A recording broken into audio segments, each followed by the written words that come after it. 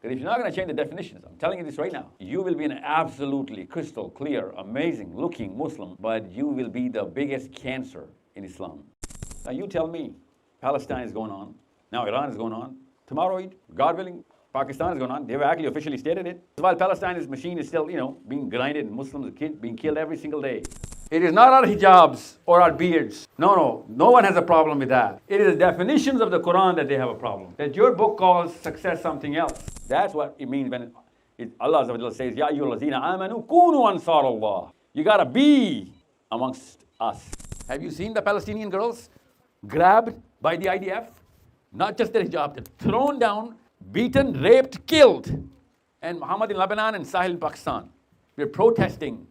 I swear to you right now, Netanyahu is not the problem. Israel is not the problem. America, I swear to God, is not the problem. This boy has written the problem right here. Muhammad from Lebanon and Sahil from Pakistan is the problem. We are the perfect enemy of whoever wants to damage Islam. Because we're not going to do anything. And that's the mustard. And you know what you did with that? You gave it to the most incompetent man to do nothing with it. And he's bullying you with a stick, telling you your own beliefs, even though he does not even know what you believe in. And you guys went to Cambridge and Oxford and wherever. 4 professors flew, 2 from England, 1 from France, 1 from Germany. 4 professors, I know the names. They took a flight from these 4 countries, 2 countries to America on the 9th of October. 48 hours later, America gave Israel $100 billion. That is spirituality. Quran commandments are all political. Asif साहब, कुरान पाक ने foreign policy दी हुई है पाकिस्तान को. करारदाद मकासद में आपकी लिखा हुआ है कि कोई फॉरेन पॉलिसी या पॉलिसी कुरान के रिपग्नेंट नहीं होगी. कुरान ने कहा था जाओ फ़लस्तीन, लिखा है आयत में. तो हमने क्यों रिपग्नेंट टू कुरान पॉलिसी बनाई हुई? फिर कुरान में लिटरली लिखा है वमा लकुम ला तुकातिलूना फी सबिलिल्लाह वल मुस्तदअफीना मिनर रिजाली वन निसा. Why didn't we go there? Qur'an-e Maqasid has made sure we go there, but our army does not follow it. So if we are doing something which is repugnant to the Quran, do the math. Then you'll know the power of 20 million Muslims, only 1% of Islam, coming into your network, coming in as consumers only. If only 20 million people come into IMS, only one app, you can actually select the Prime Minister of Pakistan. That's the power you have. You can deselect any existing Prime Minister of Pakistan as well. أعوذ بالله من الشيطان الرجيم بسم الله الرحمن الرحيم والتين والزيتون وطور سينين وهذا البلد الأمين لقد خلقنا الإنسان في أحسن تقويم ثم رددناه أسفل سافلين إلا الذين آمنوا وعملوا الصالحات فلهم أجر غير ممنون فما يكذبك بعد بالدين أليس الله بأحكم الحاكمين. I seek refuge with Allah from Satan, the accursed, in the name of Allah, the most merciful, the most compassionate.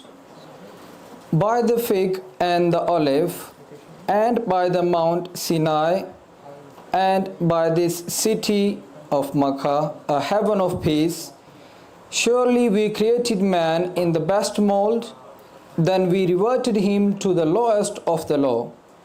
Except those who have faith and do righteous deeds, this is a never-ending reward. Who then can give the lie to you, O Prophet about the reward and the punishment? Is not the Allah the greatest of all sovereigns? Sadaqallahu Azim.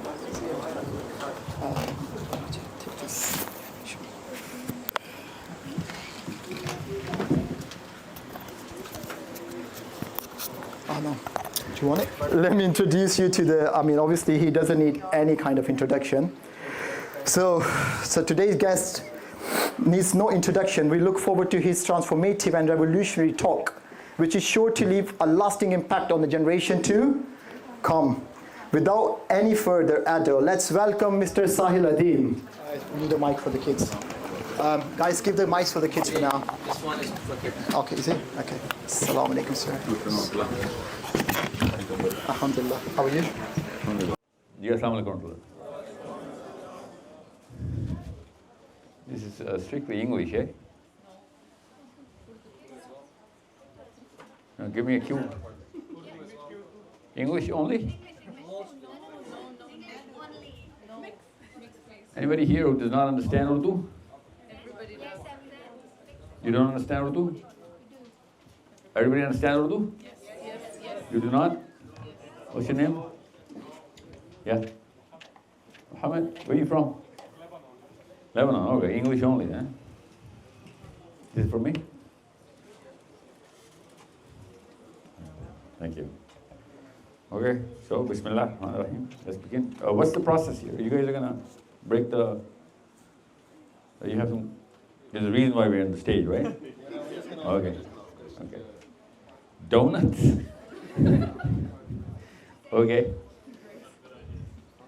Okay, let's begin. Yeah. Well, the first question would be if someone makes the intention to change their ways to become better and closer to the deen, where should they begin? Can you say that again? I'm sorry. At the beginning. If someone makes the intention to change their ways to become better and closer to the deen, where should they begin? I have all of this based on, see, there's a problem. I don't want to start with such a serious note, but, did you get it? I don't want to, can you hear me? Better? Can you hear me now? Can you hear me now? You tell me. Now it's better. Oh, Say something? it's muffling, isn't it? No, it's okay. Now it's good. Okay. So I'm going to build it up because you just asked me what the biggest problem in all of Muslims from Lebanon to Pakistan. All right. We're not trained as Muslims to put our money where our mouth is. Okay. Talk to action ratio. That's what I'm saying. That's what my one of my teachers from Lebanon. I was raised by a Lebanese guy. Okay.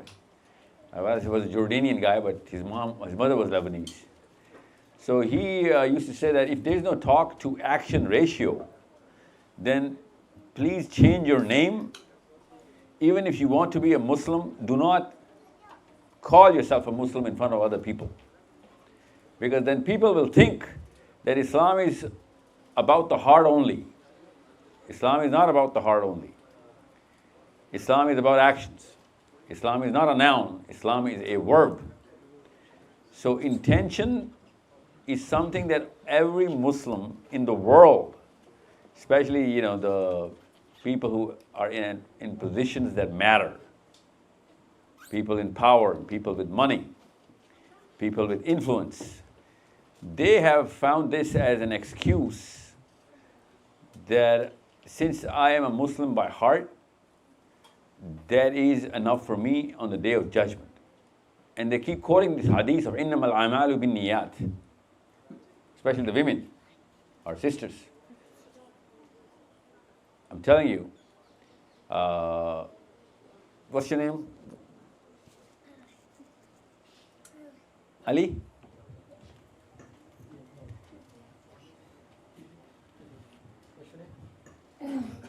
What's his? Ali.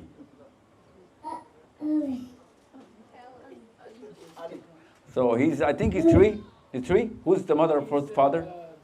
5. He's 5? 5. He's 5. Yeah. Okay. So by this age, and you are to 24. Okay. London, eh? You're born and raised here? All you guys are born and raised here? Okay. Okay. So I'm going to get back to this because I want to stick to this. This bigger problem that we're actually facing is that people of age are transferring this very belief of Islam, and that is just a placebo. It's not Islam. I'm sorry. Because if innamal amalu bin niyat was the translation of that hadith was the way we actually perceive it, then Allah Azza wa Jalla on the Day of Judgment, can anyone, especially from the sisters, can just raise your hand. I don't want to embarrass you because we're not trained into Islam, we just love Islam. Can anyone answer the 3 questions that Allah Azza wa Jalla is going to ask on the Day of Judgment? Can just raise your hand if you know the 3 questions. In the grave. No, not in the grave. On the Day of Judgment, the first 3 questions that every human being, any Peter, any Frank, any Muhammad, any Ali, any Sahil, anyone from Tunisia to Indonesia, from Alaska to Auckland, 3 questions will be asked. What's your religion? Is it that? No. First, that's the sisters, see, the mommies. So if the mommies don't know, Ali's are not going to know. That little Ali's not going to know if the mommy's not going to know. Because daddy's at work. Daddy's thinking mommy's teaching. Mommy's not teaching. No. And it's not about one question or one idea of the question. See, the problem is that when we say, Amantu billahi, please complete it. Hold on. No, that's not the question. No, that's not the question. Let's not fluke it out. That's Islam, okay? I'll tell you, don't worry. That's why I said just raise your hands. If you know the answers, I'll ask you, don't worry. See, the problem is that we don't know the first thing that's going to happen on the actual day that we call the Day of Islam. Yawmuddin. So, innamal a'malu bin niyat is a totally different hadith. When Ali or Umar or Abu Bakr or Sa'ad, when they heard this hadith, they knew what it meant. They showed us what it meant. They lived their lives and died on Islam. We know exactly what happened to them. See, that's you use the word intention, right? That's why I'm saying that if somebody says, okay, you know what, I'm your friend, I'm sorry, I can't believe it. What's your name, sir? Bilal. Where are you from? From Here. Pakistan. Oh, you're from Pakistan? Yeah, back in Pakistan. Who's not a Pakistani from you guys? All you guys are Pakistanis? Okay. No? Okay, so you're 24? Yeah. Okay. So if Bilal says, you know what, Sahil, I am your friend. You know, boys know, that a friend is a verb, friend is not a noun. We know that, we're boys. Because if somebody says I'm your friend, I'm going to put you to the test. Everybody does that, regardless of whether he's English or not. You guys are in England, you guys need a lot more friends than anyone else. Brown folks. You know what I'm saying? What's this for? Additional. Okay. Real? So there is some echo coming from your headset. इसमें echo आ रहा है. Fix that. Yeah? That's better. Yeah? निकाल ली? No, we're good, don't worry. The price, the return on investment is not that much. Or at least fix this. Try during the failure structures. Yeah? Slow जल्दी आ गया. In testing, we had issue with that because it's too sensitive. If you can use that one, it's better. I'm not gonna. In that case, we're good to go. Yeah, it's gonna change the whole tone of the program because my brain is, I'm not fully functional here. My dexterity is a hindrance with my brain. I'm sorry. So, ask me if you don't get it. Don't worry. Ask me. I'll repeat it. You have a question? You should have 3 answers. Because I asked what are the 3 questions.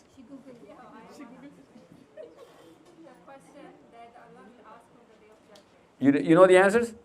Okay, hold on to them, don't worry. See, there are 200-300 people and only one girl knows the questions, right? 2, okay, 2. So probability is, chances are, that Ali is not going to know. This Ali. He's not going to know. So if I say you're my friend, I'm your friend, you will actually test it subconsciously and consciously every single time you're going to get a chance. And the first chance that I'm going to miss out on, you are not going to call me again in any time of your need. It's an English phrase, isn't it? England's phrase. A friend in need is a friend indeed. So,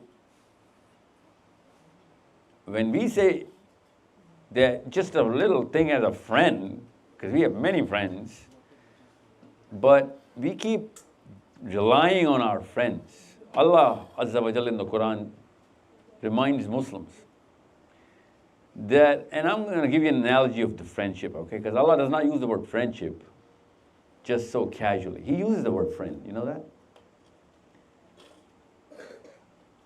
It's very word. Brother from Lebanon. Who else is an Arab here? Just one guy? So, what do you call a friend in Arabic? Let me show you what Allah Azza wa Jal says, okay? That's why I said Muslims, Pakistani, Indians, learn Arabic. So that you can speak to Allah Azza wa Jal. And you can let Allah Azza wa Jal speak to you. Ali bin Abi Talib says, when I want Allah to speak to me, I open the Quran. And when I want to speak to Allah Azza wa Jal, I start praying, the Salah. Yeah, so, in Lebanon, what do you call a friend? And I'm talking about boys, when they use the word boys. What do you call it? Do you want it from Quran or just? No, I know what the word in the Quran is. Yeah. From Quran, yeah. Yeah. Khalil. I think. And what do you call it in Boytown? Boytown, boys, the slang. Sahbi, we call it in Lebanon, but Yeah. in the proper Arabic, I'm not too sure. Sahbi, yeah. That is. You don't speak Arabic in the house? I mean, it's different accent every country, yeah. Yeah, but the word is the same, right? The masdar is the same, right? Yeah. Yeah. So it actually means something. Let him have the mic. I want to use him as my anchor. I want people to learn Arabic.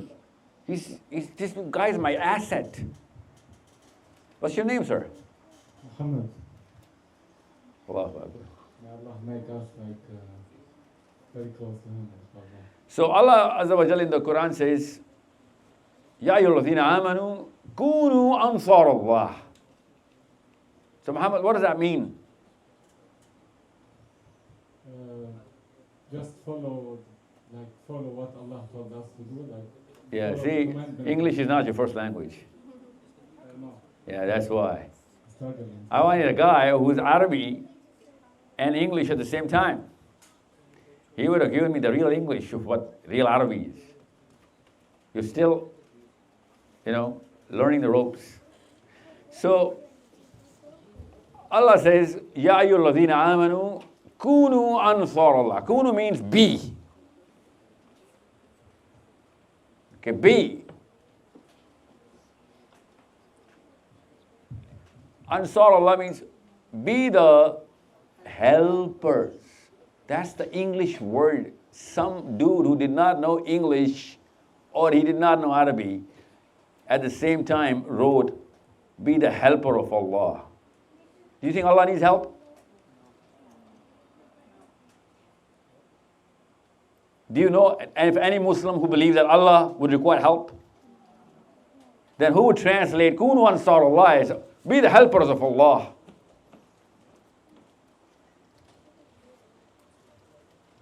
And he doesn't just, Allah Azza wa Jalla doesn't just stop here. He says, Ya ayyuhalladhina amanu kunu ansar Allah. Kama qala Isa ibn Maryam lil hawariyina man ansari ila Allah.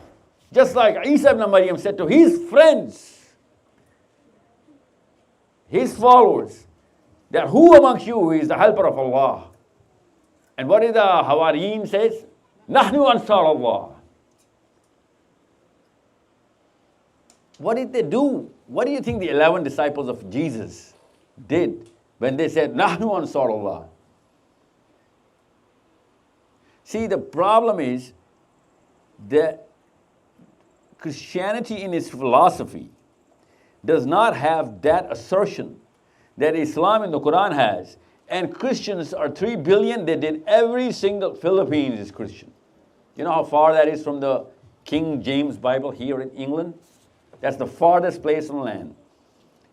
And you know, Philippines became Christian from what religion? Philippines is a Christian country. Before it became a Christian country, it was a Muslim country.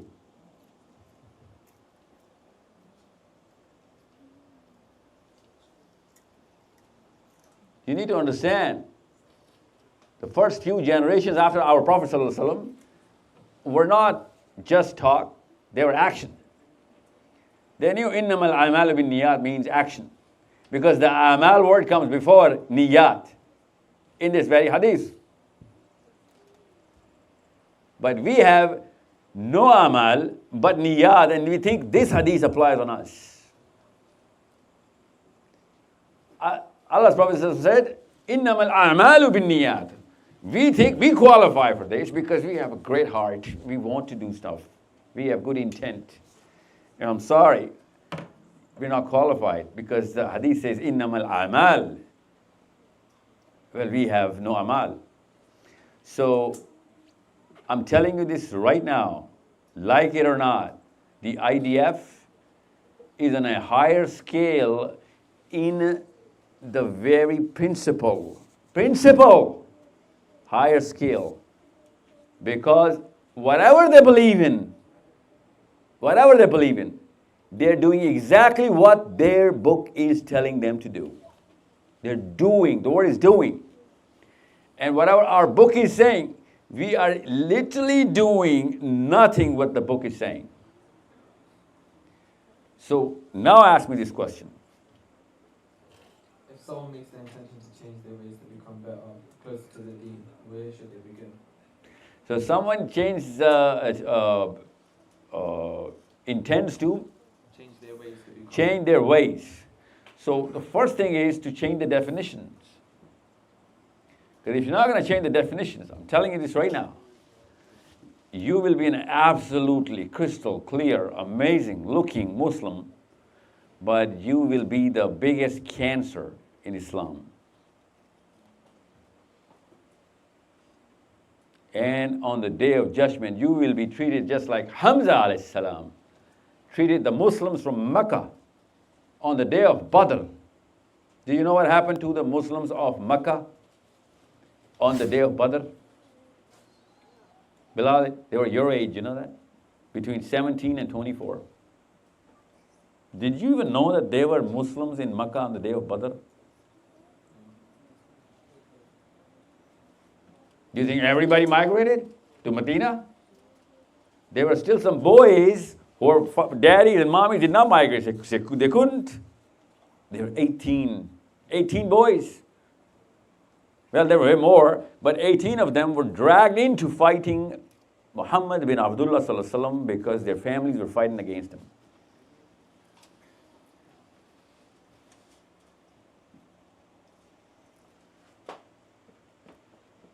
So what they did was they gathered a little council.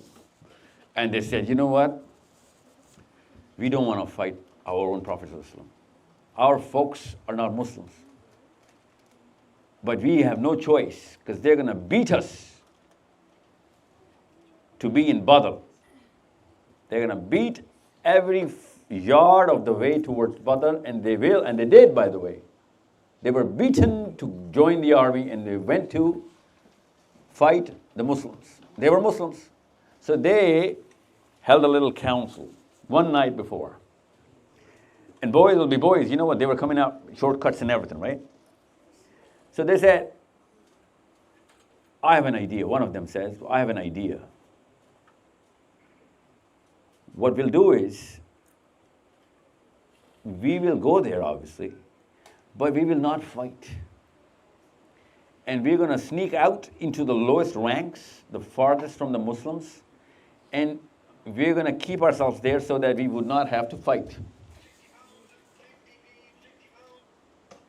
And then come what may. And that's exactly what they did. They stood in the last ranks. They did not participate in the fight. And we all know what happened in Badr, right?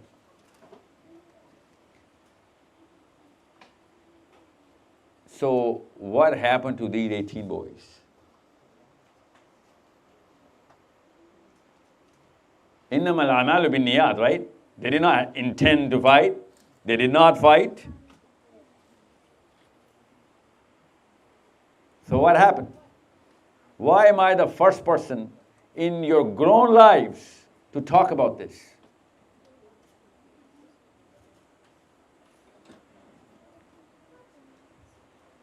So Hamza, the uncle of the Prophet ﷺ, he called him out and he says, do you know what just happened because of you? Do you know what just happened because of you? The boy was like, sir, we know, and you know that we know, and we know that you know. We were not a party to this. Everybody knows. Now our folks have lost the fight, but you know that we did not participate. So Hamza alayhi salam repeated, he said, do you know what happened because of you? Answer the question. They said, no, we do not. So Hamza alayhi salam stood up and he says like this. He said, because of you, Abu Jahl, Abu Sufyan, Umayyah, Utbah, all of these guys, when they were fighting, they were coming in because of you guys. These 5 or 6 names that I'm telling you, they were not activated. They were going to come regardless of whether you joined them or not. Because of you, Allah Azza wa Jal, the creator of heavens and earth, he got activated and he had to maneuver a miracle. The whole universe came into action. And because of you, a miracle came upon Muslims that we were shown more to you guys than you guys were shown less to us. In the Quran, Allah Ta'ala talks about this miracle, and on the day of Badr, we made them seem less unto you, and we made you seem more unto them. You know what that means? That means numbers. And you 18 of you, you thought you don't matter? You changed the whole ball game at the universe level. You think your little council last night was not known to Allah Azza wa Jal? So they were Muslims and they were killed just like the kuffar by Hamza alayhi salam. Now you tell me, Palestine is going on. Now Iran is going on. Tomorrow, God willing, Pakistan is going on. They have actually officially stated it. They have officially stated it.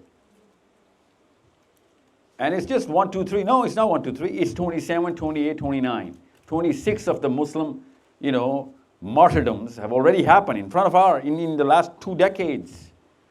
Iraq, Libya, Somalia, Sudan. You want me to go through the list? Everybody knows. Syria, then Iraq, then again Syria. All of this while Palestine's machine is still, being grinded and Muslims being killed every single day. And you know who we are? We are those 18 boys.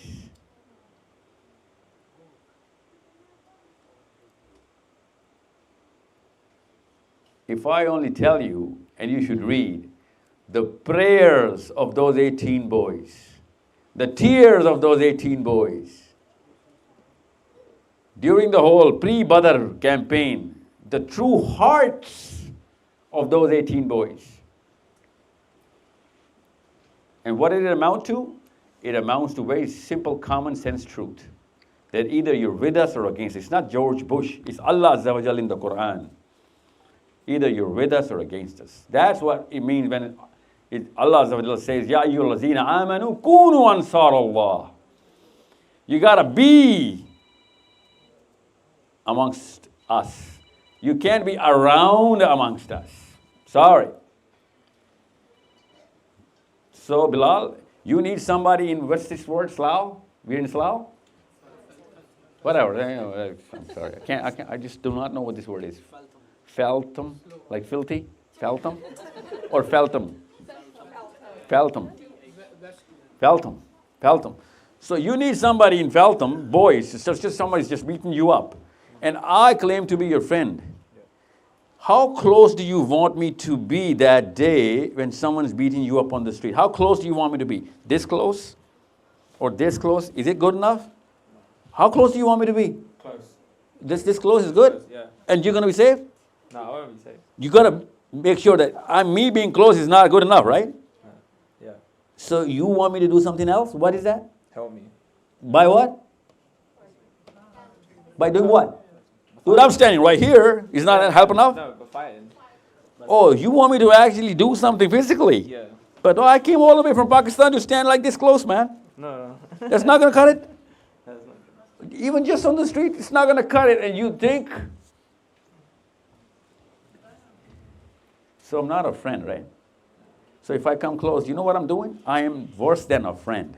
Because I'm trying to show presence so that I can score some points. Not to you, because you know I'm not a friend. To everybody else that I was there. That's the value of the protests that you guys are doing in England.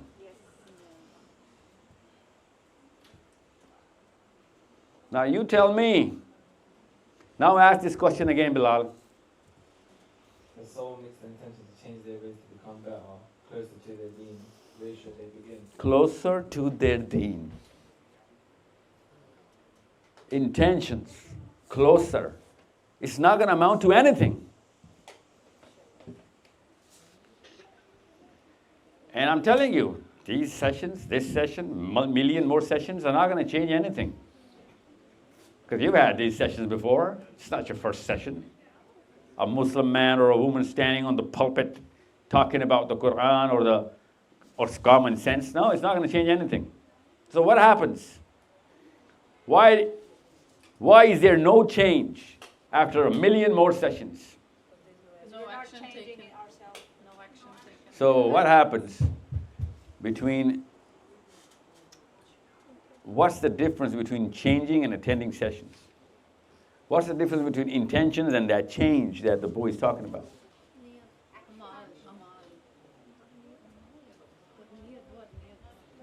I'll tell you this right now, honestly. No doubts. You have a sister? Yeah, my sister. Or a brother? No, brother. Just how old is she? One's 26 and one's 17. Okay, they're too old to take care of themselves. So let's just assume that they are in trouble.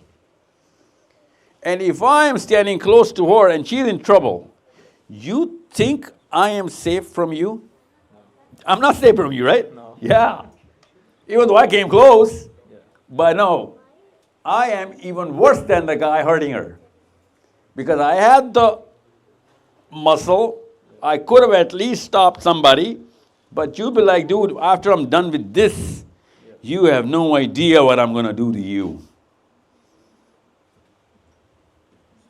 So the machine is there, the electricity is there, the circuitry is wrong.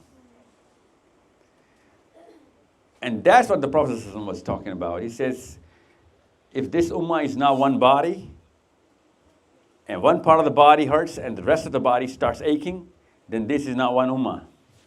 That means, Muhammad in Lebanon, sorry, either you're not a Muslim or I'm not a Muslim. Because when you hurt, I'm not going to do anything about it. I promise you this right now. I want to maybe pray, I want to protest, but I am not doing anything. So either you're not a Muslim or I'm not a Muslim, because both of us cannot be Muslims at the same time. You know what I'm saying? Yeah, because your own brother, wherever he is, even if he's in Siberia, he's going to take the first flight to come and save you from whatever trouble you're actually in if he's your real brother.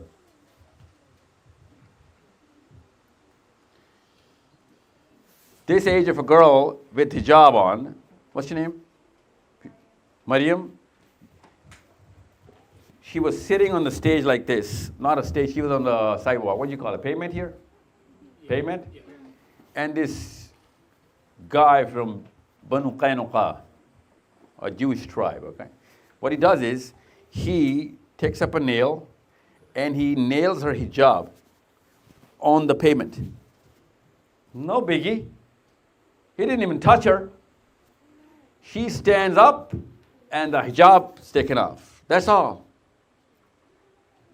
Her head is unveiled. And they start laughing. That's all he did. They start laughing. She makes a huge cry that, oh my God, you are not safe anymore. You have no idea what you've done. Where did she get the guts to say that to the whole tribe of Banu Qaynuqa? See, if somebody does that to you in Feltham, you're not going to be able to do anything, let alone think that you're going to claim. That claim came true in 24 hours. You know how? You know how it got true? It became true? She stood up, she started crying. She said, you guys are all gone. You have no idea what you just did. And they were laughing because it was just a small practical joke on a Muslim woman. What? The hijab got turned off.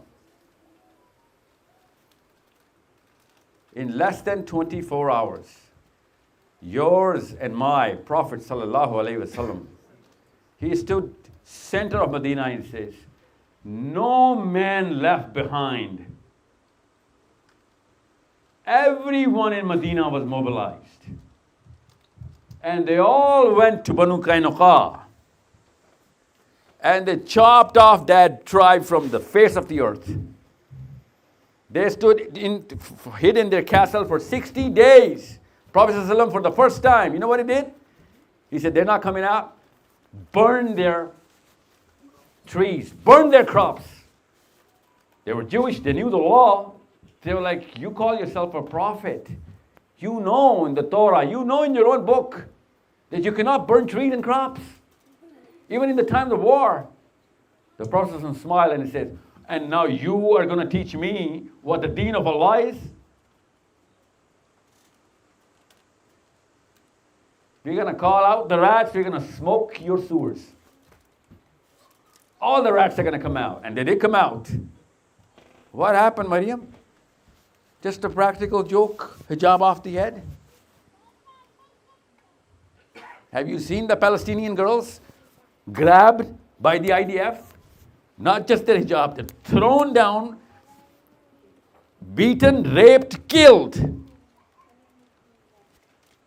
And Muhammad in Lebanon and Sahil in Pakistan, we're protesting. Sorry. This question, can you unlock this? See, most of the Muslims are not going to do anything. I'll tell you this right now. Because it has become overwhelmingly a task. Overwhelming. That, oh, I cannot do anything. This is the idea. This is Netanyahu. This is America. This is Europe. This is the West. It's like a million, billion, trillion kind of figures in dollars and in, shells and in bombs and tomahawks and in fighter jets and all of those, whatever's going on there, and I'm just one guy. That's not the problem. I swear to you right now, Netanyahu is not the problem. Israel is not the problem. America, I swear to God, is not the problem. This boy has written the problem right here. Muhammad from Lebanon and Sahil from Pakistan is the problem. We are the perfect enemy of whoever wants to damage Islam. Because we're not going to do anything. And you think that's a surprise? Our own Prophet ﷺ says to the Sahaba, you are in thousands and Allah has put the world right under your feet. How did the world come under their feet? We're going to talk about this. But there will come a time you will be in billions. He used the word billions. And you will be served like chicken on the dining tables of the world, and they'll be chopping you off and you won't be able to move a muscle because you'll be dead meat. The Prophet said, the Sahaba said, Ya Rasulullah, we will be in billions and we'll be served like meat and people will be eating us. The Prophet said, Naam, yes. The Sahaba said, Kaifa Ya Rasulullah, how is that going to happen? The Prophet said, Prophet Sallallahu Alaihi Wasallam literally was speaking in psychology. He says, because you are going to suffer from wahan. Wahan, Ya Rasulullah. What is wahan? They asked. And they said, what's your name, ma'am? Mommy? You're a mother? Of mother of what? Mother of how many kids? Three girls. 3 girls. How old are they? 20, 18 and 8. Those are the names. Aisha, Anasha and Abisha. The Prophet ﷺ said, what's your name, ma'am? Mehvish. Mavish. He said, Mavish is going to start praying for 1,000 years for Aisha and Anasha and Abisha. Ya Allah, meri betiyan hazaron saal jiye.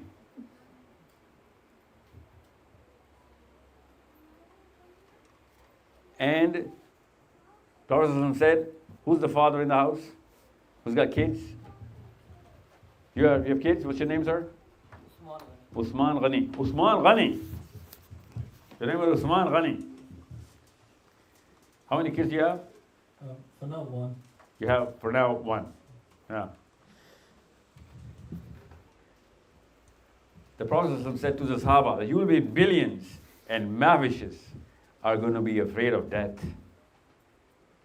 And Usmans are going to be chasing big cars, big houses, wives, and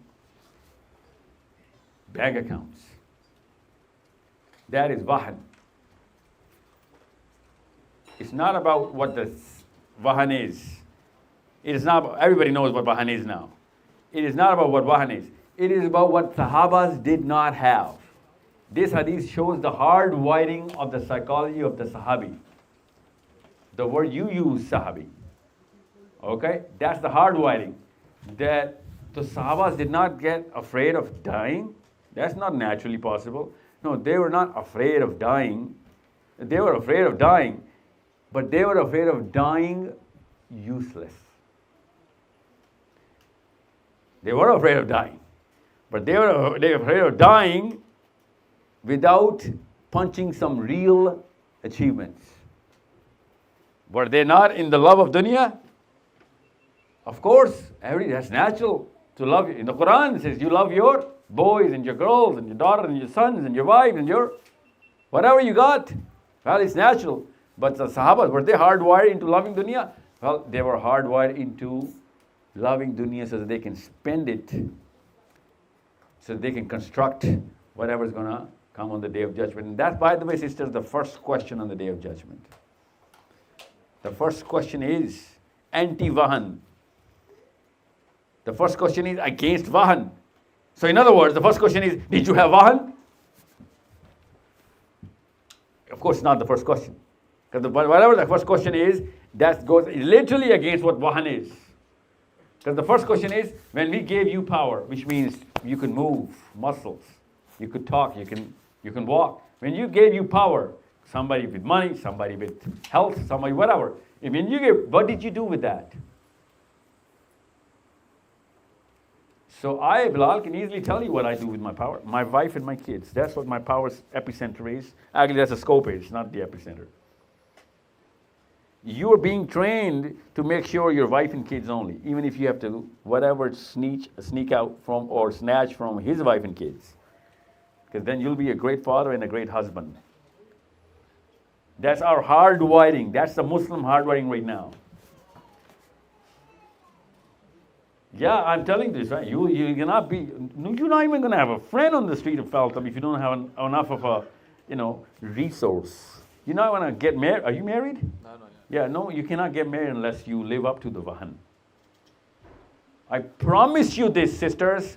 If I give you a resume of a boy which you would, if you were looking to get married, and if I give you a resume of a boy, whatever checkpoints that you have, that is the exact opposite of what Islam demands. I'll do a litmus test. Any Sahabi that you know of, you would never ever marry if he were presented not as a Sahabi to you. You would be mourning that day when your parents would say yes to any of the name that you know of. Abu Bakr, Umar, Ali, Uthman. Well, you would marry some Uthman profile, but you would not marry for more than a day, because then you'll be like, if you had to do all of that, then why did you get married in the first place? You would never give your daughter, all three of them, to any one of those profiles, especially of Ali bin Abi Talib. You know what the profile of Ali bin Abi Talib in this planet was? Do you know Ali bin Abi Talib? Do you know his resume on this planet? A parent resume is? Do the math, you'll find out. So we are in the center of Vahan. When we are in the center of Vahan, we are going to procreate Vahan, recreate it in our own kids. Little babies, little Alis. That little kid, what's her name? Or his name, what's his name, boy or girl? Girl. It's a girl, what's her name? Sophia. Sophia? Sophia, yes. Sophia, okay. That reminds me, I have to talk about a certain character building program we just launched. So, this is the fitrah of Allah Azza wa Jal right in front of you. And you and me are going to combine together to corrupt every bit of that fitrah by putting as much vahan as we can. And in about less than 7 years, she will know exactly the color of the lehenga she's going to be wearing on her day of wedding. And even though she's going to be 7, all of these sisters knew that. She will know exactly the plate on the limo from the wedding hall to the hotel. How do you think I know that you know? We're in the same Vahan, the Muslim Republic of Vahan. So my only question is that Vahan is not a Muslim disease, it's a human disease. English suffer from it, Americans suffer from it, the Irish suffer from it. How come they have the power and we don't? That should be your only question. You know what I'm saying? So, the quick answer is, and I'm going to give you the long answer, that we are not even good at Vahan. We are so incompetent that we love the dunya and we can't even work toward getting it. And for that, Allah's Prophet said that, Urdu में बताऊं? बदकिस्मत वो नहीं है जिसको आखिरत नहीं मिली. बदकिस्मत वो है जिसको ना दुनिया मिली ना आखिरत.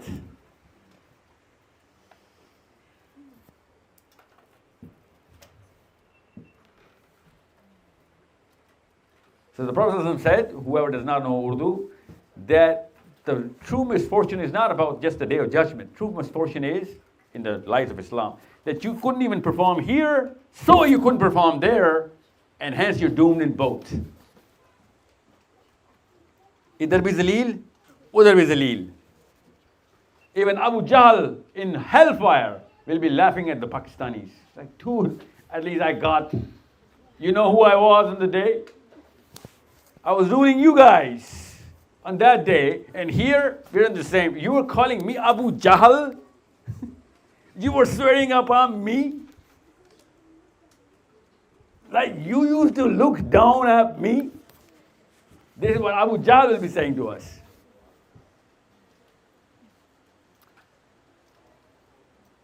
So, Bilal, never use this word intention carelessly. Because the word intention means action. Because if you had no action, you did not have any intention in Islam. That's the standard of Islam. It's so basic. I just told you. Can't even call you a friend, man, unless you know I got to put my money where my mouth is. I got to show for it. I got to show every single bit of it. Actually, at your age, we got to show each other some blood for it.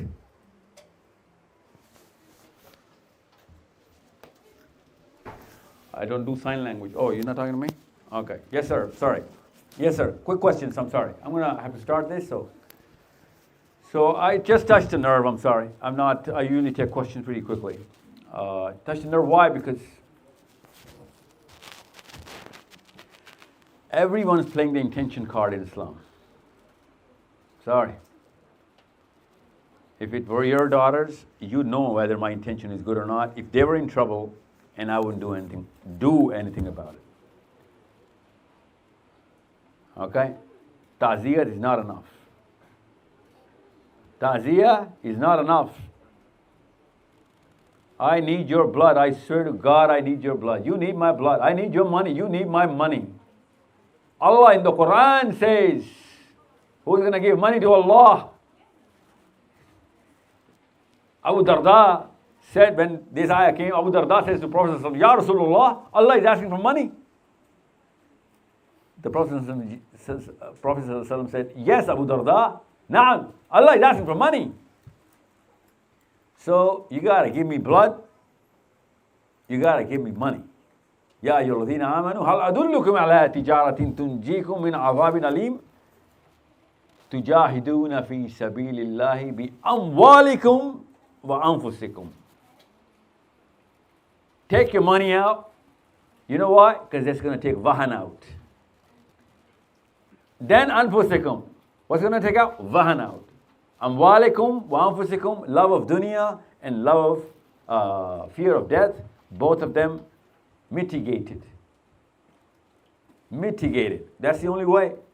So I need money from you? Yeah. You need money from me? Yeah. If I don't show you the money and my blood, I am sorry. I should call myself Peter or Frank. You know what? Why am I saying Peter or Frank? They're putting a lot of money and blood in their endeavors. Peter and Frank are doing awesome, actually.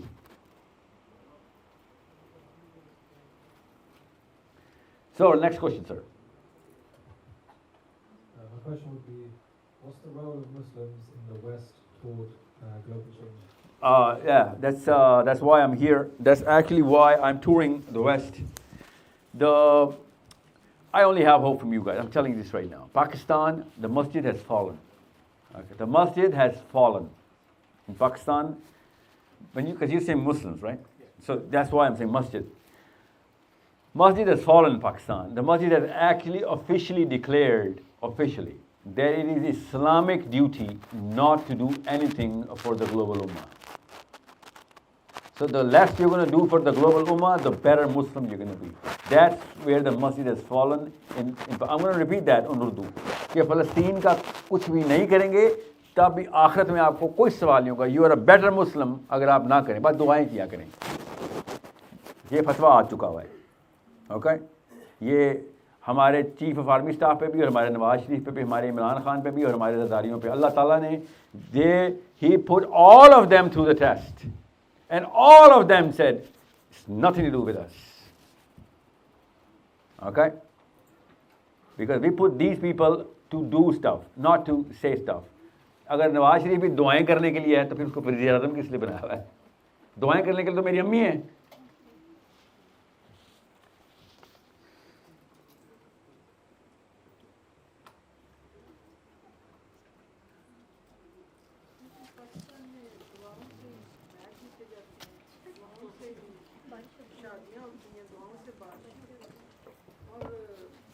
Zardari Imran और इनको तो नहीं लेती, लेकिन हमारे घरों में भी ये है कि जी कोई मसला स्टार्ट हुआ है तो rather than you go for anything practical, क्या जाता है जी दुआ करें, वजीफे करें और नमाज भी तभी पढ़ते हैं बच्चे जब एग्जाम्स हो रहे होते हैं और जी पास होना है. तो ये कल्चर जो है ये पाकिस्तान में हमारी अम्मियों से, हमने तो नहीं से सीखा.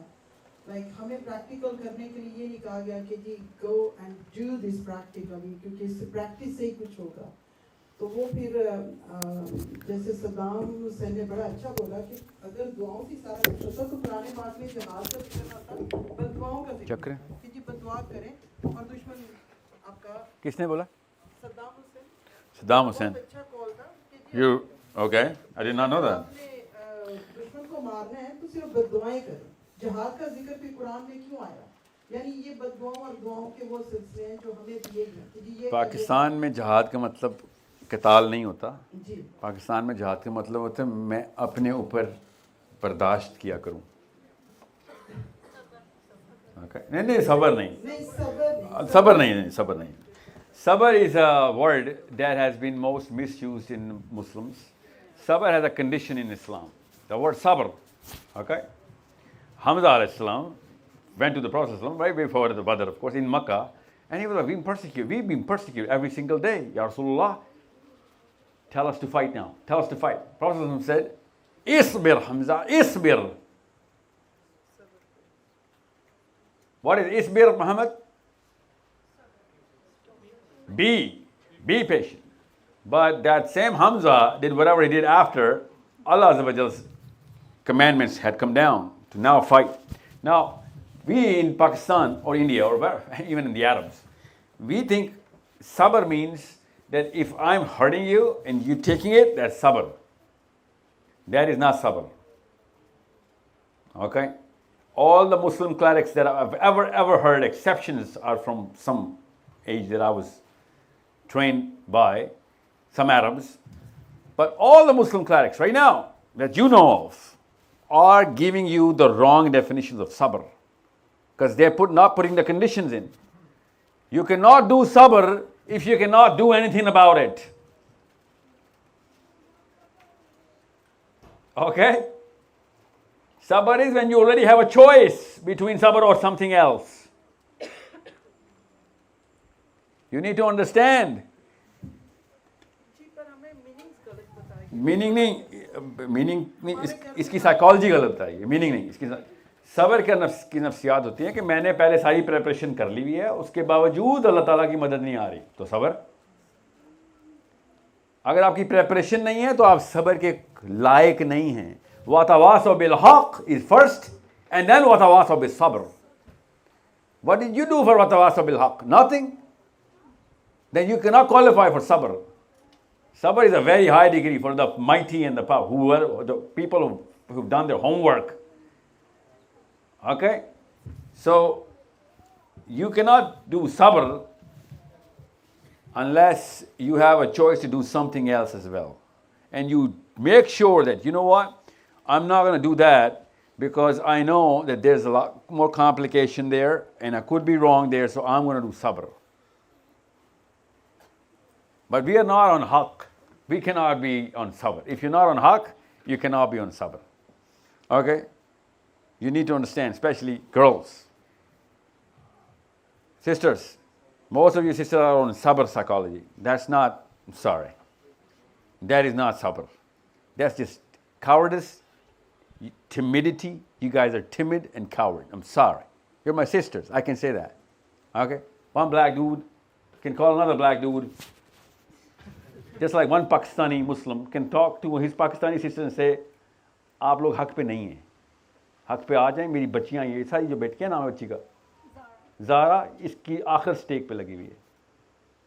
मेरे और आपने जो करना था कर ली, इसको तो नहीं ख़राब कर सकते ना। ये छोटी बच्ची आखिरत में आपकी सबसे बड़ी सज़ा ये नहीं है कि आपका नाम क्या है कि हफ्ज़ा को आग लगा रही हो। आखिरत की सबसे बड़ी सज़ा है आपके सामने ज़ारा को खड़े होकर इसको आग लगा रहे हो। एक सेकंड के लिए इमेजिन तो करें, इसको फरिश्ते आग लगा रहे। Do you have the guts to imagine that? No, come on, you have to do that. That's the Quran telling you. So, जब बम फटता है ना फ़लस्तीन में तो असली आग निकलती है और असली ज़ारा को लगती है, वो हमें नहीं लग रही। इसको हल्का सी आंच आएगी तो आप आसमानों में चली जाएंगी आपकी चीखें। So make her a savior of all the Zaras. Don't make her, plus you girls are playing the victim card a little too much. Victim is not a hero in Islam. Hero in Islam is whoever saves the victim. Victim here is a victim there. It's a very simple philosophy.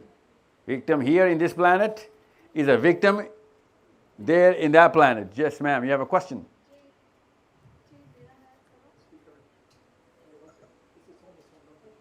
मेरा question है कि action के लिए जहाँ पे Asian ladies के पास gold बहुत ज़्यादा है, तो हम लोग अपने कहा भी था कि आप मस्जिद को कनेक्ट करेंगे ताकि एंटरप्रेन्योरशिप शुरू कर सकें। तो गोल्ड अगर हम सब लोग करें और लाइक और या मकबूल जान ने बताया था कि पाकिस्तान में भी ऐसे होते हैं कि आप एंटरप्रेन्योरशिप शुरू कर सकते हैं। So like we all join our gold and stuff and to start. Good idea.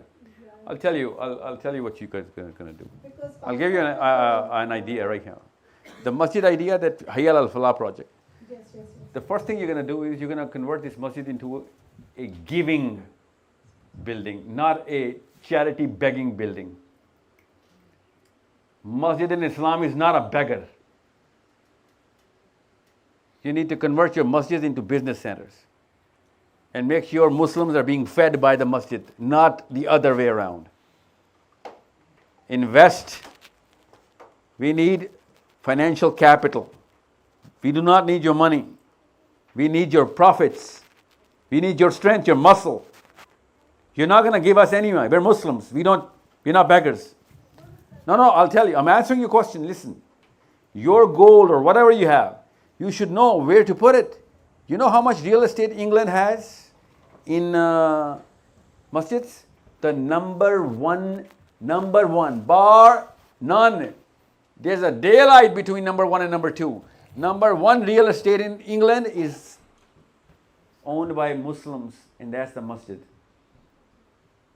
And you know what you did with that, you English Muslims? You know what you did with that? You gave it to the most incompetent man to do nothing with it, and he's bullying you with a stick, telling you your own beliefs, even though he does not even know what you believe in. And you guys went to Cambridge and Oxford and wherever. सवाब नहीं है वो, गुनाह है, गुनाह है। Sorry, cancer के cell को तेल देना गुनाह है। That's it. इसको स्टेबलाइज करें। बर्मिंघम में, you know Shahid Bhatt in Birmingham? Look him up. I just spoke to him. We spent the whole 2 days together on the road. He's showing me real estate. It's like, what can you do about this? A Muslim man has enough dignity to start crying then when a masjid is begging Muslims. Your health plans, your education plans should be funded by the masjid. And you can do that if the masjid is making money. That's what the Masjid al-Nabawi was doing. Masjid al-Nabawi was not even a single dirham. Na'udhu billah would Masjid al-Nabawi kuch chande mangegi kabhi.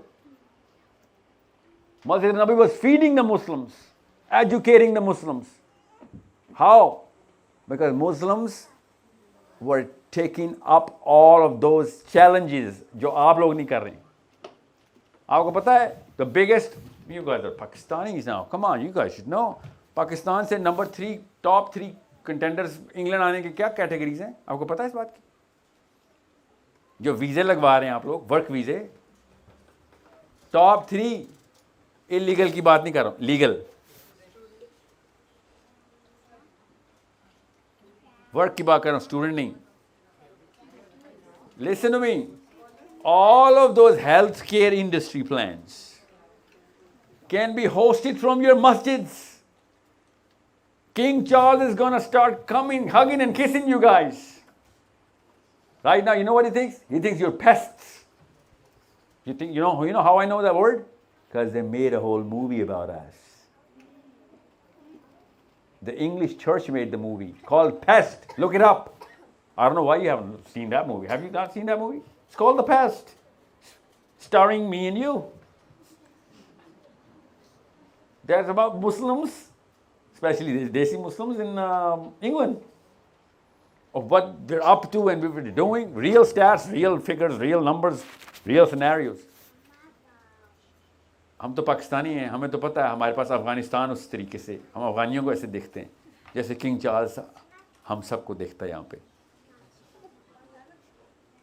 You guys are not old enough, I was not born yet, but you know, news is, and you can ask the old folks, कि पहले पाकिस्तानी बंगालियों को ऐसे देखते होते थे कि ये किधर से बीमारी ज़्यादा लोग आ गए, गंदे ऐसे ना, हमारे आबाओ अजदाद ऐसे करते थे, इतने कोई गंदे लोग हैं, इनके मोहल्लों में जाओ तो कंताफुन की फजा होती. Remind you of Ilford? Doesn't it?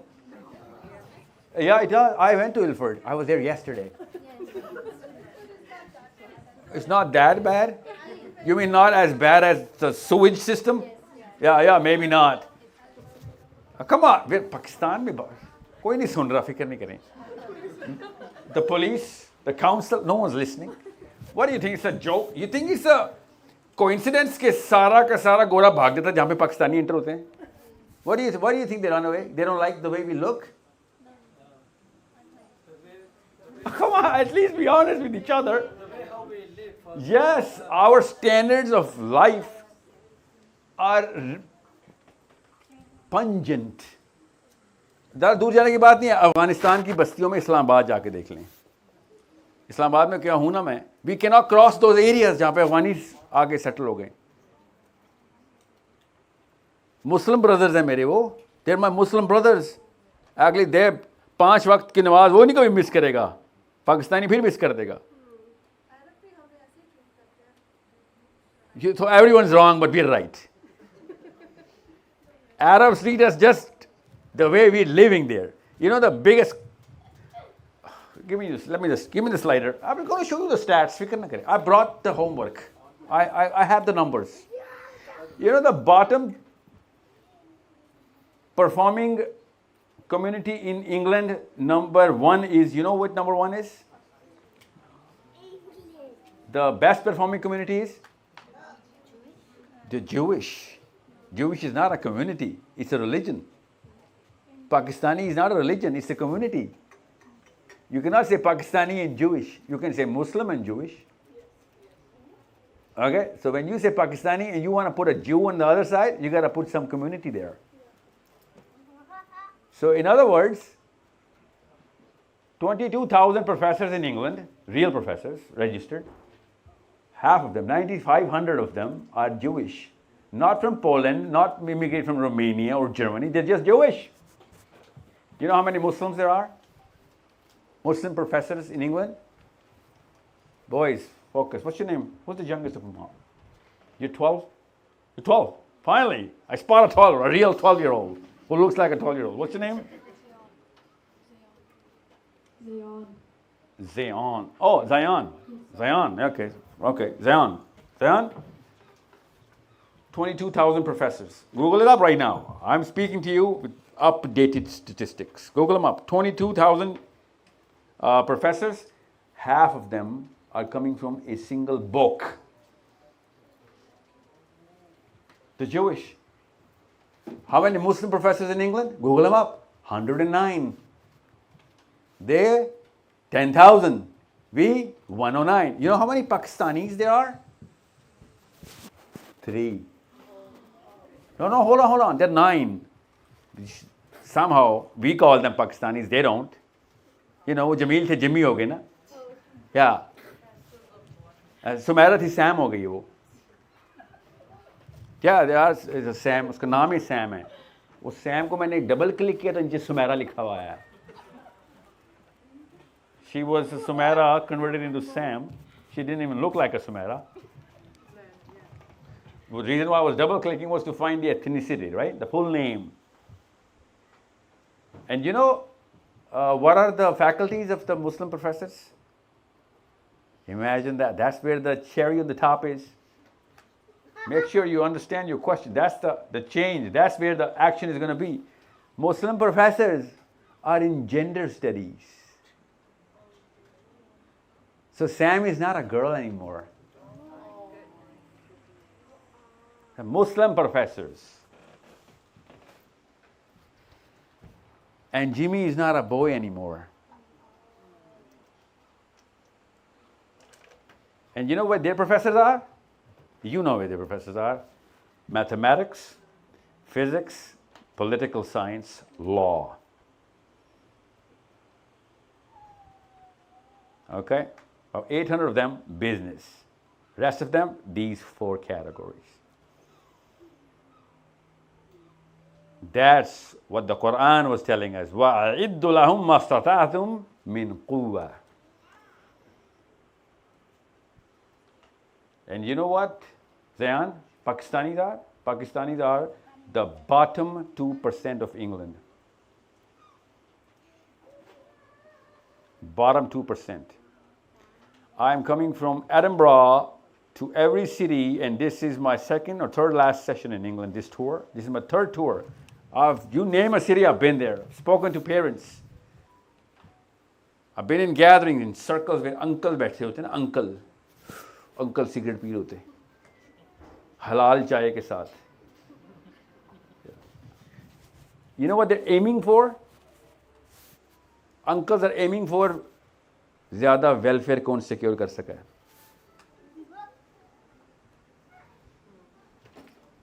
ये घर के बुजुर्ग हैं हमारे. ज़्यादा ज़कात कौन सिक्योर कर सका है. And I'm telling you this, अल्लाह की कसम, सुम्मा अल्लाह की कसम, अफगानी पाकिस्तान में ज़कात नहीं लेता. मर जाएगा ज़कात नहीं लेगा. और हम उनको बेशर्म और बेगैरत हम कहते हैं उनको. फिल्थी मैंने कहा उनको अभी, यस, मगर ज़कात नहीं लेता वो कभी. कभी देखा आपने अफगानी ज़कात भीख मांगता हुआ? कभी देख भी नहीं सकते आप. आपने समझा ही नहीं इसका मतलब है इस्लाम का मतलब कि अगर आप ज़कात मांगने पर भी ओके हो गए हैं तो वो भी एक गैर मुस्लिम लैंड में आके.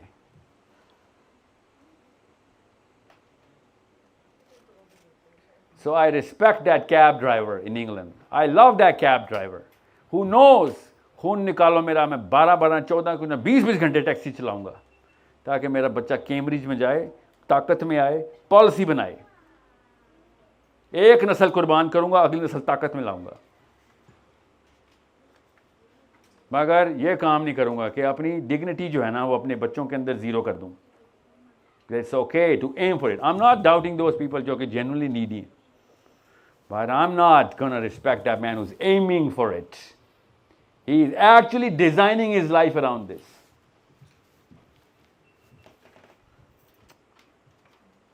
So you tell me, where should I begin? I know where to begin. I have the whole plan. But first zero पे तो आए हम, -247 पे खड़े हुए होंगे, -247 पे. मेरा प्लान तो 0 से 1 पे जाने का है.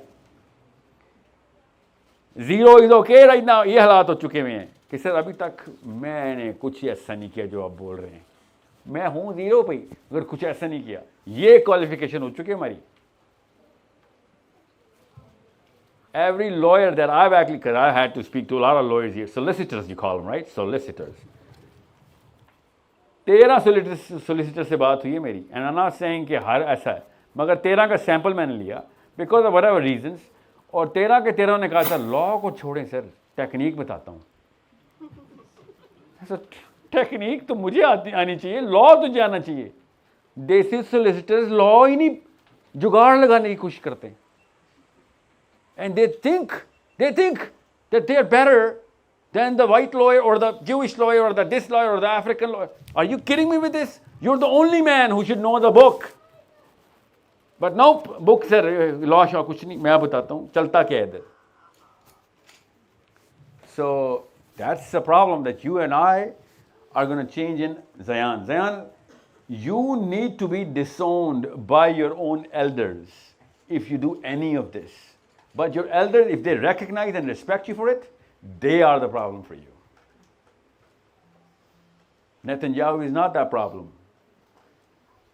By the way, in Israel, the real law is followed by every Jewish or anybody else.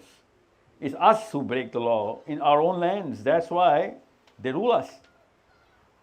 Okay, so let me just take the questions quickly, and then, because I need you to, because this is the real thing.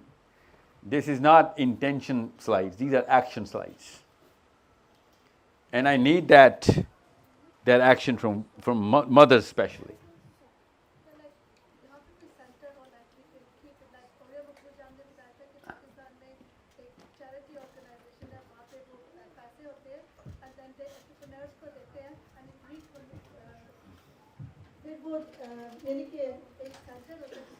Like all of us put our gold in, and then with that money, What's your name, ma'am? Kiran. Kiran, how old are you? I am 44. Listen to me, I'm going to ask you a very simple question, okay? You don't have to sugarcoat it. Did you earn that gold? It was given in There you go, marriage. that's it. Yeah. But it's No, mine. It's mine. no, it's yours. Oh, really? Did I ask you whether it's aapka hai ki nahi hai? Yes, it's No, mine. Mom, you know what the difference is now? Yeah. I need you girls to understand that you need to be emotionally independent. आपसे कब्र में ये सवाल हुआ और आपने जवाब दिया, ये तो मेरे शोहर से पूछ लें. तो मुनकर और नकीर ने पता है क्या ना आपको? You don't have to wait for my answer, right? You know. ये वाले सवाल का जवाब तो अबू से ले लें sir. But the ladies who own it, I was talking about those ladies. I'm talking about those ladies who made it. Yeah. Okay? Just like every boy. किसके पास गोल्ड है जो किसी ने दिया हुआ हो? एक भी नहीं. हालांकि हमारे ही भाई बैठे हुए इधर. पहनने वाली बात तो की नहीं मैंने.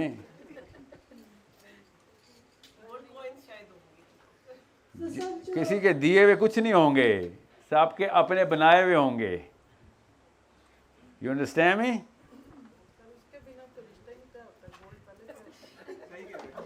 I know.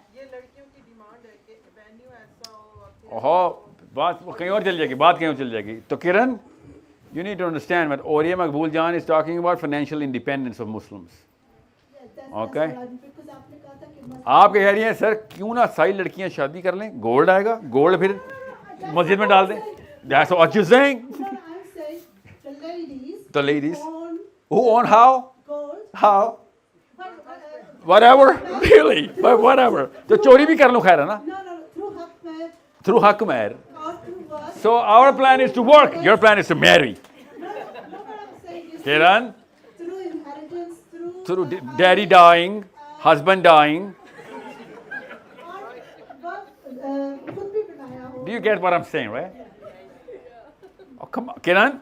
I know what that you want to give. I swear, I absolutely, I can see the glitter of that gold already. Pure intent. Kundan है वो, सोना भी नहीं है, कुंदन है वो जो आपके पास पड़ा. इतना खालिस है. आपकी नीयत पे नहीं शक कर रहा हूँ. मैं आपको ये बता रहा हूँ, पर्सपेक्टिव बदलें. Okay, make women come into the actual dignity of Islam that you can call decisions. Right now, you're not calling any decision. Somebody gave you a goal, temporarily you have that decision-making power. It goes, your decision is gone. You understand me? वो ये कि आप जब आपने कहा था कि आप मस्जिद इतना इजारा मेरे पास आओ. इस सारा को सोना कैसे बनवाऊं बताएं? क्या शादी करवाऊं इसकी? No, sir. ये कैसे सोना बनाएगी? How is she going to make that goal? Look at her. Look at her. Tell her to become an active Muslim. What is she going to do? Get married? No, I'm not saying get married or stuff like that. Marriage is not the solution for everything. लेकिन मैं कह रही कि उसको यानी कि अगर like Muslims who come Who already are married women, उनके लिए तो आपके पास solution है. जिनकी शादियां नहीं हुई वो कहाँ से क्या करें? like start their own businesses या जो भी उनके पास डिग्री है ये कुछ देखेगा with idea. बताता हूँ वो क्या है. अभी बताता हूँ बेटा. And they can start their entrepreneurships and Thank you. businesses. Thank you. और आप कह रही I'll tell you, don't worry. Listen, Islam is, listen, do you think women will be asked different questions on the day of judgment or in the grave? But Pakistani women think like this. Yeah. उधर औरत card नहीं चलना. फरिश्तों ने gender card नहीं खेलना. आपको पता है उल्टा चलना है. औरत देख के दोज़ख में डाल रहे होंगे वो. You know that, right? I have daughters, for God's sakes. You need to make some role models out of you. Otherwise, who are they going to follow? They cannot follow me. ज़्यादा औरतें दोज़ख में हैं.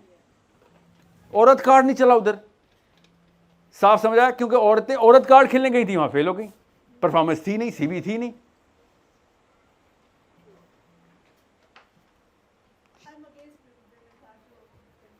So is the angels. So are the angels. They're against the women card. They're like, you gotta show some performance. Put your money where your mouth is. और हम तो इतनी अच्छी जगह पे हैं कि we can do great difference. लेकिन हम आपको पता है हज़रत उमर की फाइनेंस मिनिस्टर एक औरत थी, जब उसने रिज़ाइन किया तो दूसरी भी हज़रत उमर ने औरत ही रखी। और पाकिस्तान में औरत का काम करना हराम है। तहखानों में जाके नमाज पढ़ो, मोमिनाई की निशानी, ये पाकिस्तानी मौलवी बोलते हैं। उनको पता चल गया इस्लाम का, हज़रत उमर को नहीं समझ आई। हज़रत उमर को इस्लाम नहीं आ रहा था, इलियास साहब को इस्लाम आता है मियाँ वाली में। क्या बात है ना। तो ये डेफिनेशंस गलत जाएंगी तो बच्ची ऐसी होगी, डरेगी फिर। Every Pakistani Muslim man, Mohammad from Lebanon, every Pakistani Muslim man, if he, as soon as he starts getting money, he starts feeling like a criminal in Islam. He thinks he's going to go to hell now. Our wiring is done in this version of Islam like this. Allah says, وَأَعِدُّ لَهُمْ مَا اسْتَطَعْتُم مِّن قُوَّةٍ, gather up, muster up whatever you can. And we, no sir, you know what, मैं तो motorcycle पे आता हूँ अपने मदरसे अभी तक, मैं इतना सच्चा मुसलमान हूँ। ये जुमले सुन रहे हैं ना आप यूट्यूब पे, ये निशानी है इस्लाम में। मैं मोटरसाइकिल पे आता हूं तो मैं बहुत बड़ा मुसलमान हो गया हूं। Imagine that. आप इनकॉम्पिटेंट है सर, इसलिए आप अभी तक मोटरसाइकिल पे आते हैं। अल्लाह ने कहा था, और टैंक खरीद, कौन कह रहा है जाके फरारियों में आओ, और टैंक की ताकत क्यों नहीं है तुम्हारे पास? Why do you are not financing factories and research centres and even universities? Why? Because sir हमारे पास क्या, हम तो मोटरसाइकिल पे आते हैं। हैरत की बात पता क्या, लड़कियां मोटरसाइकिल वालों से शादी भी नहीं करती। किसने जी नहीं, किसने कहा है?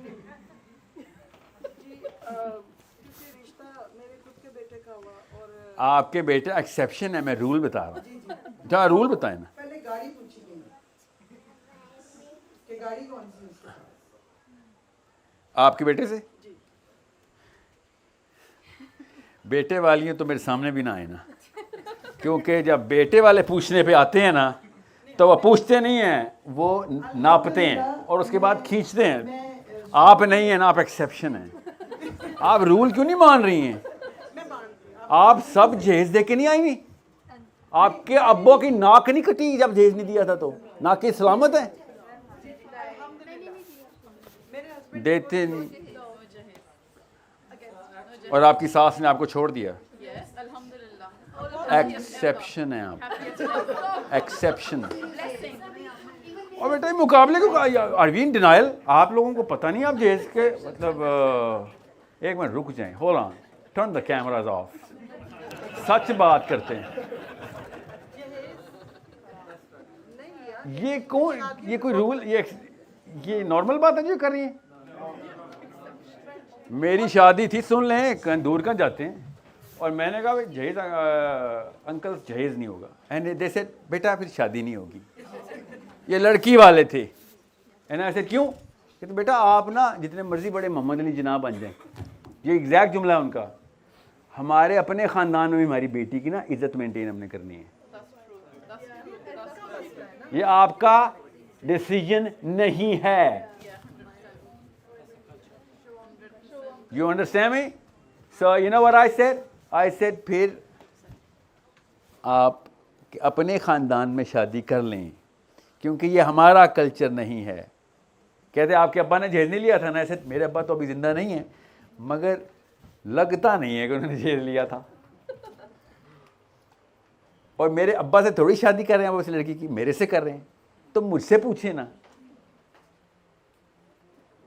आपकी बेटी की असल में यहाँ इज्जत ख़त्म हो जाएगी, उसका शोहर होना है, उसकी आपको कोई टेंशन नहीं। मगर फलां पुप्पो के फलां ससुर के फलां देवर ने क्या कमेंट करना आपको मसले हैं, तो इस्लाम ना खेलें। परफेक्ट पाकिस्तानी हैं आप, इस्लाम से निकलें और पाकिस्तान में ही रहें, क्योंकि अगर आपने पाकिस्तान से निकलना है तब आपको इस्लाम नज़र आएगा। कहीं और बात जा रही, बेटा जल्दी से क्वेश्चन करो। ये असली मसला ये है, domestic issues in Pakistan. So now my problem. I've given up, I'm telling you. Auntiyon pe I've given up, uncles I've given up. I need Zayans. I need those Zaras. I'm telling you as a Muslim, I'm not supposed to do that. But time ही नहीं है भाई. We do not have time कि मैं जुलैखा और सलीमास को बचा रहा हूँ, सिर्फ Zaras and Zayans. Okay? Yes, say that question again, please. Your question. I'm not sure whether I've answered it, right? What's the role of Muslims in the West toward global There you change? go. No, your question is the reason why I came here. Make sure. I'm gonna look at you and I'm gonna be opening this slide. Yes, sir. What is one step those born into Islam need to take to better understand the meaning of their Islamic identity? Dude, you were really born here, aren't you? Say that in English, man. Well, what is one step those born into Islam need to take? What did he say? What is that? One step? One step those born into Islam. Those born into Islam. Okay, yeah. Need to take to better understand the meaning of their Islamic identity. What's your name? Muhammad. Muhammad. Who's a citizen of England here? Let me give you an example. Such a beautiful question. It's a delicious question. Citizen of England? Everyone else is not a citizen here? Raise your hands, please. Raise your hands, right hands, please. It wasn't.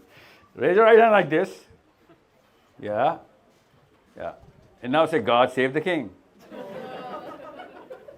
So, Muhammad, these people, they were consciously made English. You are subconsciously English. They knew exactly what being English meant because they were tested for it. They were asked questions. And if they couldn't answer the question, they couldn't be English. You know what I'm saying? Now, they had to do a lot of stuff to study and understand what being English is, consciously. And now they're following all the rules of being English, right? On the street, in the malls, in the homes, and everywhere, okay? That's why they know when the council taxes due and how much and what, everything. You were born into it. So you're not going to be that English because you're going to take it for granted. That's the difference between a Sahaba and us. They, from before Islam, they consciously went into Islam and they knew what they were getting into. We were just given Islam without even knowing what it is. Now, the difference between these girls and boys who raised their hands because they sworn themselves into England is that they were swearing for the ease of being in England. Understand, let me look at the camera when I say this is the rest of England and America, especially the Canadians. They swore into England. They could see the color of the passport changing in their minds when they were doing this. Good or bad heart doesn't matter. Us waqt innamal amalu binniyat kidhar tha? Really? Where was that hadith at that time? Just a question, eh? So they were eased into England. Sahabas did not come for the ease, they come for the difficulty. That's the difference between a Sahabi and us. When the Sahabi was converting into Islam, he knew my jaan bhi gayi, पैसे भी गए, बच्चे भी गए, ख़ानदान भी गया, इज़्ज़त भी गई. यहाँ पे ख़ानदान में जय जयकार, इंग्लिश हो गई है, मेम हो गई हैं, पाउंड आ गए, तेरी ज़बान से अंग्रेज़ी बोलती हैं अब आपने. You're too young for that. You had no idea what the aunties went through. Trust me. I know you make fun of those aunties. We all know that. It's all right. Sahabas saw all blood, death, divorces, dissonance, exiles, their own kids martyred right in front. They see it before even it would happen. They knew when we say, hey, oh Muhammad, I believe what you're saying. I believe you're a prophet. That means everything else is gone now. Today could be my last day. That's the psychology of the Sahabi coming into Islam. And these people who were sworn into England, that's the exact opposite of psychology. Because they were in trouble in Pakistan. I'm telling you this right now. Ask these women. एक पाकिस्तानी औरत ने जिसको हर पाकिस्तानी मर्द ने घूर के ना देखा हुआ हो. 35 करोड़ पाकिस्तानियों ने समीना को देखा हुआ है. दर्जी की तरह. यहाँ पे आके इसने कहा इधर भी तो मर्द होते हैं. इधर कोई घूरता क्यों नहीं औरत को? हर औरत अपने शोहर से पाकिस्तान के घर में पूछते. इधर आदमी नहीं घूरते ना? क्या किसके लिए होती है? उसी आदमी को जो कि पाकिस्तान की सारी औरतों को घूरता रहता है. इमेजिन, आपको पहली फीलिंग यही आई थी ना इंग्लैंड आके, ओह माय गॉड, ये तो पर फैला के उड़ सकती हूँ मैं, नो वन केयर्स। आज़ादी की फीलिंग आई थी ना, या मुश्किलात। और आप आदमियों से पूछें ज़रा, पाकिस्तान में किस तरीके से हर बंदे से 2 नंबरी कर रहा था और आप सरवाइव कर रहे थे। फिर भी घर आके नहीं बताते थे ये आपको कि किस मुसीबतों को झेल के पैसे कमा के आप लोगों को खिला रहे हैं कि भाई 20 बच्चे मेरे क्या क्या कुर्बानियाँ दे रहा था। इधर आके वो सारा डायनामिक्स बदल गया, मेहनत ज़्यादा करनी पड़ी होगी इधर। Obviously you are the first generation, but you knew कि भाई जो कुछ है वही है, जो लॉ है वो वही लॉ है, कोई हिडन मीनिंग कहीं पे नहीं आ रहा। हमने, लोगों ने नहीं, अब हमने ढूंढ लिए इधर तरीके 2 नंबरी के। Okay, so what I am saying is, ये आज़ादी की फीलिंग सहाबा को नहीं थी, सहाबा को मुश्किलात की फीलिंग थी। I'll tell you this story about, I'm sorry man, whoever does not understand Urdu, I apologize. I want to tell you the story of this guy for you, Muhammad, for you. This guy who is the friend of Abbas radiallahu anhu, who is the uncle of the Prophet ﷺ. But he converted to Islam way late. Okay, so Abbas used to counsel our Prophet ﷺ out of Islam in the early days, that you know what, why are you putting so much trouble in the area? And this guy from Taif, he's a friend of Abbas. He comes from Taif to Abbas and he says, he looks at the Kaaba and he sees the Prophet ﷺ, Ali bin Abi Talib and Khadija, 3 people. Okay, he says, who is this guy and what is he doing? And the Prophet ﷺ was praying. Prophet ﷺ was praying with Khadija radiallahu anha and Ali bin Abi Talib. Okay, and Abbas says, he's my nephew. So what is he doing? What are they up to? And Abbas says, I think they're praying, man. He comes up with a new concept, this new thing, and he's telling us to leave whatever, but he's praying. Praying to who? Praying to Allah Azza wa Jal, because everybody knew Allah Azza wa Jal. They believed in Allah Azza wa Jal at that time. So this Sahabi, who was a friend of Abbas, he goes back. 12 years later, 18 years later, Taif is conquered, and that man is still alive and he converts to Islam. He's a Muslim now. And now he is in Medina. And then he's talking to his Sahabis and he says, there was a time, गौर से सुनिएगा, मैं उर्दू में बताऊंगा इसको, फिक्र नहीं करें, मैं नहीं चाह रहा हूँ इस हदीस के बगैर आप जाएं. There was a time when Allah gave me an option to become 1/4 of Islam. There was a time I could have been 1/4 of Islam, and I missed that opportunity. And now that everyone is converting, I am one of the Muslims.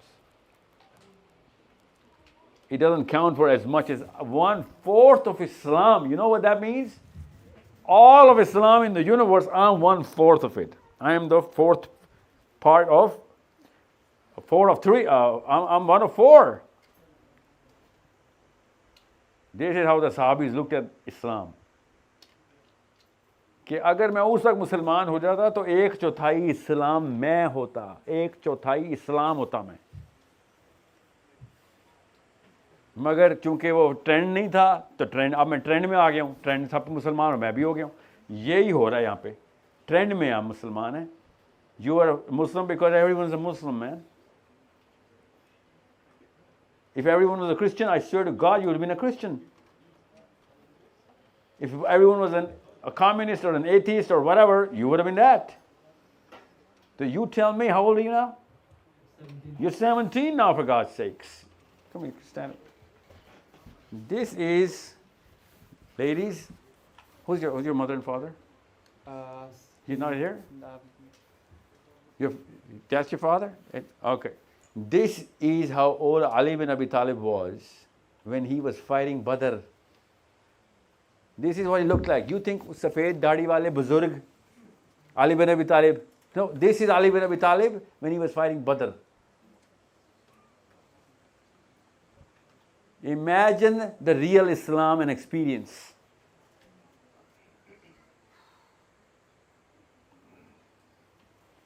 So, and by the way, there were Sahabis younger than him as well at that time. Okay? Zaid is younger than, please sit down. So, what you need to understand is, unless you know that you got to reset the clock, I'm sorry, you're going to be just like the way you folks are. I'm sorry, I'm sorry. You're done. You got to reset. Challenge. Isa ibn Maryam, Jesus, Isa ibn Maryam, says to his own disciples that you cannot be a disciple of mine unless you do unto your father whatever I've told to do unto you. That means unless you challenge your own father, you cannot be my disciple. You got to go against your own father's philosophy, not you. Isa ibn, because those were the kuffar, right? So you need to see where the whole inheritance of, that paradigm came into place, and calling yourself Muslim but not doing anything about it. Unless you're challenging that, you haven't taken your first step. You got to take an oath against this paradigm. That's what becoming conscious Muslim means, that you have taken an oath against the paradigm. So do you even know where to begin? That's your job one. How to begin challenging my own status quo, my own father, my own elders, that this is going to stop now. You guys have failed. I have failed in front of you. I'm your last generation. I've failed. You cannot be like us. And unless you start challenging us, you're going to be just like us or even worse. You understand me? So you're 17. Okay? People used to run countries as kings of your age less than 500 years ago. So don't call yourself a child or a kid. You're 17. Every rule applies on you. Start the game, man. So this ties into some of the stuff you've done. नहीं चलेगा, mic नहीं चलेगा बोला. Considering that ideally one would aim for actions based upon values of a more spiritual nature, how necessary is it for some proportion of their values, or how necessary are superficial and tangible values as a means to an end to require any sort of action and any sort of positive action for those who... What's your name? Umar. Umar. Muhammad and Umar sitting together, huh? MashaAllah. So Umar. Yeah? Can you hear me? Everyone? What do you mean by spiritual, man? What does that mean?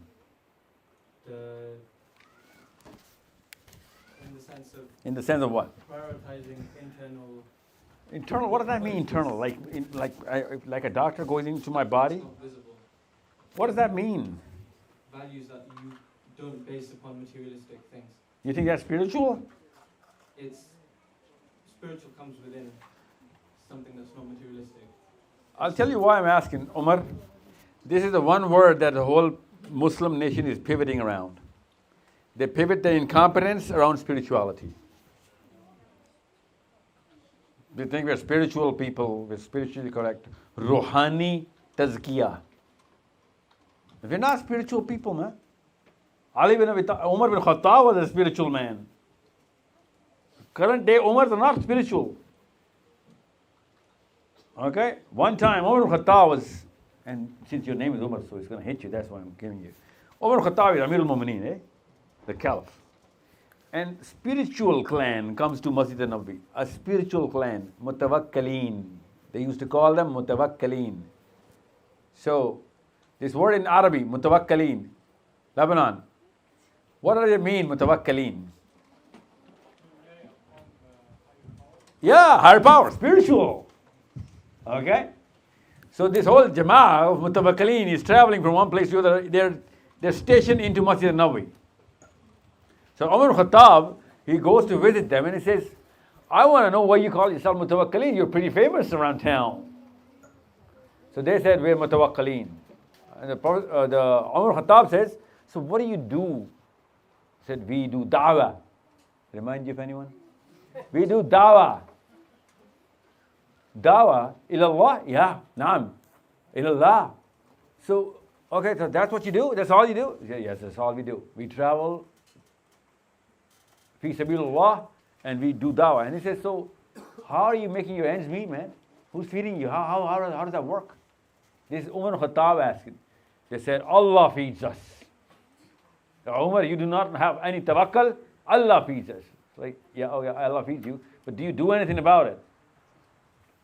They said, no, we don't.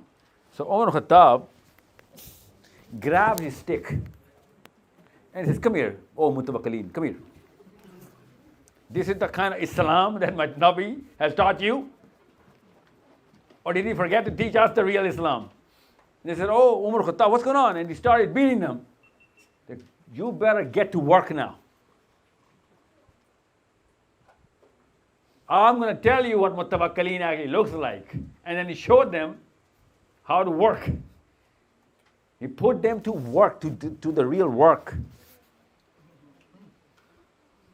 So if somebody comes and says, you know, this is Sahil Adeem's opinion, tell them, you know what, no, it's Umar ibn Khattab's decision. It's not my opinion, this is Umar ibn Khattab's decision. I didn't concoct this story. It is probably one of the central stories of the time of Umar ibn Khattab. Okay, Umar. So what is spiritual? Spiritual is that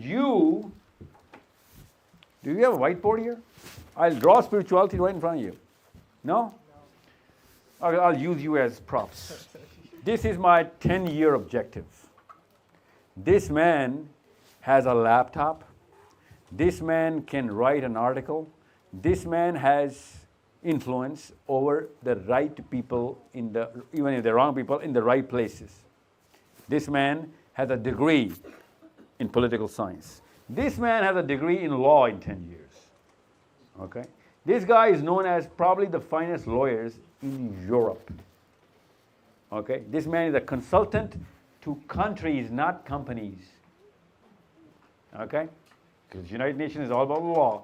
This guy can change any United Nations or foreign policy by one of his articles that he can come up with in less than 10 minutes in his laptop while traveling from Slough to London. Okay?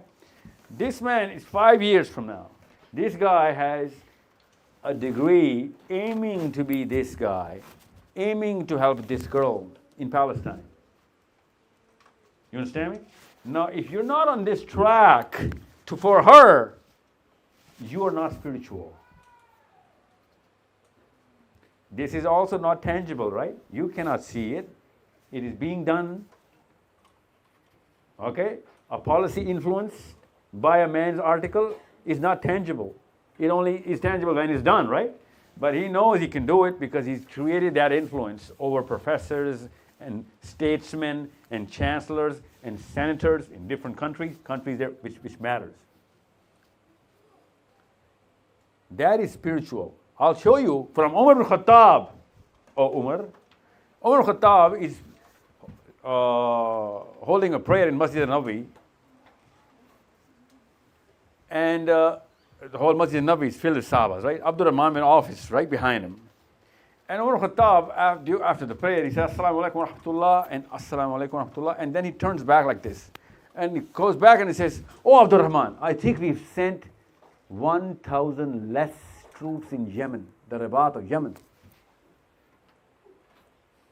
He says, Assalamu alaikum wa rahmatullah, Assalamu alaikum wa rahmatullah, comes back, Abdul Rahman sent 1,000 people less. We should have sent 1,000 more. Everyone's like, that's what you were thinking of during the prayer? That's spirituality. You understand me? The real problems and real solutions of Islam. So don't learn the word spirituality from a Pakistani, especially a Bengali. Okay? This is the track for kids like this in places you know what's going on. 4 professors flew, 2 from England, 1 from France, 1 from Germany. 4 professors, I know the names. They took a flight from these 4 countries, 2 countries to America on the 9th of October. Professors, not rich professors. 48 hours later, America gave Israel $100 billion.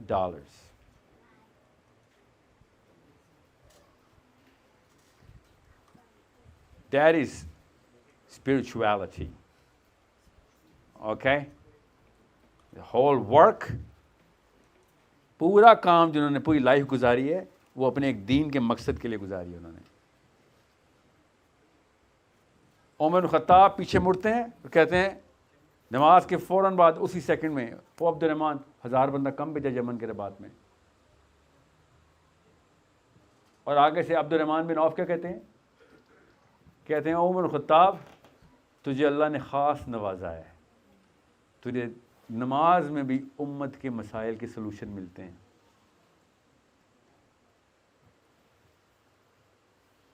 You understand me now? और हमारी नमाज रब्बी ज़िदनी रिज़्क़ा, रब्बी ज़िदनी रिज़्क़ा। Of course in Urdu या अल्लाह पैसे, या अल्लाह पैसे। By the way, to your amazement, I was studying under some Jewish rabbis, obviously in some university in Canada. So I asked him, you know, because I was a problem child, you can tell. So the professor used to like pick on me. I was like, sir, you know what? Why don't you chat over coffee or dinner or whatever? And we used to be in the university cafe all the time. Different professors, by the way, mostly Jewish. So I learned it such a, इतनी मुझे हैरत हुई है सीख के, आपको नहीं पता, आपको पहली बार बता रहा हूँ, that Rabbi Zidni Ilma is a prayer that every Jew prays every day. It's mandatory in their religion.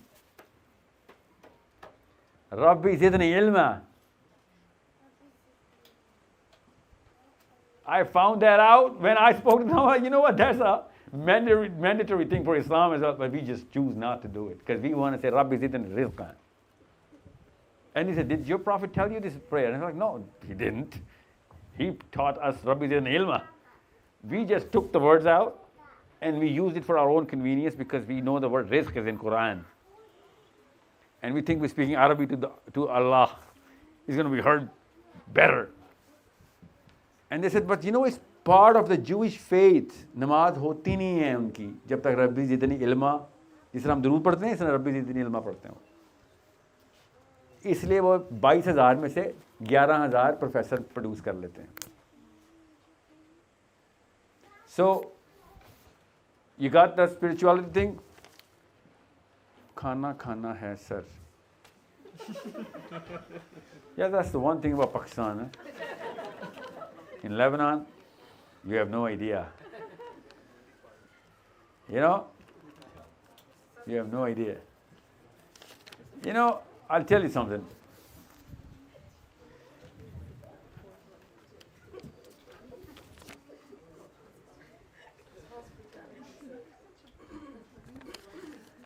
And he's right, you know, because if he's not going to put the food on the table, you're not going to come in and talk about Islam.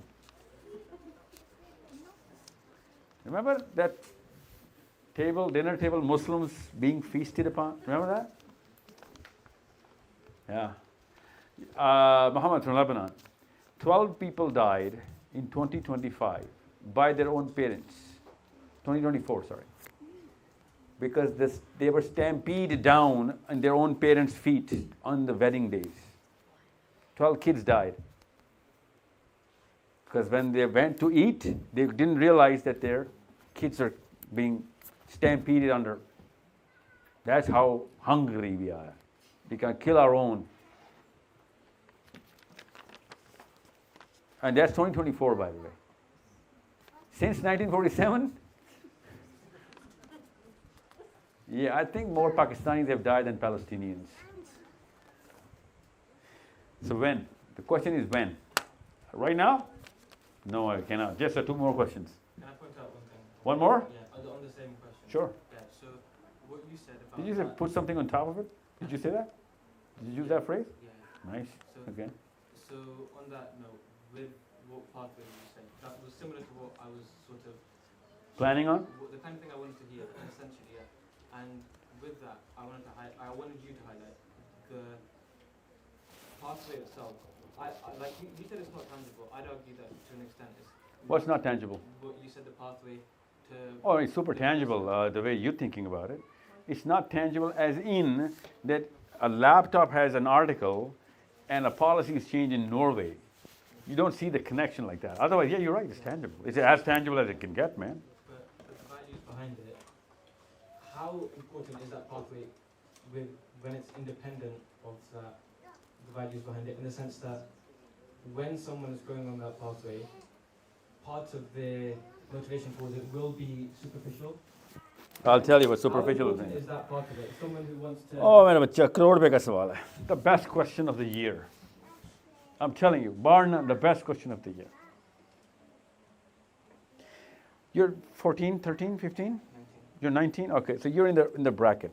See, but these folks are never going to get. I'm a practicing psychologist. I know the disposition of your age. They don't. They're going to give you translations which you'll be like, that doesn't even make sense what you're saying. Okay? And you're going through that problem, okay? So let me use those words that you used, and I want to translate them so that you can make them usable. Okay? Give me the words that you gave me. Tangible, and then superficial, and one more word.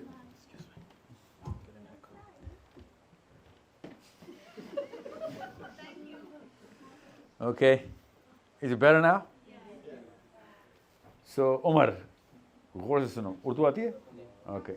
I'm going to speak English, obviously, because your generation is translating these words so aptly, perfectly.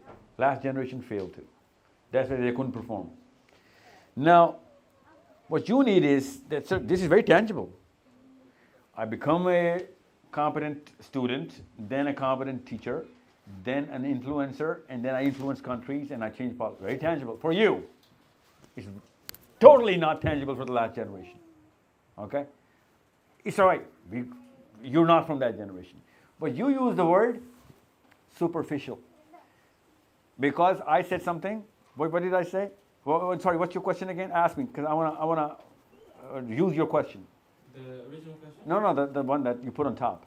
How important is the pathway independent of the values behind it? Yeah, because in your generation, there is this certain disease, okay? And admit it as a disease. My generation and my own. Your generation had this, you don't call it the cool profile, because you don't use the word cool. You use the word?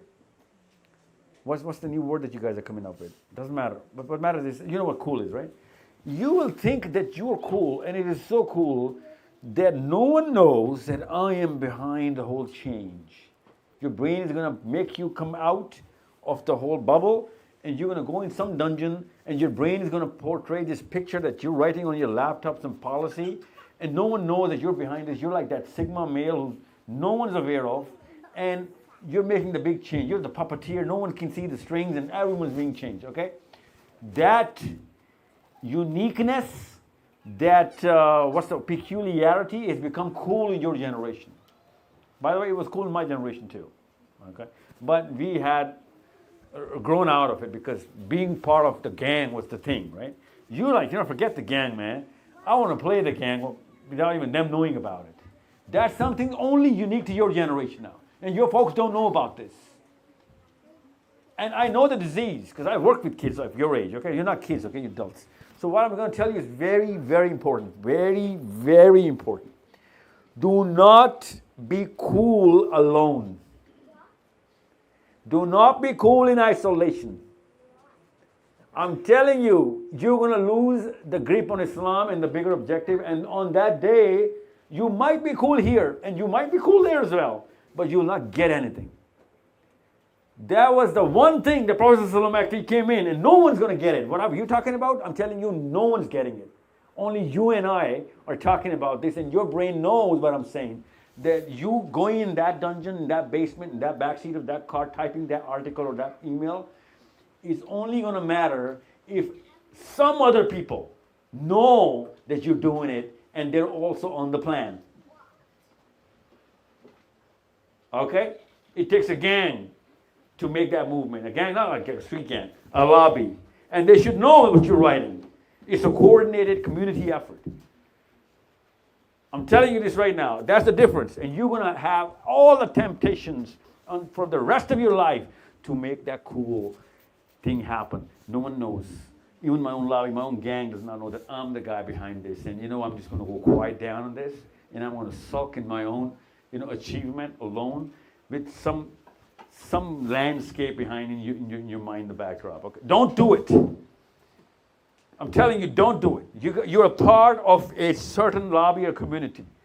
You going in isolation, even if you achieve everything, is not going to matter because we need this connection between whatever you're up to and whatever I'm up to, and we have to coordinate every single achievement that you can do. And your potential will grow tenfold if you coordinate that. Based upon what?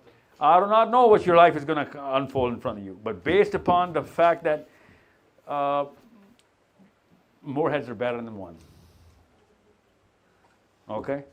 I'm still working on going as deep as I can possibly come in because, you're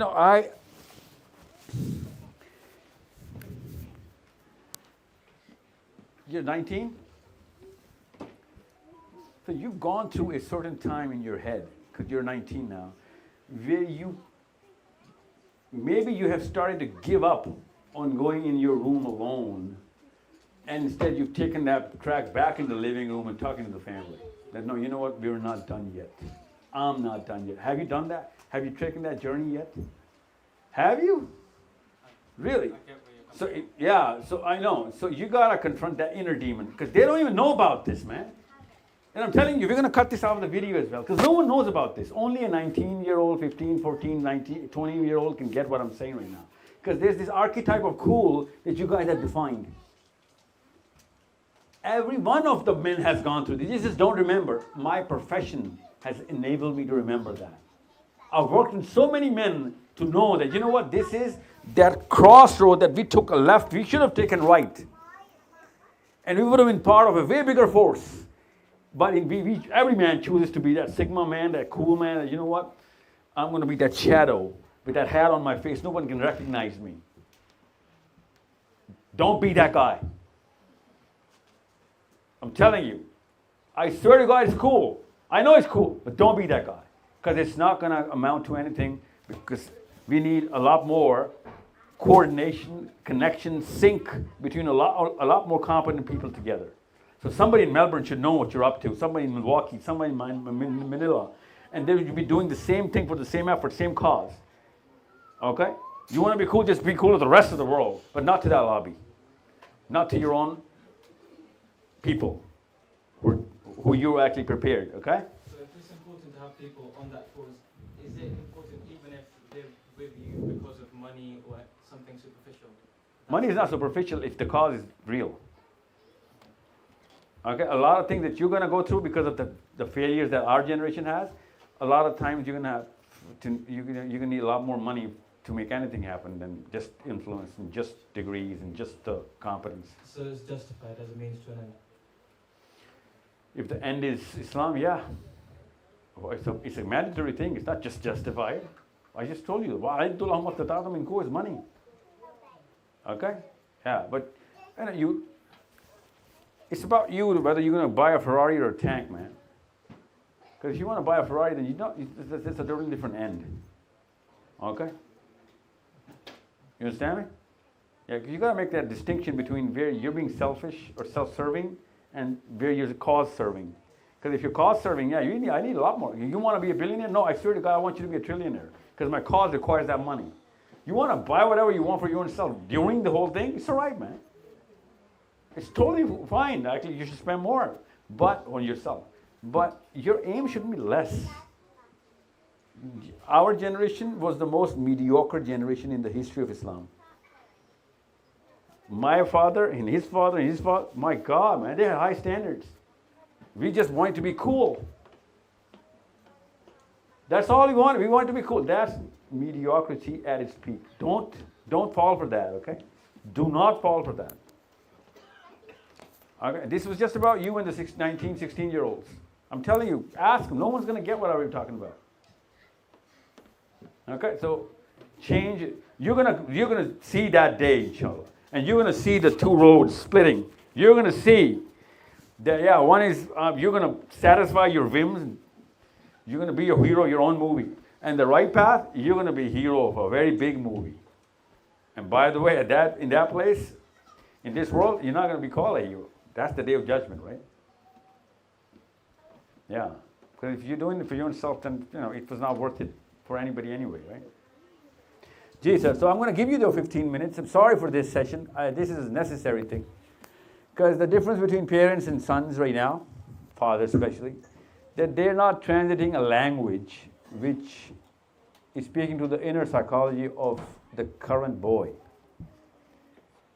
And we're thinking that, oh, मैं तुम्हारी उम्र का था ना जब. No, you were not. मेरी उम्र में जब आप थे तो मोबाइल इजाद ही नहीं हुआ था. मेरी उम्र में आप थे तो लैपटॉप्स किसी के पास नहीं होते थे. 4G, 5G, really अबू जी, really? आप मेरी उम्र के थे तो 5G था इंग्लैंड में. No, आप मेरी उम्र के नहीं थे कभी भी. मेरी उम्र बिल्कुल नहीं है. So you gotta come up with solutions to his problem, not solutions to your problem. You were 19. And that's the same thing going on with ammis and sons and daughters, especially daughters. Okay, most of the girls are posing in front of their mothers so that आपके lecture बंद हो जाएं और वो कमरे में जाए. उसके बाद she can be herself. Aisha and Anasha. There's a reason why they're not here. That's the same reason. And this Marine girl, my sister who organizes this, she keeps telling me, youth, sir, youth, youth. And I'm not going to see youth Marine. Sorry. मेरे और youth के बीच में aunty आ गई. Yeah, I'm just saying. Okay, we're going to call it for 15 minutes only. 15, okay? But my 15 minutes, which is 17:25, 5:25 right now. 5:40 to come back. So we come back at 5:40, inshallah. And then we start this. But before we go, Zayan and you have your question. We break at 5:30, okay? We break at 5:30. Yes, sir, what's your name? Ali. Ali, Umar, Muhammad, oh my God, did you line them up like this? Ali? Yeah. How old are you, man? 15. Okay. I'm still getting a little overwhelmed by the names. Bilal? What's your name? Aman. Okay. So can I ask one question now? Sure. Okay, so you've pointed out multiple times that a very important thing that Muslims should be doing now is putting time into their children, into the youth. I'm sorry, you know what? You gotta speak English, man. You gotta speak English. Come on. A lot of times I pointed out that what people should be doing is bringing up children correctly and putting time into them. Putting time into them. Doing the primary socialization correctly. So my question is, a lot of people haven't recognized that this is the importance of this and how the future of Islam lies in this. Why do you think this is? Why do the people not realize that this is the future of Islam? Yes. Oh. They actually do not care about future of Islam. They care about future of their own kids. That's it. You gotta call what it is, man. It's a spade. We call it a spade, man. No one actually cares about what future of Islam is. Everyone would die for you. Your father would die for you, no doubt. Your mommy would do anything and die for you, no doubt. Your future, yeah. They've sacrificed so much. I can't even do the tally. You know what I'm saying? But just for you. वो जो कहते हैं ना इस्लाम में हुक्म है एक इंसान की जान बचाना सारी इंसानियत की जान बचाना है. मेरी अम्मी ने कहा था वो एक इंसान तू है बेटा. अम्मी नहीं कहा और इतने क्योंकि अब्बू काम पे डॉलर पाउंड बना रहे होते हैं, गर्लफ्रेंड्स बना रहे होते हैं. Are you telling me? आपकी रिस्पॉन्सिबिलिटी नहीं है। आप अगर खाली अम्मी की ले लेना रिस्पॉन्सिबिलिटी तो अब्बू की खैर है। नहीं, लेकिन मेरी बात सुनिए, अब्बू भी तो इक्वल है ना, बच्चे तो दोनों के हैं, तो अब्बू को भी चाहिए कि बच्चों की जो अपब्रिंगिंग है उसके बारे तो में फिर ये बात जजेस को कहा करें कस्टडी केसेस में ना, जी, उस वक्त तो आप बच्चे छीन रही होती हैं। वो भी एक चुड़ैलों वाला ही काम है कि बच्चे छीन रही होती है। बेचारा कि बच्चे आदमी और औरतों मतलब माँ बाप दोनों के होने चाहिए। बात सुने, क्या नाम है मैम आपका? नाम क्या है आपका? नाम यास्मीन गौर सुने। When he is how old are you now? You're 15. You got no mommy now. Do you think you have a mother? You do? Well, she's not your mommy anymore, man. She's practically your sister. You're still dependent on your mother now. There's a big problem with your mommy and your daddy. Okay? You got it? Are you ill? Do you have leukemia or something? No? Can you walk? You can eat yourself? You do not need a mommy, man. Okay? You dress up here on your own? You go to the bathroom yourself? So why do you need a mommy? You're 15. Allah is going to ask you in the grave and the day of judgment questions which he asked Ali bin Abi Talib. Same questions, you, Ali, and him, Ali. You cannot say, Allah, I was only 15. Only 15? Only 5 is in Islam, is only. Okay? 15 is not only in Islam. You got it? So how do you not become only, how do you not remain only in Islam? 15 is not a big number, but why is Islam calling it a big number? Because you got a 12-year-old track record which your mommy and daddy had to put in on behalf of you, which they didn't. They kept treating you like a little infant. That's where your answer, your question is. That's where the restructuring of the prioritization is. So, Yasmin, आपका बच्चा 15 साल का आपका नहीं है. Okay? He should be taking care of you, not the other way around. He should be feeding you, not the other way around. ये इस बात पे मैं आपसे बिल्कुल एग्री हूँ और हम तो फिर बहस खत्म. बच्चों को 40 साल तक बच्चे ही रहने देती हैं, बड़ा होने नहीं देती. शादी के बाद भी तुम्हें नहीं पता, हमें पता है, तुझे ये नहीं पता, हमें पता है. लेकिन वहाँ पे फादर का भी रोल बनता है कि वो अपने बेटे को या बेटी को. यास्मीन, खुदा की कसम, कोई भी फादर आज खुश नहीं है सेशन से. क्योंकि उन्हीं की तो बैशिंग हो रही है इधर. आपको क्यों लग रहा है कि मैं उनकी तारीफें कर रहा हूँ इधर बैठ के? आपकी अम्मियों का कसूर जो भी हो, आपके बच्चों पे तो आप जिम्मेदार है ना. You guys are responsible for your kids, and you sponsored a 20-year-old infant. You sponsored it. You endorsed it. You promised all the world to your wife, because Pakistani से ज़्यादा जोरू का गुलाम दुनिया में कहीं नहीं है. मानना तो पड़ेगा. In Lebanon, you have no idea, man. The Pakistani man practically worships his wife. He would change his religion over her. You know what I'm saying? They chop off their mommies and daddies like this for their wives. हाँ पाकिस्तानी हैं. अच्छा ऐसा करते हैं, उर्दू में बात करते हैं, उसको आवाज़ नहीं आएगी. हम सबको पता है इस बात का. जितना हम अपनी बीवियों की वजह से पर्सनैलिटी चेंज करते हैं ना, अगर कुरान की वजह से की होती तो हम जन्नत के सरदारों में होते. आपको नाशुक्री आप, आपको पता नहीं चला. नहीं तो इतनी ट्रांजिशन एक आदमी अपनी बीवी के लिए कर जाता है कि सर से लेके पैर तक, कपड़े पहनने से लेके खाना खाने से, दिन के एक दोस्त नहीं बचा हमारा.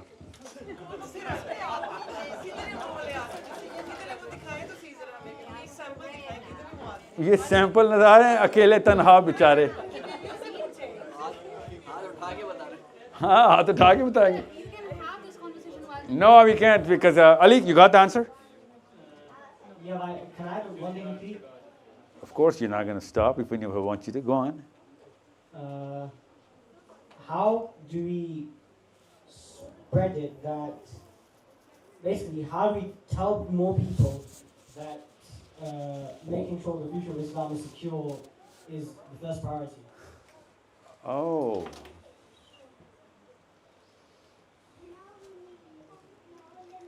Oh my God.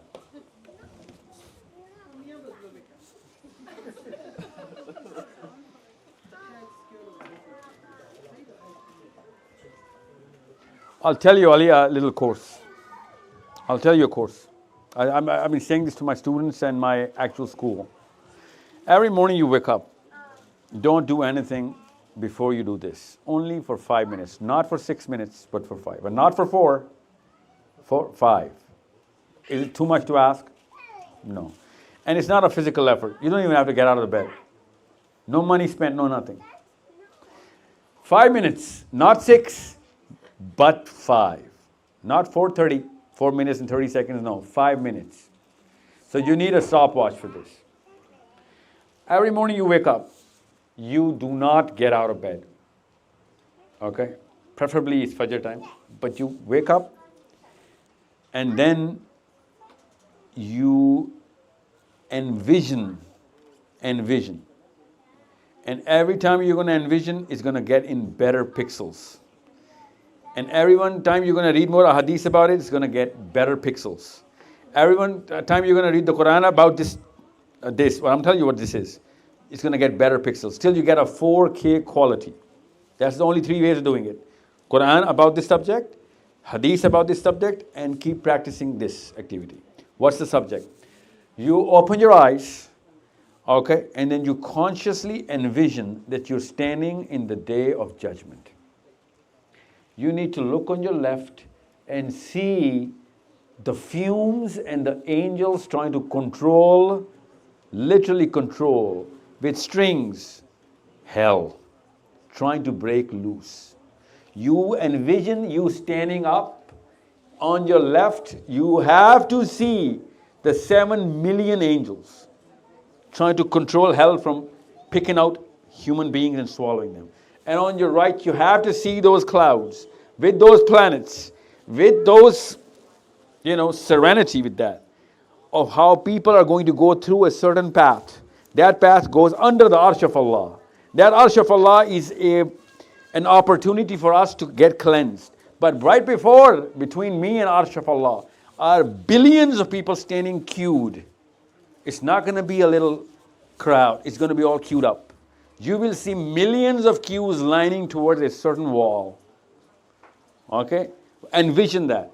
And you're going to see every man in 4K. You're going to hear every sound. Whoever you're looking at, you can see. You know that HD sound thingy?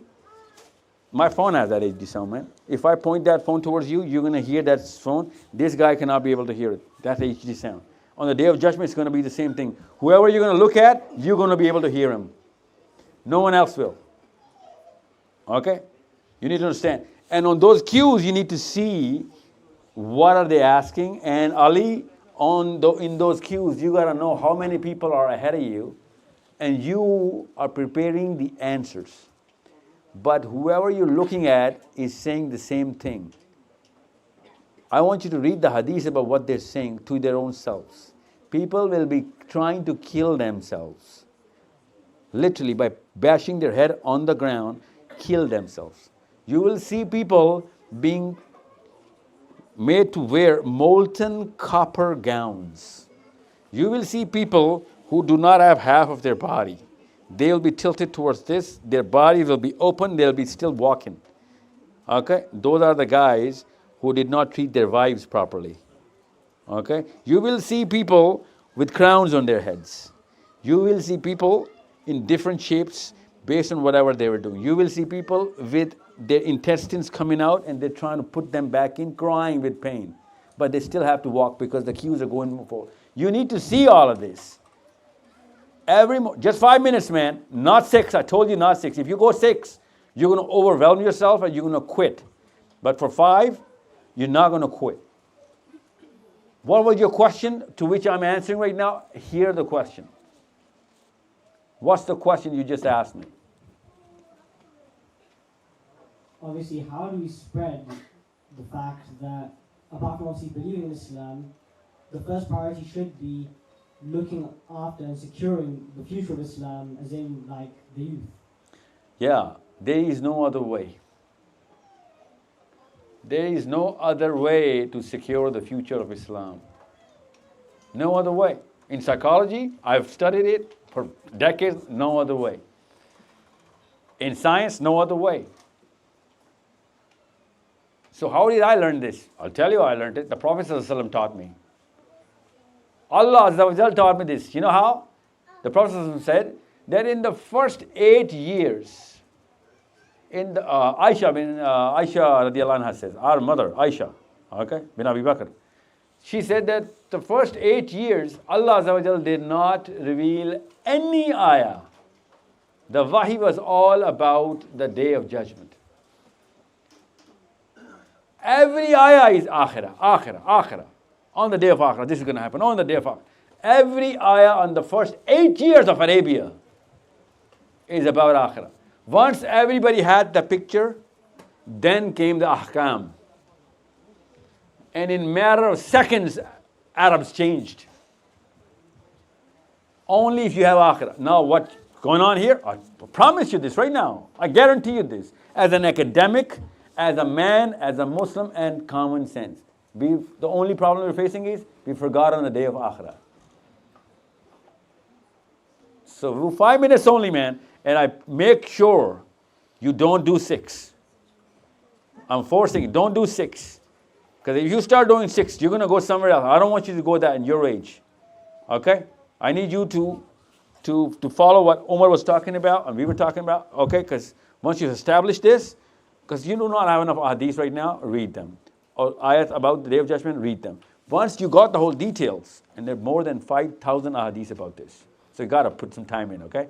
And once you know all things, then your brain is going to put all of that knowledge into play at the same time, simultaneously.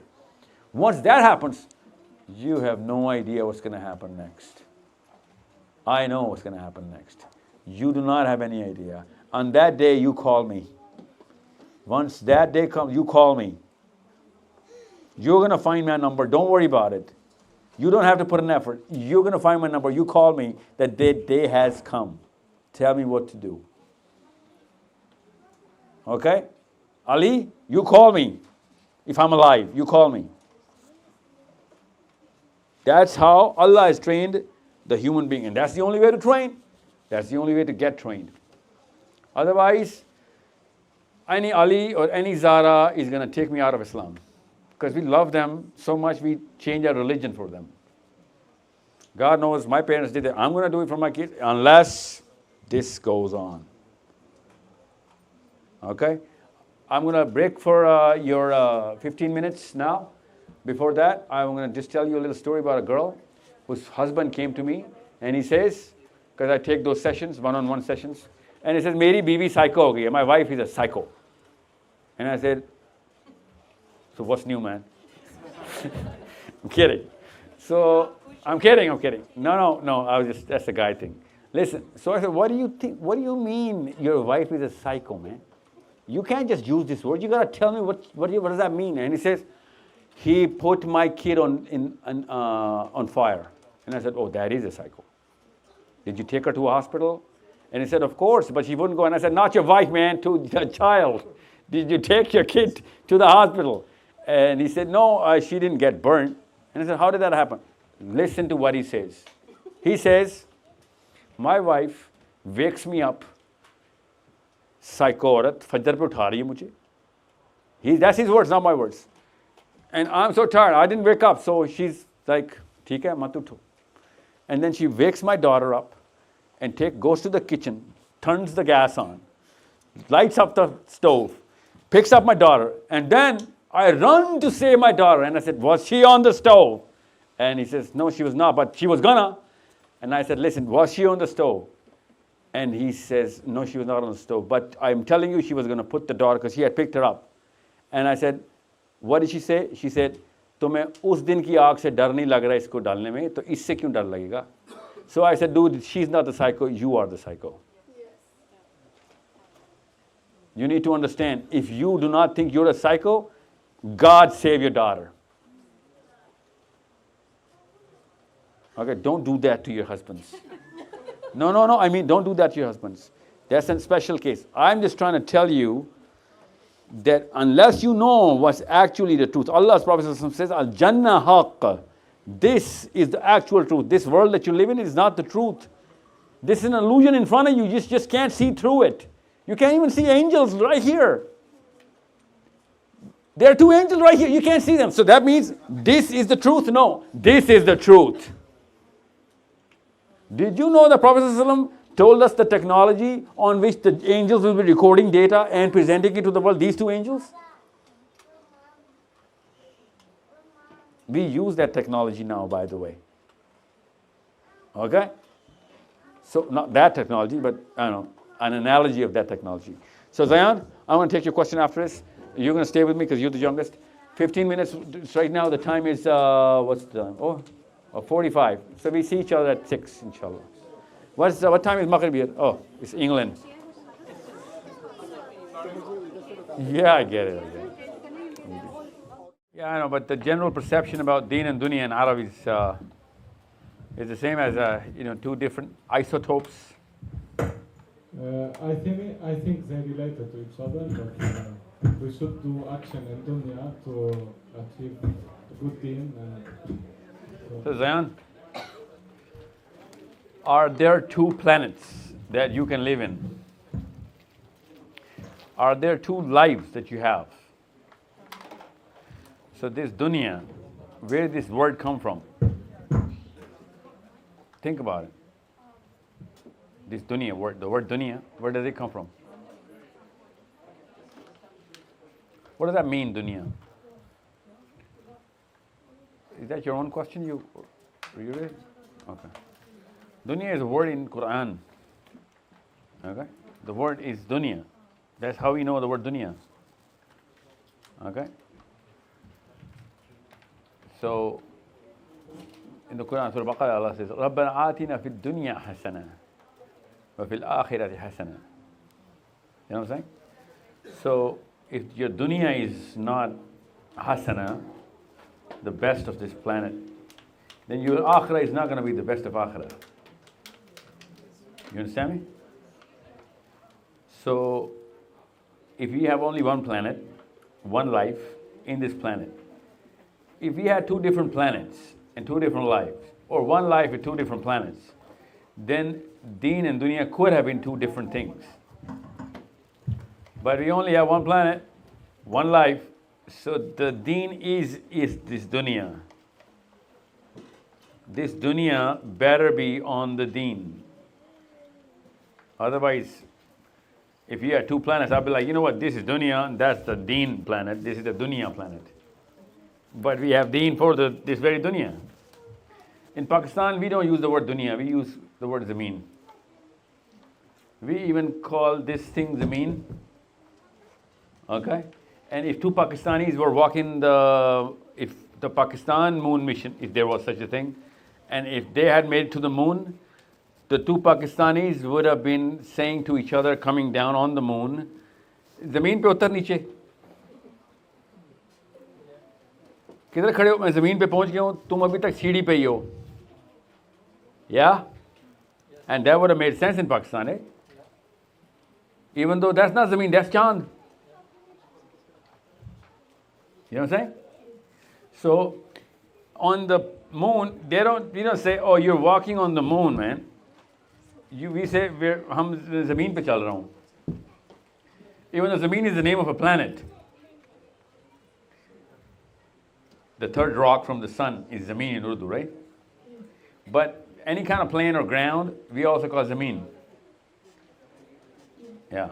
But when it comes down to dunya, what we say is the affairs of the planet are dunya. My relationships, my work, my wife, kids, my job, my future, my health, everything is dunya. Well, everything has a rule. Everything has a purpose. That purpose is the deen. So there is no dunya for a Muslim other than the dunya within the deen. There are no two separate things. And what our generations have taught us, that dunya is separate and deen is separate.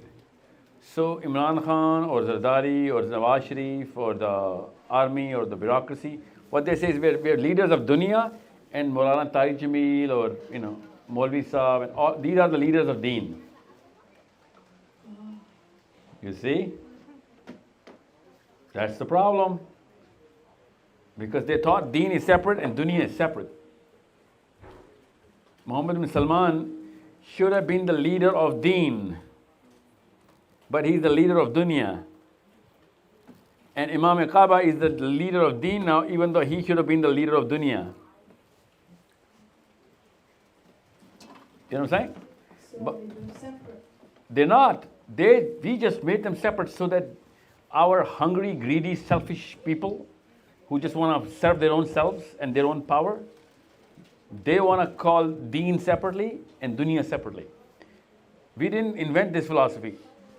The Romans did in early Christianity. The Christian emperor wanted to retain the power, so he said, leave what is unto the emperor, and what is to the church unto the church.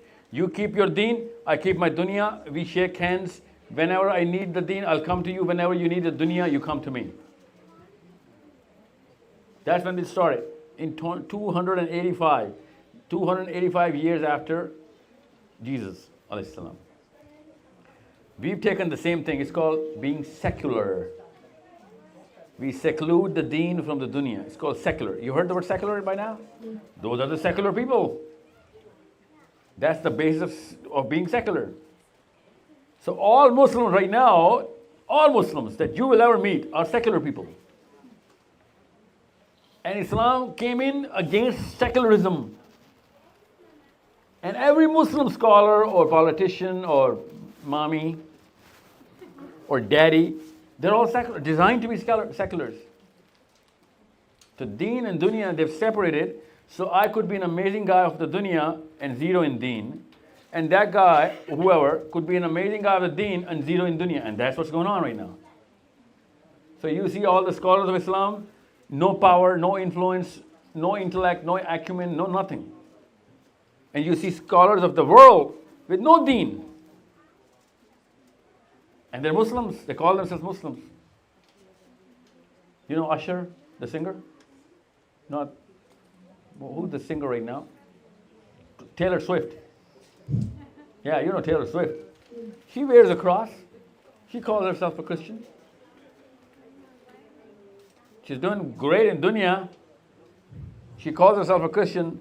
And I can get that because in Christianity, they're trained into splitting the deen and the dunya. That's why Allah Azza wa Jal called 400 years after the emperor did whatever he did. By the way, this emperor of Rome, he held a council. It's called the Council of Nicaea. Nicaea is the place. He called the priests and the politicians, and he said, the politicians will keep the dunya and the priests will keep to the church, and I'm the arbitrator, the mediator between them, and that's all my job is.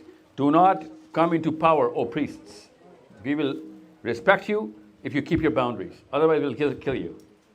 Because he didn't want to lose his power. Okay? And he wanted to claim that he's a Christian as well. So he wore the cross, but he kept the priests out. And 400 years after that, our Prophet ﷺ was born. And he said that this is why Christians will be called waladallin, the confused people. They confuse themselves. They split the dunya and the deen. Now all the Muslims are waladallin now. Because Muslims have done the same thing. That's why the masjid does not interfere in the politics. And the politicians, they do not interfere in the masjid. They don't know nothing about the masjid. And you're from Pakistan? Imran Khan, Nawaz Sharif, Zardari, all of their parties, if you ask them anything about the Quran, they're like, this is the job of a Maulvi, man. Do you think we're a Maulvi?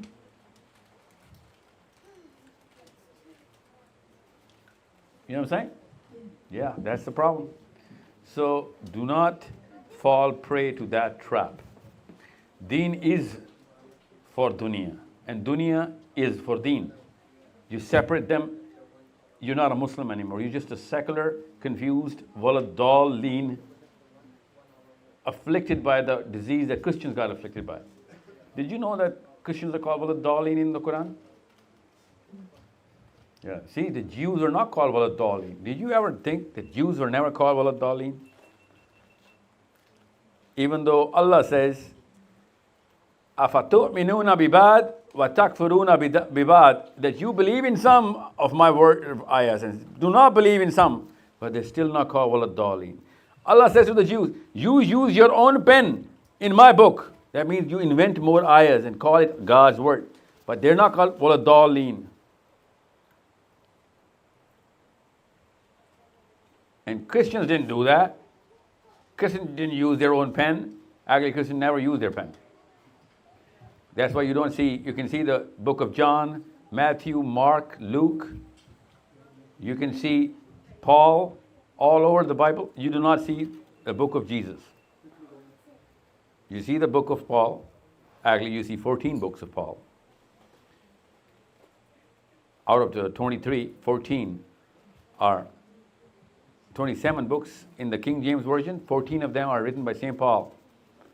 Rest of them are written by Luke, Paul, John, Matthew. Many books. Jesus didn't write a book. So they're Waladdallin because they split the religion and the world. They did a lot of other things too, but this is the basis. Before that, real, true Christianity existed. Actually, this is after that as well for a little bit, but it just vanished because you know what? There were too few and they didn't survive. Last question.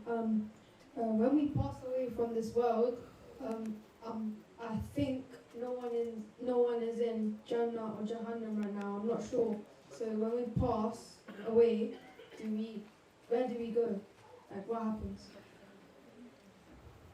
We are in a transition, and there's a new fitna coming in the Muslim world that is saying that there is no torment of the grave. There is no life in the grave.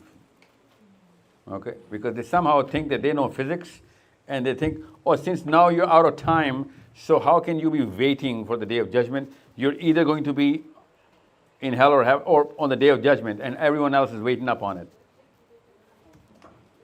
सुन लिया आप लोगों ने कि कब्र का तो अजाब होता ही नहीं है, कहीं पे कुरान में नहीं लिखा हुआ.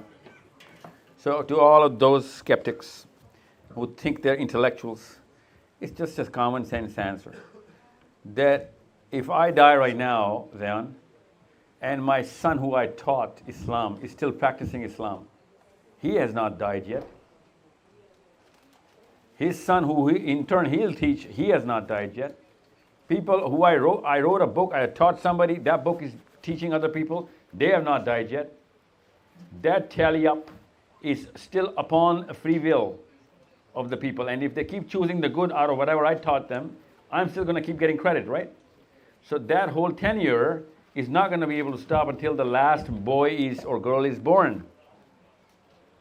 That whole tenure needs to be tallied up in my account. Till that tally is continued, I'm still going to remain in buffer. You get it? That's the life of the grave. And there's so many ahadith about this, so many, that during the torment of the grave, some people get relief. And they ask the angels, why are you relieving me of this pain? And they're like, because your son did this now. Somebody prayed for you there. So a lot of ease is going to come in. Okay, the Prophet said, grave is either one of the ditches of hell, or one of the gardens from the garden of heaven. One of, not the. And the most matawatir, consistent prayer of Allah's Prophet sallallahu alaihi wasallam, every prayer he prayed, what was it?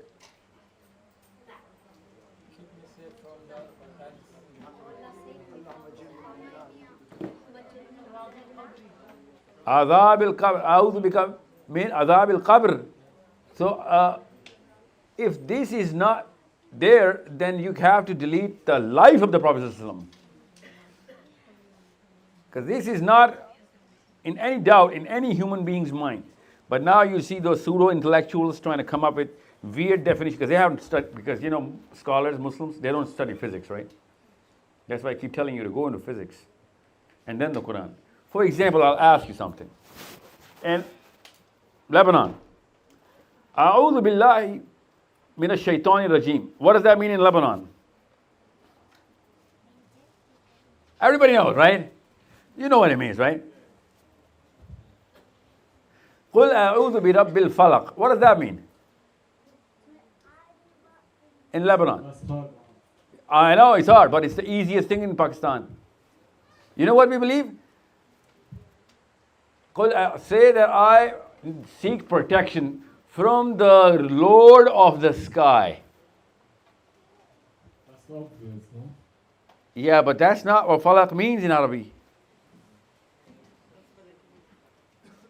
That's what falak means in Urdu. Allah is not speaking Urdu with us. Physics. Because falak has a meaning in physics. Because if I say, Qul a'udhu bi rabbil falaq, then I cannot have the same chapter talking about magic and voodoo.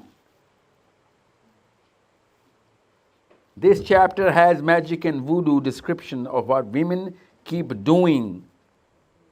Okay? Those kind of women, not all.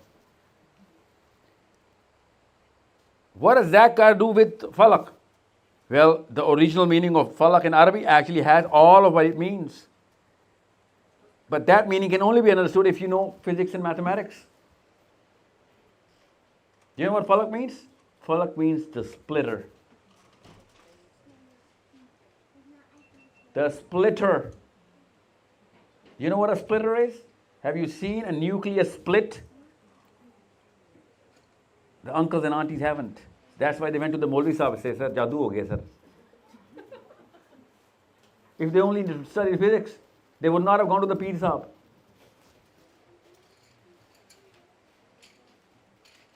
And you know how magic is done? You should read how magicians use magic. Okay? And how they're splitting two different halves of the same personality by virtue of what kind of technology that they try and claim that they use. I'm not saying go into magic or understand what it is. What I'm saying is go into physics and understand what it is. So if you go through physics and then you read the Quran, you'll find out that all of the definitions that Allah was saying was the definition of the universe. The Quran starts with Alhamdulillahi Rabbil Alameen. What does that mean in Pakistan? Lebanon. It's beautiful. It's beautiful. You know what we think in Pakistan? What it means? The start of the Quran. Alhamdulillahi Rabbil Alameen. What does that mean in Pakistan?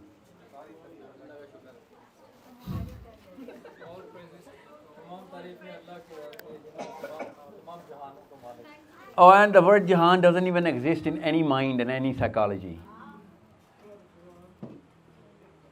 The word Jahan does not have any true meaning in any human being's mind who uses the word Jahan. And Allah is trying to confuse us, na'udhu billah. Starts the Quran with such a grey ayah, which has no actual tangible meaning. That's the start of the Quran. Alhamdulillahi Rabbil Alameen means these people have seen the cosmic microwave background. They think that's the end of the universe. That's your first. If it is. After that is water. The mightiest ocean you can imagine, because it's all the 14.3 billion years, light years. Stretch of water. And for that water, you have to cross 500 light years. And after those 500 years, you keep traveling, you see another universe. That's not 14.3 billion years, buddy. That's a lot of billion years. And a lot of planets, and a lot of galaxies. And a lot is going on there. And then there's water. And then another universe, and then there's water, and then another universe. You go through the sixth universe, and then you see water, and then the seventh. And then on top of that is water. Imagine that water. And on top of that water is the Arsh of Allah. And that Arsh of Allah splits into two halves, splits the splitter, this universe into two. The word is astawa. What does astawa mean in Arabic? Lebanon? Astawa. Come on. Really? Haven't even thought about this? Yeah. It means Something that splits in equal halves.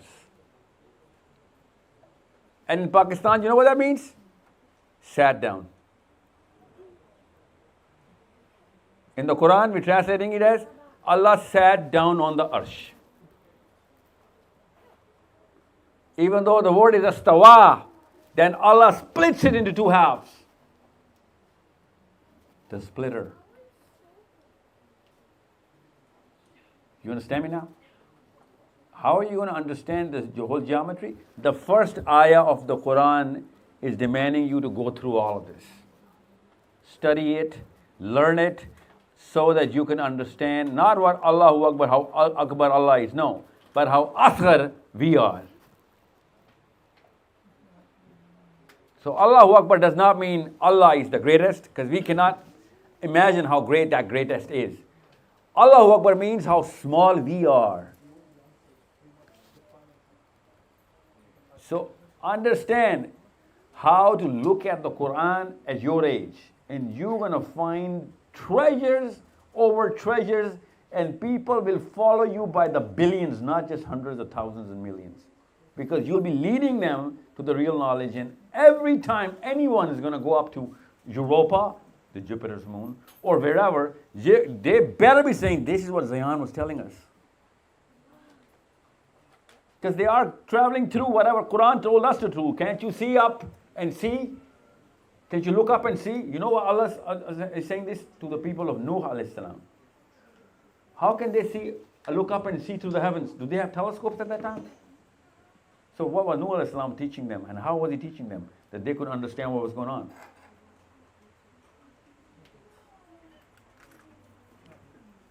You know what I'm saying? So the Quran is the only way to go through the real knowledge. And my last two generations made sure I do not get to know this very fact. That's why most, 99, not most, 99, let's call it what it is. Muslims in the world have put the Quran in the Guinness book. You know what the Quran is in the Guinness book for? The one book that has been read the most amount of time without being understood.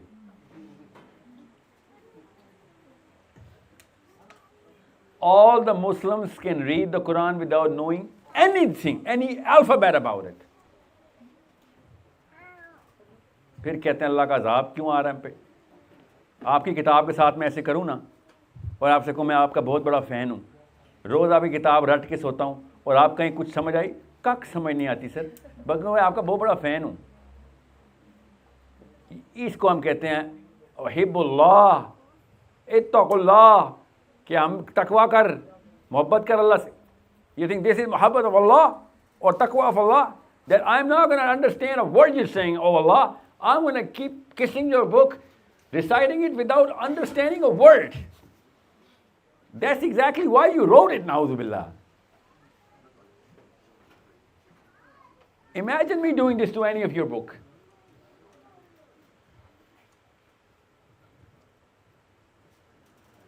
Yes, sir, you have a question. You keep popping up your hand.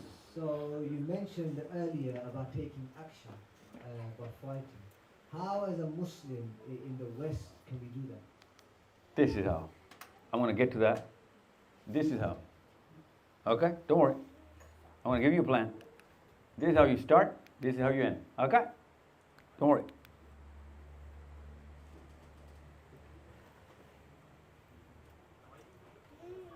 I want to show you the machine. Don't worry. So when are we going to address that? When are we going to address that?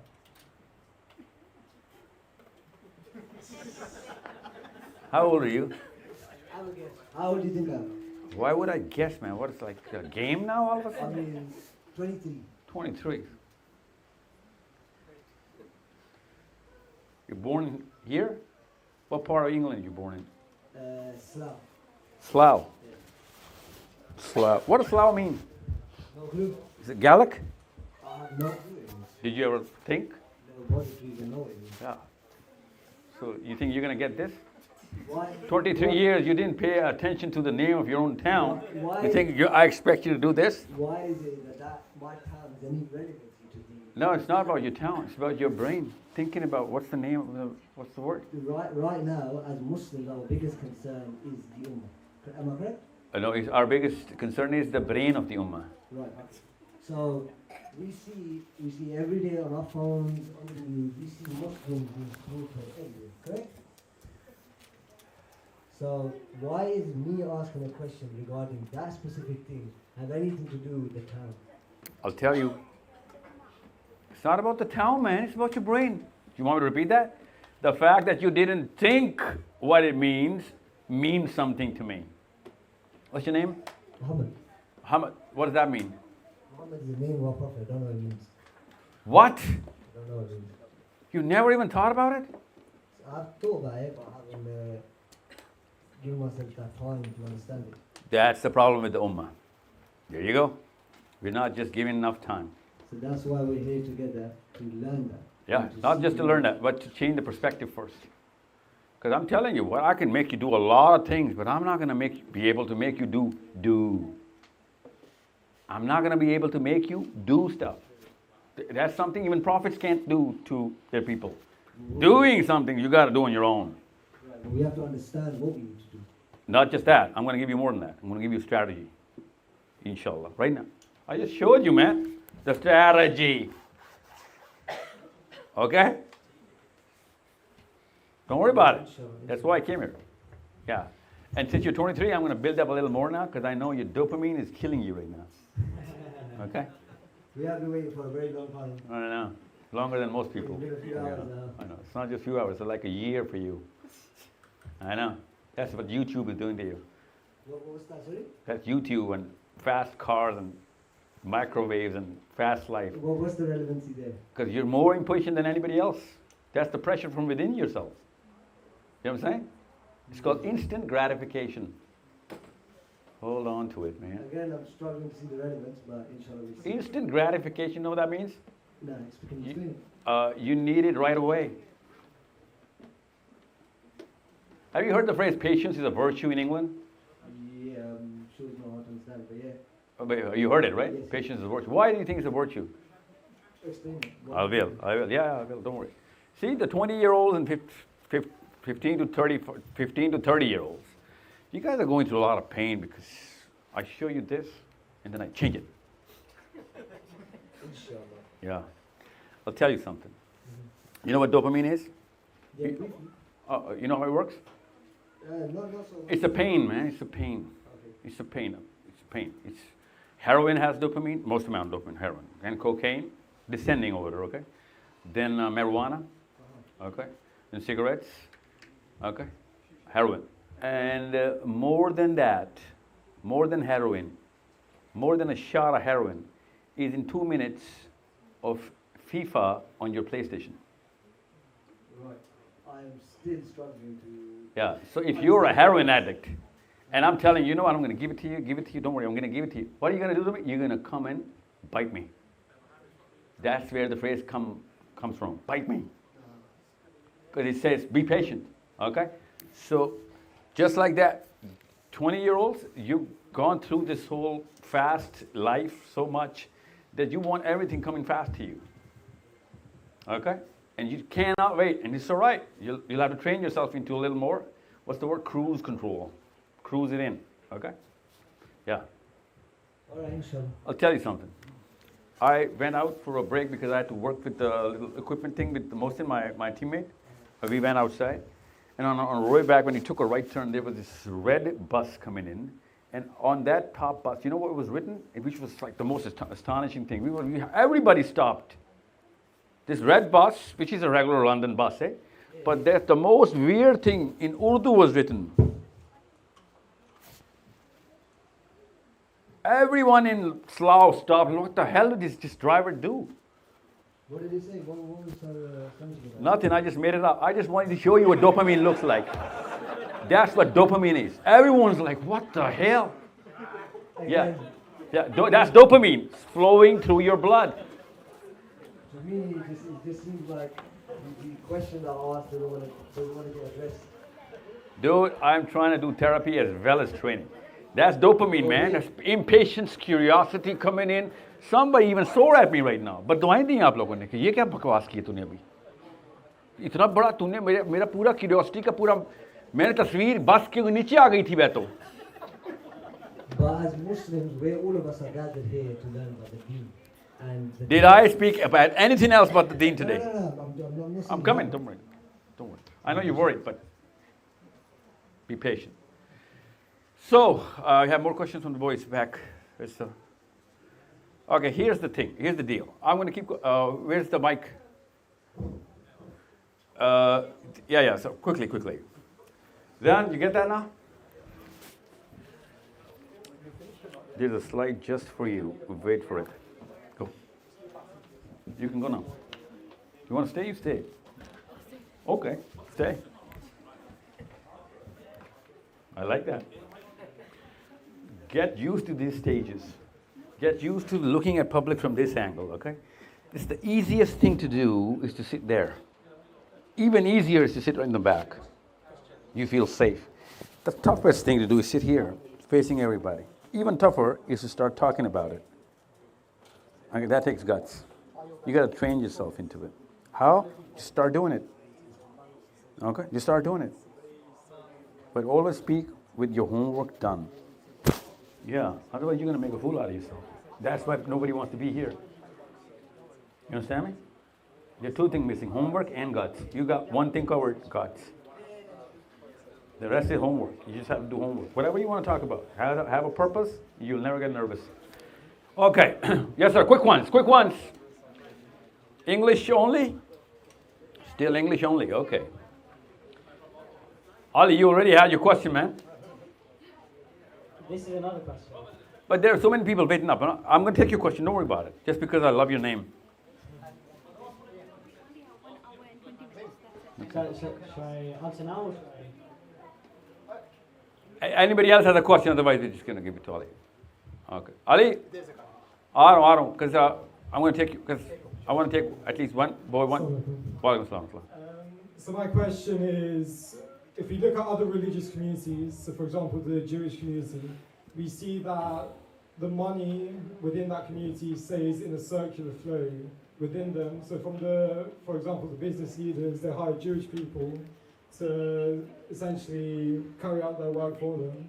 Yeah. Despite the fact that we've been blessed with Islam, why hasn't that psychology and mentality remained the same within our own community? Boys and girls, especially of that age, in 20s and 30s, okay? Even 40s, don't worry. Unless you know the psychology of money, the economy of wealth, the psychology of wealth, and train yourself how trade works, how money actually is circulated within a system, learn it. That's a science. It's not a coincidence that rich remain rich and poor remain poor. It's not a virtue to be poor. It's God's will who's going to give. But if you're not even trying, that's not virtuous. And I'm not trying to tell you to make money so that you can be rich. You spotted it. You nailed it, actually. That if you are doing it for the community, then you have no idea how important you are. You are probably the biggest asset in Islam. Okay? But the fact that you and I are in some sort of a competition, that is given by the household. Okay? You're Pakistani? Yeah. Oh, so you've been competing with your cousins ever since like this. You didn't even see your cousins. They were in Miyawali somewhere. But your mommy and daddy were like, wo kar gaya, tu abhi tak baitha hua hai. You understand me? That's how the ummah breaks. It's called fragmentation. Muslims are fragmented into families. Every family is competing with the other family. You understand me? That very community, you said, I didn't, you said, were forced to live in the sewers of Germany and Europe. And only on Thursdays they used to pick up the manhole, come out from the sewage. From this, you know what sewage is, right? Come out, all you women and men, do your groceries and get back in. That's where they did something, which I'm going to tell you what they did. That's why they stuck together. Okay? In the sewers, they used to go together, and their elders, their fathers and mothers, used to tell their kids, that don't worry, because next year we will be in Jerusalem. Next year we will be in Jerusalem. And those kids used to cry because it's the sewers. Everyone knew that this is the worst any human being or any community can go through. Live in the sewers. But don't worry, next year in Jerusalem. Next year in Jerusalem. Did they make it next year? No, they didn't. It took 30 years. But only 30 years, and they are on top of the world. They're the least amount of numbers and most amount of power.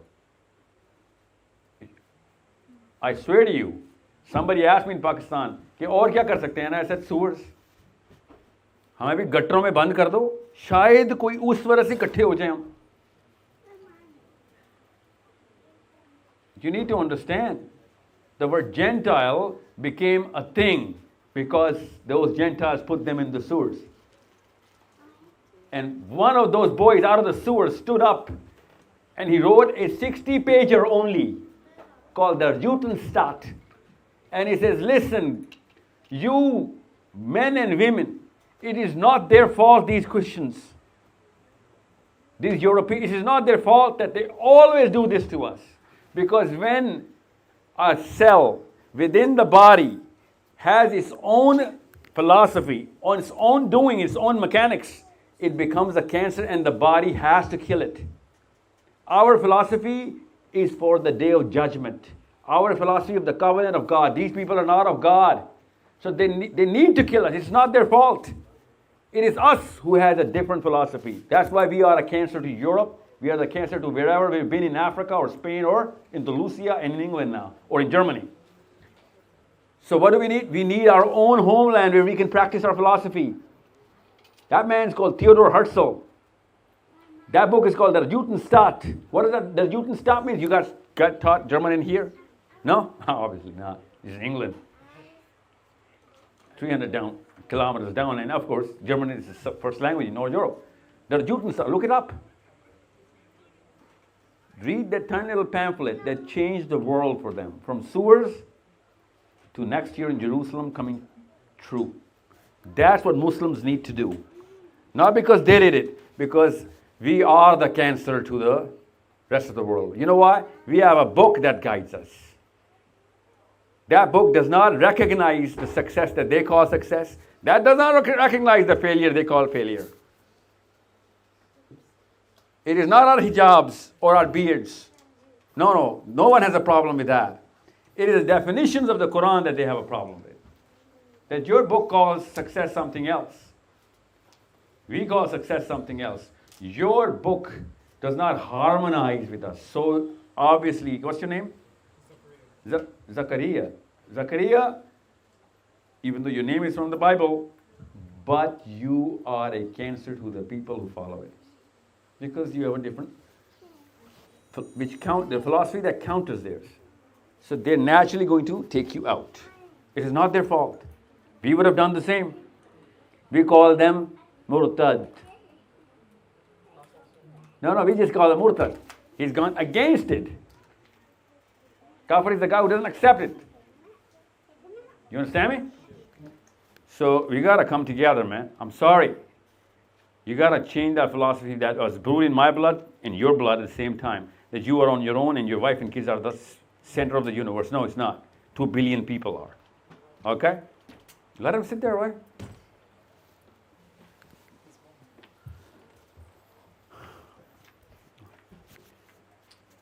Zakaria, you got it? Learn the financial systems. I opened this program called Hayy al-Falah in England, that every Muslim has to come into the masjid, make masjid a profit center, it's a business center, make it an education center as well. I will give the teachers, I will pay the masjid. We will hold the sessions every Saturday, Sunday, because you got to go to school, right? So on Saturday, Sunday, you just have to spend 2 or 3 hours, and we will train you in what? That very word that you use, financial systems, business sense, wealth, how to circulate money, how to establish money, how to actually do it for the community, network together, how to build networks, how to create a lobby, how to make sure the lobby is working. There's a science behind this. It's not one man's opinion. Everyone who's done it has done it the same way because there's the same formula. Have you ever paid for Facebook? Has anyone ever paid for Facebook? No. But still, Mark Zuckerberg becomes a billionaire. You understand me? You need to understand how this system works. We're not trained in this system. And we are the people who aspire money the most. We judge people based on money, but we never are going to learn it. Just like the Quran. We love and judge people based on the Quran. We're never going to learn it. Okay? So there are 8 things the Jewish community did. I'm going to give you a letter on which those 8 things are described and explained. One of them is what I literally in very words that you just said. So amazing that you said it. Well, how old are you? 17. You're 17. You're on the right line. In the wrong place. Okay? Change everybody. Okay? You're right. You got to change everybody because you cannot divorce all of them. They are your brothers and sisters. You cannot get out. I'm sorry. Otherwise, you're in the wrong religion anyway. We have to work for everybody, right? So you got to train everybody, man. Your next session should be yours here in this very hall. Zakaria, I mean it, on financial system, is how money should be circulated within Muslims, should be prospering other Muslims. Give an example. You know Prince Karim, the Aga Khan, Prince Karim? He stands on the pulpit, is giving a lecture, and this boy stands up and says, you know what, our community looks out for each other, I heard. And he says, yes, of course, you heard right. Why? I don't have money to go to that educational program at that university. I cannot make it even though I have the grace. I just don't have the money. And Prince Karim hears this boy, looks at the crowd, has a glass of water, sips it, puts it back. And he says, everybody, I need you to bid for this glass of water. That boy got $8 million right away. That's how community works. That's the definition of one family. You tell me any Muslim can stand on the pulpit and do this for any other Muslim? Think about it. Any Muslim. Right now, any Muslim alive. We claim to love Imran Khan in PTI and Muslim League, Nawaz Sharif and whatever. Yeah? You think Imran Khan can do this in PTI? No. So there's something wrong with the base wiring. You need to change the base wiring. That's why you also start with the 17-year-olds, okay? Because they're going to listen to you, and the virus has not gone into you guys yet. Plus, you know the systems. You know how it works. You've seen England work right there. Chamberlain was the name of the Prime Minister of your country. Your country, Chamberlain. Have you heard the name? 24 hours. He was taken in the nighttime. He was taken out, made to resign, and Sir Winston Churchill was made to enter the Buckingham Palace so that he can enforce the Jutenstaat in Palestine that very night. That's the power of people over governments. Not even a single Jewish member was a part of the British Parliament or the Senate at that time, or the cabinet. How did they do that? The power of the financial systems. That's how it works. That's why I said, envision your laptops, your written words, big changes happening somewhere else. I'll give you an example. A 23-year-old girl called Cynthia, I know her in Sweden. You know what she's written? She has actually written the foreign policy recommended, which is going to be implemented, of Pakistan in Sweden. How many years do you think you put in it? 4. To write that, to come to that level of that literature, right? But it took the first 15 years of parenting to make that fascination go into that girl. That's why Scandinavia is ruling the world. Because they want to, they were aiming for it. If you're not aiming for it, you're not gonna. Zacchaeus today, if they start aiming for it, then you're gonna achieve it. Because our mothers and fathers was not even aiming for global or ummah level objectives. They were aiming for family level objectives.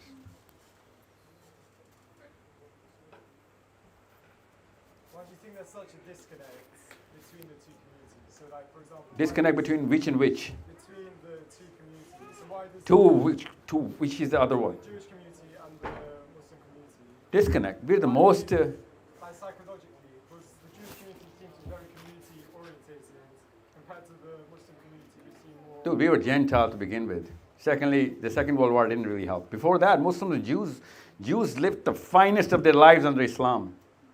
No, but I mean, not the relationship between them. But I mean, within their own communities, why is the Jewish community? Why do they seem more willing to help each other out compared to the Islamic community, where there's? They didn't actually. If you read through it, you'll have to have a little more memory than just 70 years, right? If you read the history of the Jews, they are the most beaten up community in the history of the planet. Everyone comes in and starts beating the Jews, regardless of wherever they are, whoever they are. You know what I'm saying? The Africans, the Muslims didn't really do that, just isolated incidents, but they did happen. The Spanish, the Portuguese, the Germans, the British, there was a day called Hanukkah, which still is. You need to go through these so that you guys can connect with the purpose. You need to write down that purpose. Remind me to talk about this. Somebody, I don't want to leave this session without this, okay? Remind me. I'm going to end with this. Let me just go through this now. So your heart of your question was, and all of them, you guys are on the right page. So what to do? You were saying, Niyat kafi nahi hai, kaam bataएं to say, what to do? Okay, I'll tell you what to do. It's not the first time anyone has come to say that we got to do something. Here you go. This is one case study, which you all love, by the way. The way Muslims talk about LGBT, nobody else does. So beautiful. It's delicious, actually. And this is the second case study. This is another community, okay? The climate change people. Have you heard of them? Obviously, you've heard of them. Have you ever seen them? No, you haven't. You've seen a lesbian or a gay, but you haven't seen this. If you compare the money between this, the financial, running through their campaigns and the whole system that they've made, and the influence, you'll be like, oh my God, this is bigger than any lobby in the world. Every country, every statesman, every Senate has this bill being discussed or passed already. Who are these people? How do they get it done? You guys have a taboo against LGBT. I'm going to tell you how it works. Zakaria, you need to know how it works. Because they're going against everybody. The biggest force against LGBT movement is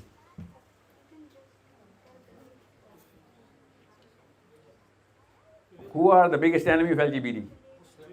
No, not Muslims. Are you kidding me? They love the Muslims because we just protest. The church actually came against in the same way that they started.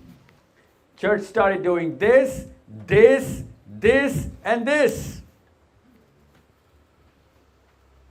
The Christian Orthodox Church in America, England, Canada, Australia, everywhere. They combined together. Obviously, you didn't see it. You're not going to churches, nor are you going to those spaces where they're performing.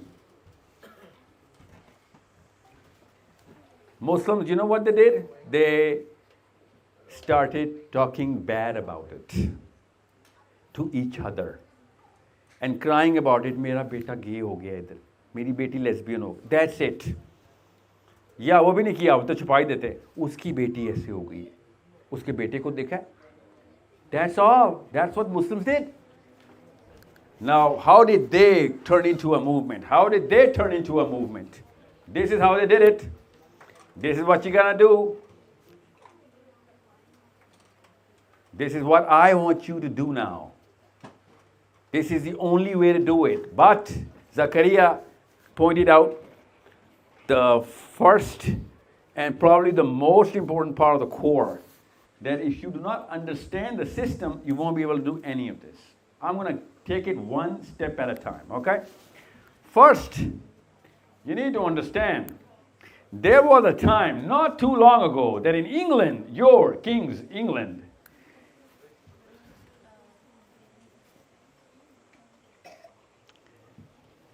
every LGBT guy had to be admitted to a hospital, otherwise he would go to jail.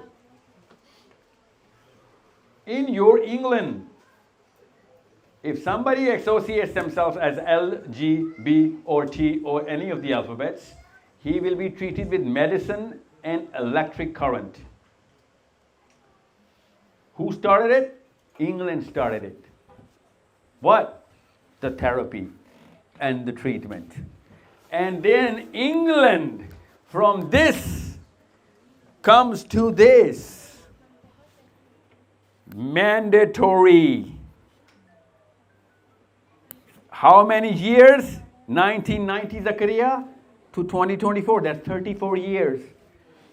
You see any reminiscence from the sewers in 34 years of Israel and this in 34 years in UK as mandatory?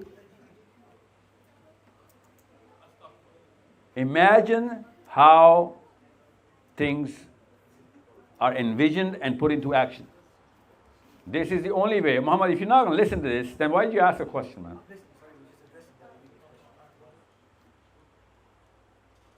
So, 30 years, Zakaria, do you think it's a long time? Yeah, so if you start right now, you can take over the world when you are? Yeah. You know how many 47-year-old people are here? And if I ever call them old, they will punch me. Because they're not old.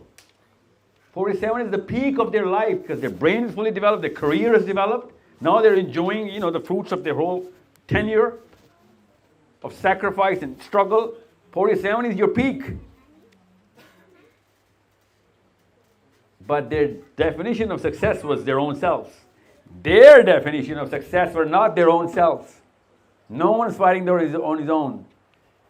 Do you know that you have to have exactly this size of a kit, a little wider, a little heavier? This kit is in the pocket of every LGBT guy. You know what that kit is used for? Every 2 weeks, he's got to do this, take the blood out, check whether he has AIDS or not.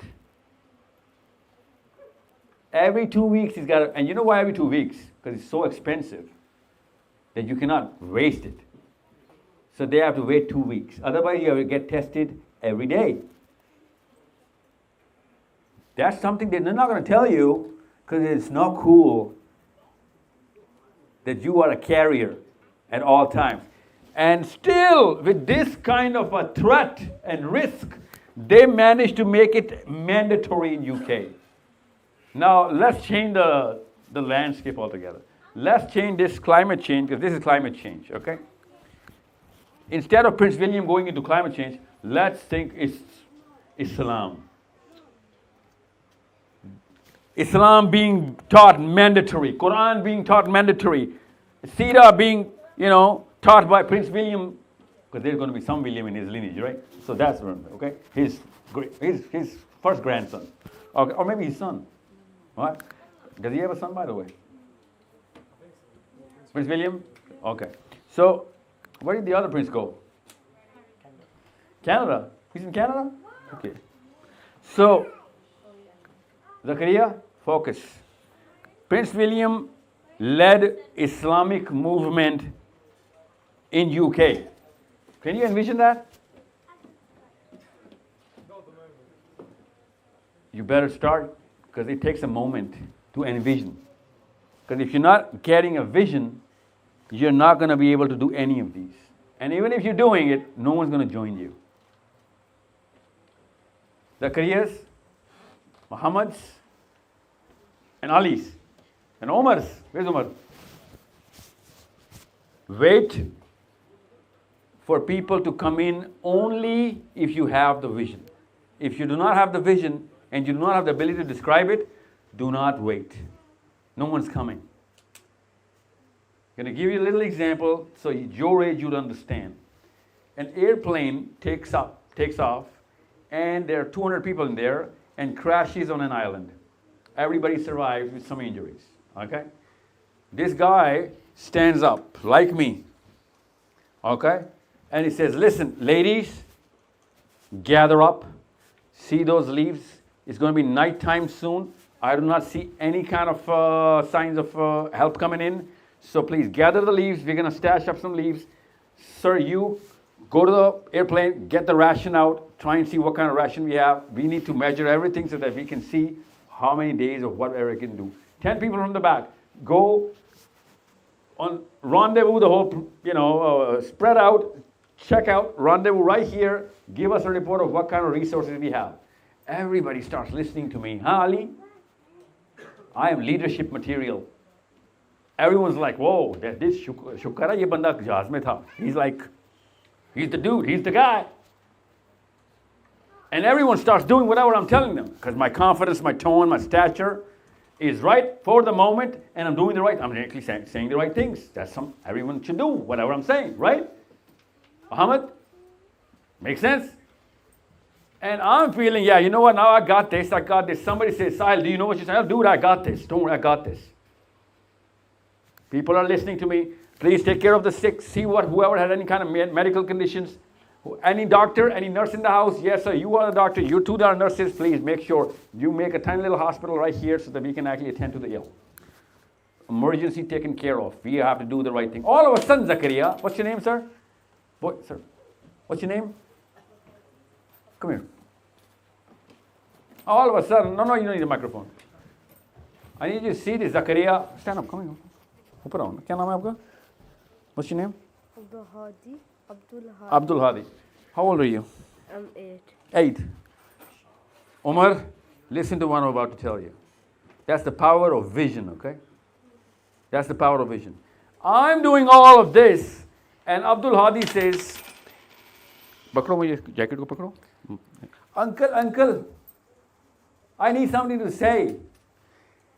And I said, dude, listen, boy, go to your mother. Please, somebody take care of it. And then he says, no, tug back. And uncle, I have something to say. And I said, okay, what do you want to say? Because I want to seem like a leader. So I'm being empathetic. I'm so passionate and kind to children. It's like, Beta, what do you have to say? And then he says, uncle, I was on seat 41B. When the plane was going down, I was on a window seat tilting left. And I saw an island right there. People were there cooking, cleaning, everything. There was a whole village there. And it's right there. Now you tell me, Umar, who's the leader?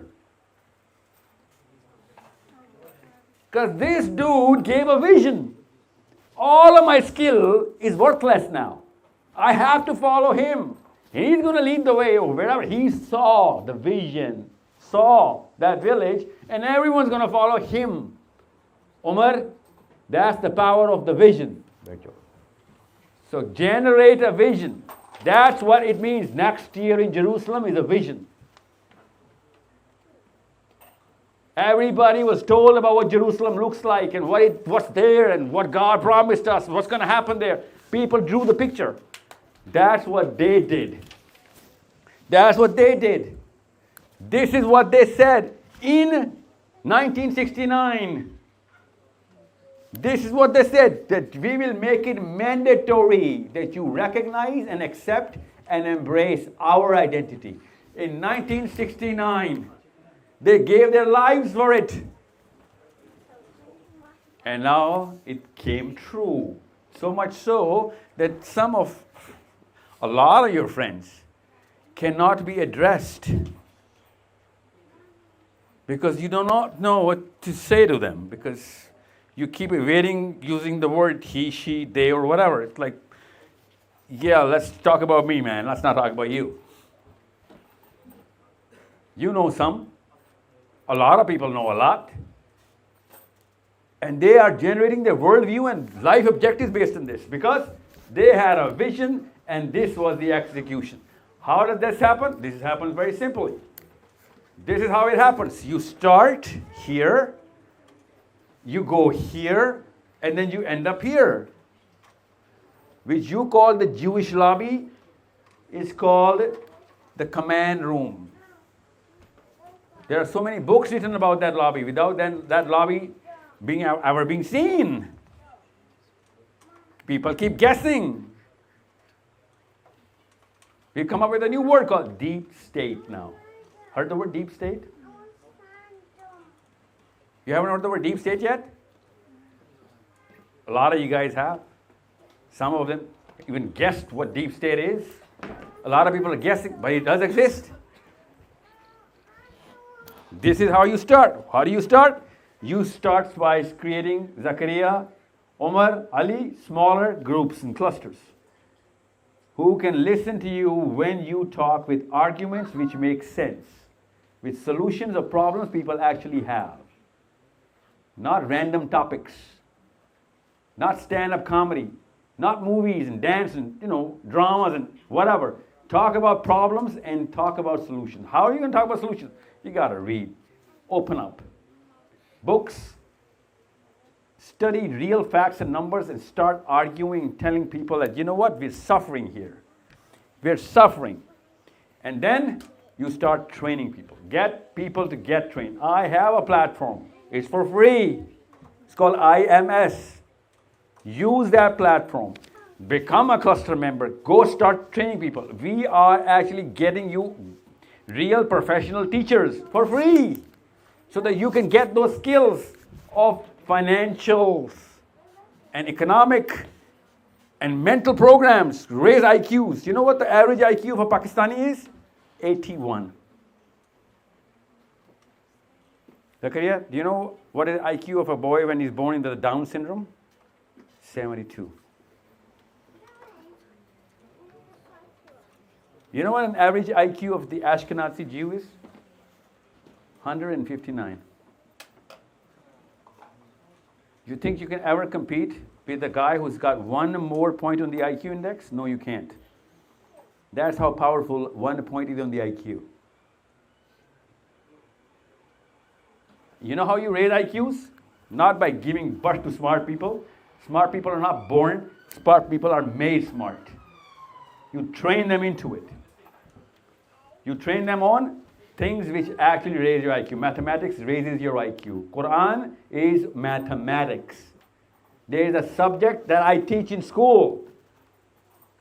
In my own school, the Quranic mathematics. Read the book. It's written by our guy from England. He's a Muslim. The Quranic, the ultimate mathematics. He opened the mathematics of the Quran. And to understand the level of mathematics that that book has, you need to have a PhD in mathematics to understand how complex this is. This is the power of the Quran, and that's just one man's math. That's not God's math. God knows what kind of depth mathematics have in the Quran. So what do?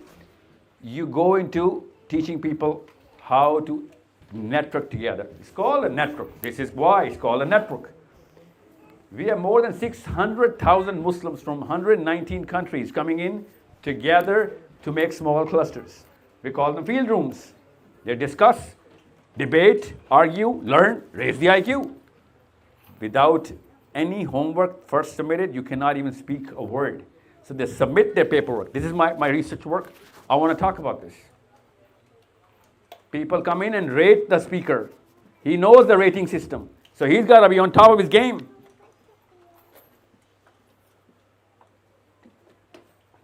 Once you have this, then you move towards this. It's called the engine room, where you rightly said, if you do not have the money, talking about money is not going to cut it. You need to have programs where people are actually coming together. And that's why I said, Mark Zuckerberg, you don't pay for Facebook, he becomes a billionaire. That's the power of the network. You have enough network coming in, whatever you do, which is competence-based though, you're going to actually generate money. That's called business. So we have 600,000 customers. Have you made anything this year to sell? If you made it, we had 600,000 customers already. It's got to be relevant, it's got to be real, it's got to be quality. That's why every Jewish product is in every Muslim home, because it works. Their shampoo is better than any other shampoo. Their cars are actually better than any other cars. यहूदियों का plan नहीं है, यहूदियों की competence है. It's a natural demand of every human being to buy a product that actually works. Or Musliman, whenever Muslims go into product making, Muslims divorce it. कि इतना बुरा है अल्लाह. You know, even though cartoons the Muslims are making, and I want to say this to the camera, what's wrong with you guys? It's like you're still stuck in the 60s. हमारे बच्चे वो cartoon भी नहीं देखते जो मुसलमानों ने बनाए होते हैं. Even the color tones and the aesthetics are from the 1960s. Have you seen a Muslim cartoon when you were a kid? No. You said, well, what were watching Dora? I'm just saying. So what are you doing here? Unless you are competent, please do not lower the standards by coming into the financial system. You have to be competent. And as soon as you become competent, you take care of. Let me ask you a question. Muhammad, who owns YouTube? No idea. But it's not a Muslim. I'll tell you, it's a lady, by the way, okay? Why do Muslims have a replacement of YouTube? Do Muslims need a replacement for YouTube? Yeah, we do. Why is that? Because they can turn it off anytime, man. But you need a better answer than this? Well, why are you looking at me as it's the wrong answer? The article is... You know, Dr. Siraj's channel got banned in 1 second. Did you know that? That's because the truth, whenever the truth speaks, is always the falsehood will try to destroy it. This is. So you want the falsehood to take control of our truth speakers? Of course not. So we need a YouTube, right? So what I'm saying, listen, dude, it's a simple answer. It's a simple question. We need our own controls over our own system, man. How hard is that to digest? Especially media, man. You think I want to watch Fox for what's going on in Israel? I'm sure we need it, but I don't think now is the time. Oh, really? Yeah, I know, you're right. That's the first thing you said, you're right. Because we needed it 30 years ago. You're right. Now is not the time. That was 30 years ago. So we need it yesterday. We don't just need YouTube. I don't care about YouTube. We need media. YouTube is part of the media. Part of the narrative. Part of what? Part of training the brains of this age to understand that cartoons were not your answer when you were 7. But your mommy shoved cartoons down your throat because she had to watch her own TV channels. Sorry. That's why.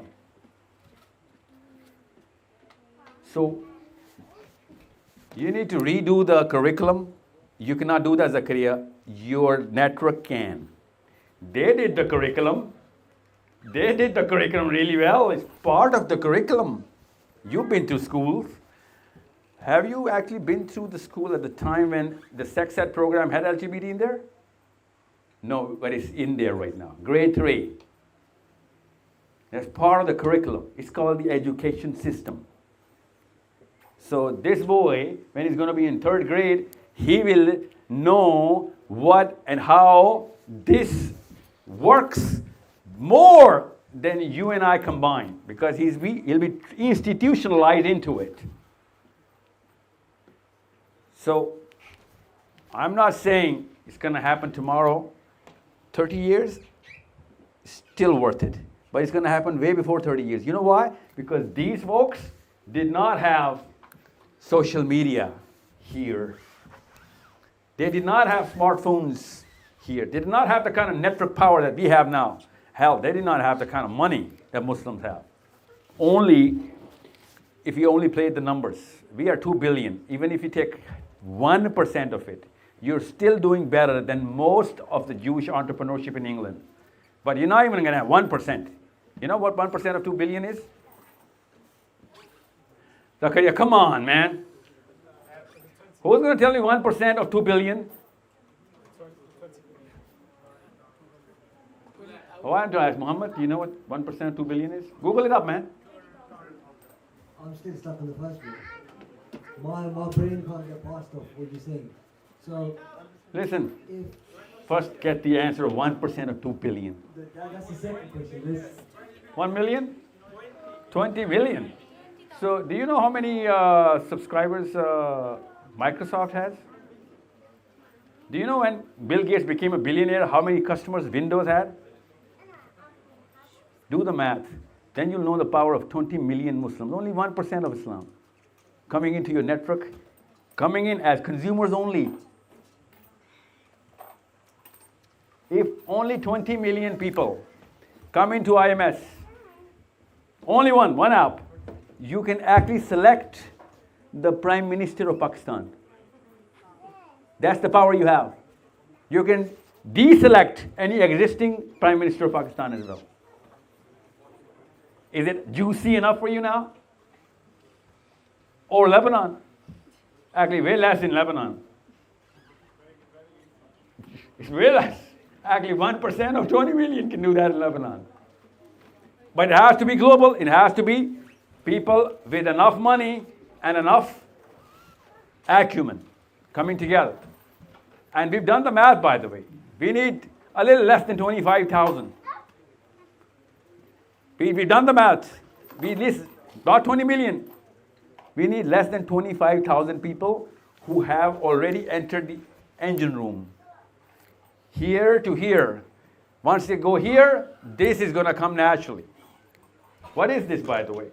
Global issues, geopolitics. You tell me, Muhammad? Lebanon, Pakistan. You're from Pakistan, Muhammad? What part?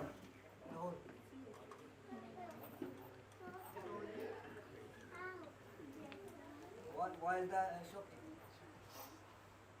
No, I'm not shocked. I'm just trying to make a wait so that people can go quiet, man. Don't worry. Not everything's about you, buddy. What's wrong with you? What's the full name of King Charles? No. Because you know what Nawaz Sharif is? Yeah, I do know. But you're English, man. Okay. You don't know King Charles' name, but you know Nawaz Sharif. I don't need to know neither of the names. I happen to know it, but I don't see the need to know either of them. You really don't think you need to know the king's name of England? Why? You tell me why is that significant? What makes his name significant? Because it has Mountbatten in it, man. You know who Mountbatten is? No. Okay, we need to bring you back to zero first, then we'll start talking, okay? You're not at zero. Again, everything, all the questions I've said, I've not. Because you're not qualified to understand what I'm saying, buddy. You need to be competent consciously incompetent to know how incompetent you are. You're not even consciously incompetent right now. You don't even know what you don't know. So we need You see what I'm saying? So we need to have YouTube first. Right? No, not YouTube. You need to have a book. Start reading from A onwards. And that Okay? book is- Science, physics, the Quran, man. The Quran is the only book we need. As Muslims, Listen, Umar, Ali, what's your Muhammad? MashaAllah, 3 good names. If you do not know physics, you cannot understand Quran, okay? No. Think about what I said. Okay. If you do not know physics, you cannot understand the Quran. So at the time of the Sahaba, Yeah. they understood the Quran and they Because they understood cosmology taught by the prophets. That's called Yatlu alayhim ayat. so So we stopped it. Now I want you to start it, man. So we need to be able to understand the Quran, we need to be Physics, mathematics, biology, So- political science, So my question, psychology. My question. Yeah. At the time of the Sahaba, did they first study the Quran or did they first study the physics or anything else? They studied it by the Prophet ﷺ at the same time. Abu Bakr Siddiq says, I was taught by the Prophet ﷺ Surah Baqarah in 8 years. No, hold on. Process what I'm saying, buddy. Do you know of any course in Islam right now, Muslim world, which teaches Surah Baqarah in 8 years? What are they going to teach? You know what the 8 Alim course is in Pakistan, Lahore? 8 years. You know what they teach? The whole Quran, the whole Seerah, the whole Sunnah, the whole Hadith, the whole Fiqh, and the jurisprudence covers all of whatever they've got in 8 years. And Abu Bakr Siddiq is studying Surah Baqarah only in 8 years by the Prophet ﷺ. What do you think he was learning? Everything. The Quran Everything. is all we need. Were you not saying that Sahaba did not learn physics first? But the Quran has everything in it for us. It's all about being able, finding people who can teach it, teach us. Yeah. So I want you to become that teacher, man. You understand me? Is that too much to ask for? No, I'm with you on that. That part I'm with you. What part are you? What is the other part that I'm actually talking about? I've lost you on this whole part of the media and this, and we need to basically have our own platforms and all of this. What do you think وَأَعِدُّ لَهُمْ مَا اسْتَطَعْتُم مِّن قُوَّةٍ means, man? Explain it to me. You're the one with the knowledge. Muster up all whatever you can in power, quwwah, against them. What does that mean? So power comes from? Influence, man. Money, network, What else do you think power is? What do you think power is? Me doing my biceps? Of course not. There's obviously different types of powers. Well, this is the power Allah is talking about. Because in this very ayah, Allah says, pro against the enemy that you can see, and the enemy you cannot even see, only Allah knows. This very ayah. That's what I'm saying. You become a teacher of the Quran, you'll have to learn the Quran, okay? Now, Omar, you with me on this? You got to take up a target here. You can't just be with me on this by words. You got to take up any one of these targets. And you need to have a 5-year strategy on this. If you're not putting your 5 years with the plan, with the vision, and a plan to achieve that vision, I'm sorry. You're going to go through the same kind of depression and the SSRI drugs your folks are going through all over England right now. Because they don't have a vision or the plan. They just have a feeling of success that you're trying to chase.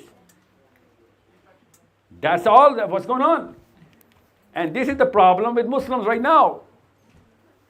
This is what's bothering, this is the big bug, I call it the big bug. Zakaria, the big bug. You know what the big bug is? Here's the big bug.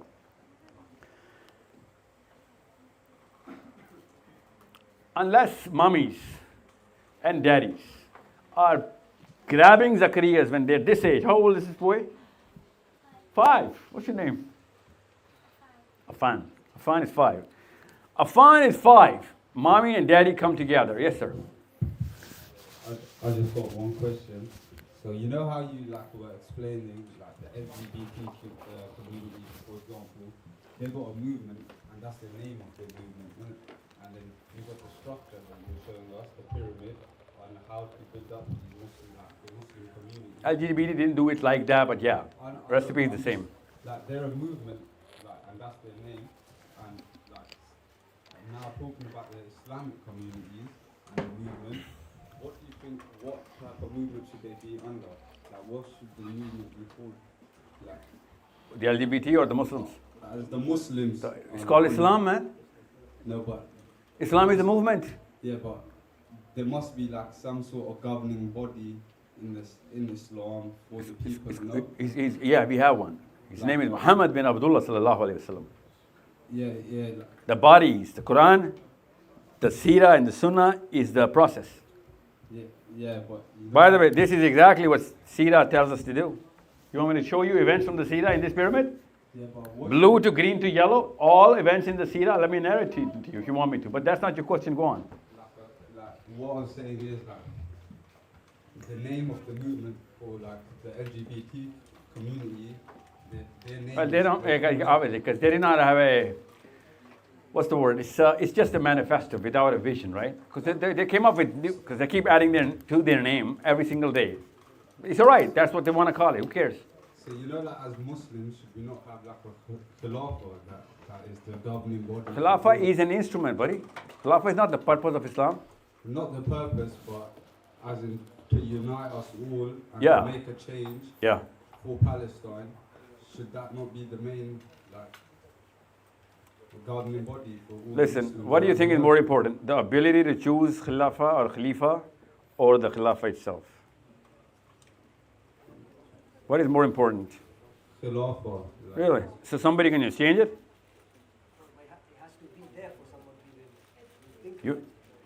Listen, I'm asking you a simple question of common sense, man.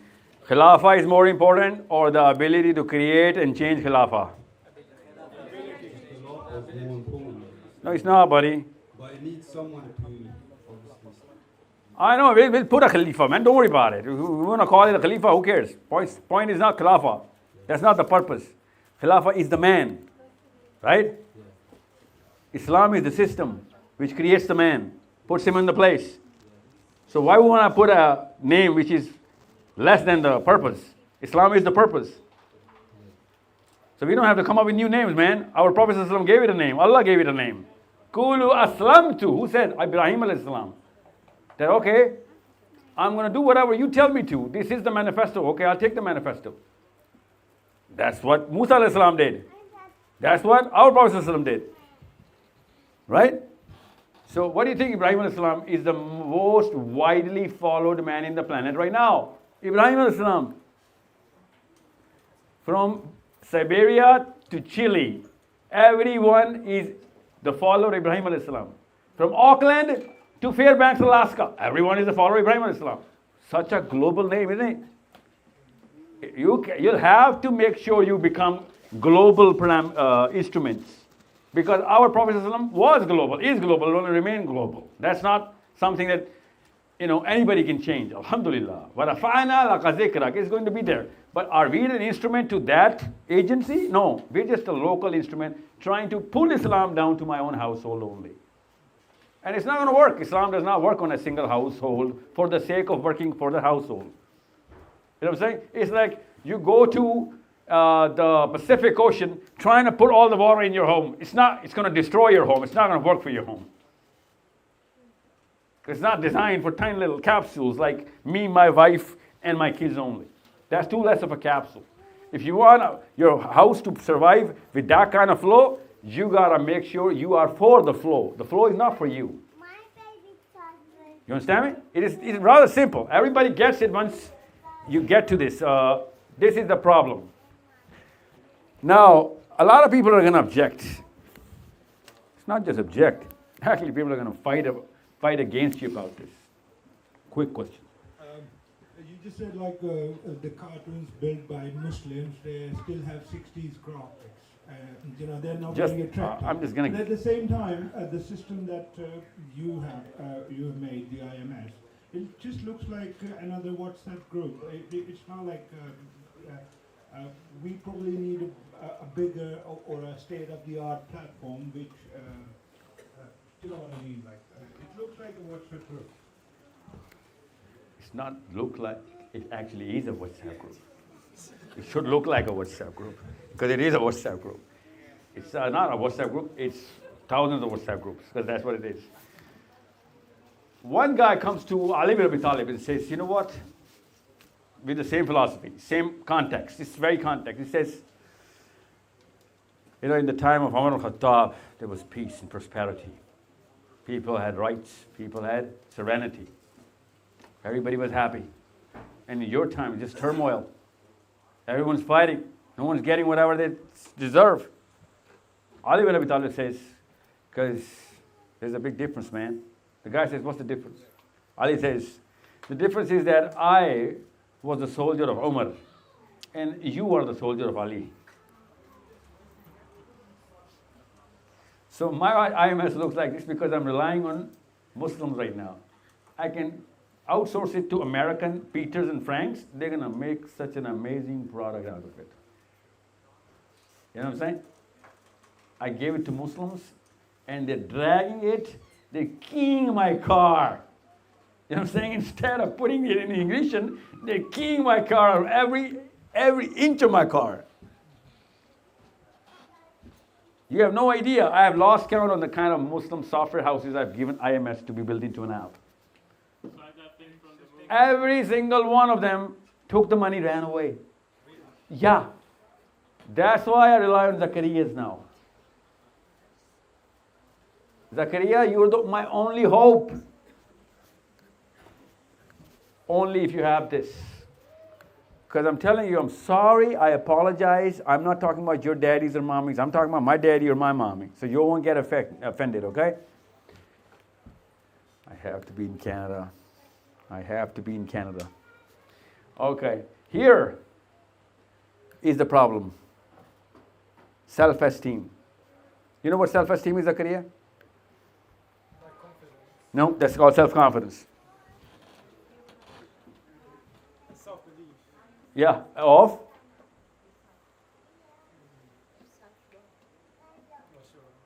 Where you put yourself in the crowd.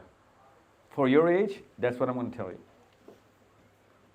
And I'm talking about the crowd of the world, or your friends, or wherever that crowd is. So if you're not competent, you better not have self-esteem. You understand me? If you are competent, you will naturally have self-esteem. And Muslims have a very loud voice and mouth, no performance to back it up. That's why they use the Quran as a hunter. Because if you ask anyone about the Quran from the guy who's talking about the Quran, he does not know how to explain it, so he starts beating you up with it. With it. You know what that means, right? So Muslims are not performing, so they cannot have self-esteem. It's that simple. I'll give you a little example, a task, a homework. Tomorrow, Monday, call a Pakistani solicitor for any random thing. And then call a white solicitor for the same thing. Compare the answers. And I mean random. Keep doing this exercise till you get the same answer. And tell me the number of Pakistanis it took for you to get the same answer. My bet is there's going to be over 50. And they'll be born and raised in England. Hence they became a solicitor. You understand me? And that's just one area. Of what, beta? Of what? Educational reform. Because there cannot be two different laws in England. That's the one thing that cannot happen. There's just one law. That's why it's called a lawyer. He can compete with the same against the lawyer on the same law. But you're gonna get two different laws. And I want you to prove me wrong, at least on the number. But I'm sorry. I need you to go through these homeworks. Ali's and Umar's, go through this homework and so that you can see where the problem is. Otherwise, you will become a problem. So here's the problem, self-esteem. The only way to get self-esteem is if you're actually competent. Because if you're not competent, you will have to naturally fake it. Once you're faking it, you lose self-belief.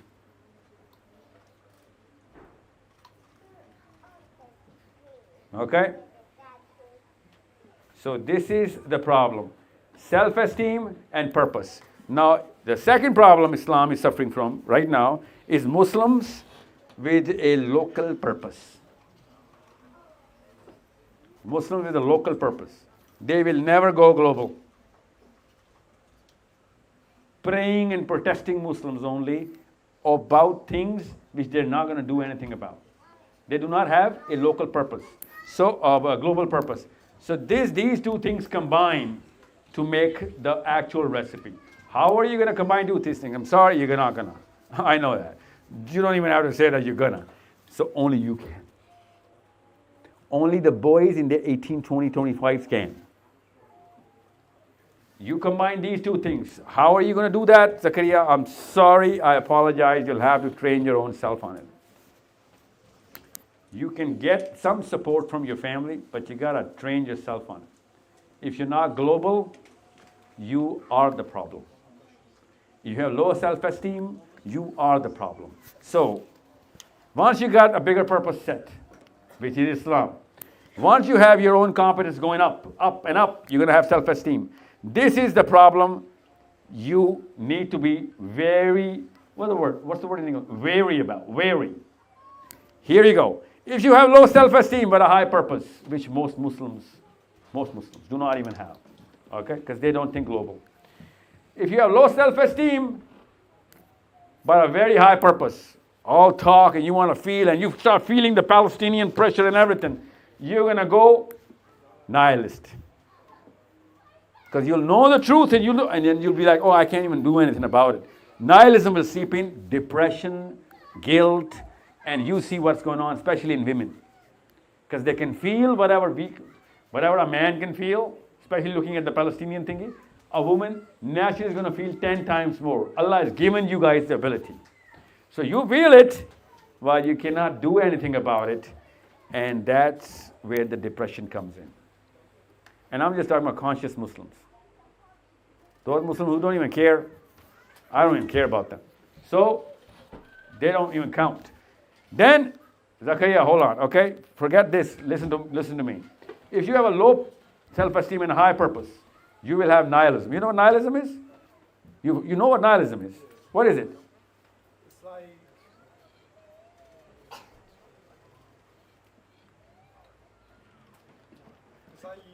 don't have any motivation there is no purpose. You have no purpose to do anything. So nihilism is a guy, nihilistic guy is a guy whose brain does not generate enough dopamine to even get out of bed. He does not have any purpose to do anything anymore. Okay? Nihilism is a disease. It's not like a taboo or anything that I'm calling it. Nihilism is an actual disease. There's medicine for it. It's called serotonin, by the way. Okay? The serotonin is the chemical of purpose. I don't know why I keep carrying this. I was thinking, why I was trying to click from it. It's right. I need something to lean on. So, most kids, who, especially girls, who go through Palestinian news and everything, they go into guilt and second stage depression.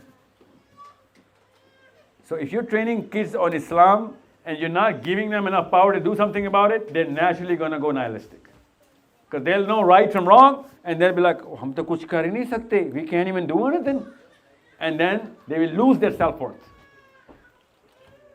It is that big of a problem. Now, let's just say you have very high self-esteem, but a low purpose. Low purpose, which means you're playing local. You're a Pakistani, not a Muslim.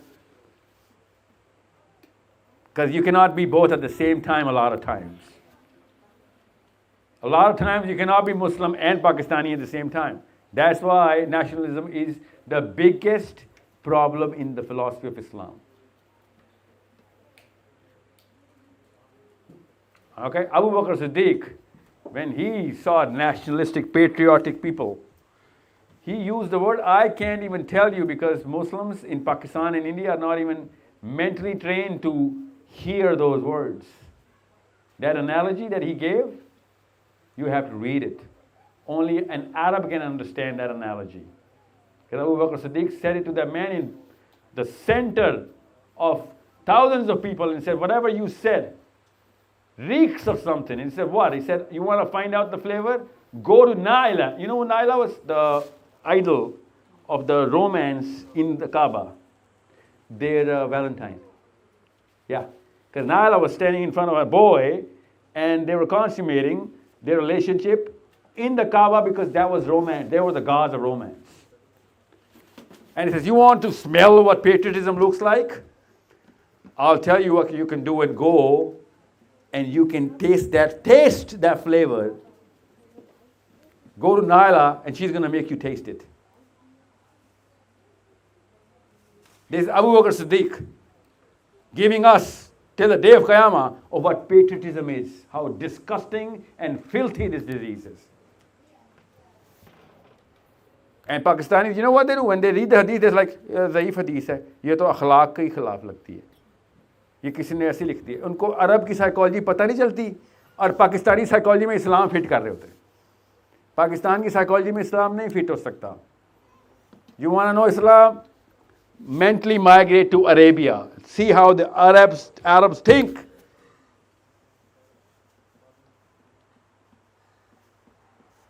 I used the word jahil, remember on TV? See what happened to Pakistani? The word is used in the Quran more than 20 times. Literally, ayyuhal jahilun. Allah talks about the insan, the human being. Innahu kana zaluman jahula. Human being is zalim and jahil.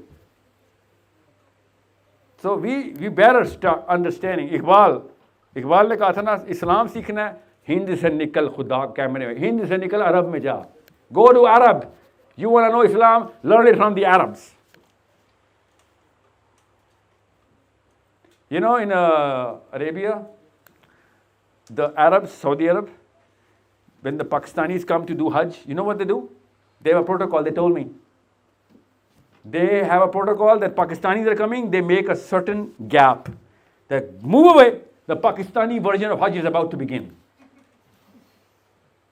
All the Arabs wait, Pakistanis and Indians come in, and they do whatever they think is Hajj, and the Arabs are like, oh my God.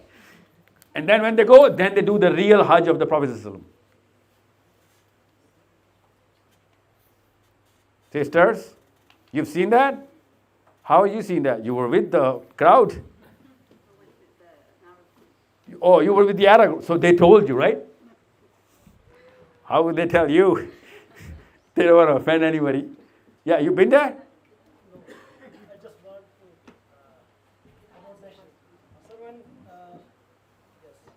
I can hear you. Nationalism of Pakistan is based on religion of Islam. No, it's not. Nationalism of anything cannot be based on Islam. The country of Pakistan. Which definition Pakistan is a nation? On the basis of religion, we are a nation. Pakistan is a nation on the basis of religion. So when Pakistan is not. Listen, I know what you mean. आप उर्दू में पूछिए. आप ताकि मैं जुमला अंग्रेजी में गलत बोल रहे हो. उर्दू में पूछें. जुमला ही गलत है. देखा ये गलत है. अंग्रेजी ना तो बोलें. पाकिस्तान का नेशनलिज्म हो या मक्के का नेशनलिज्म हो, इस्लाम पे नहीं हो सकता ना वो. नेशनलिज्म इस्लाम पे नहीं हो सकता, चाहे मक्का में हो. So on the which base Pakistan came into being? Pakistan claimed to be a nation on which ground? On the ground of Islam. We said we are Muslim. Pakistan was made on the philosophy that we cannot live with Hindus because we are Muslims. आगे मैं पूरा जुमला करूँगा, आपको समझ आ जाएगी. So anyone who is a Muslim should be a Pakistani citizen then, right? No? नहीं sir, I'm talking about the subcontinent as well. Any Muslim in Lebanon should be a Pakistani citizen based on the definition of Pakistan. No, sir. Then you are taking it out of Islam then. We have a nation-state system and it was always prevailing. No, we don't have a nation-state system. Sir, Winston Churchill has a nation-state system. Muslims don't. आप एक ही वक्त में दोनों चीजें क्यों combine कर रहे हैं? Okay, I am not trying to combine. Please. सुने, मैं आपकी बातें समझ गया, आप मेरी बातें समझ नहीं. आप ये समझ रहे हैं कि मुझे आपकी बातें समझ नहीं आ रही. सुने.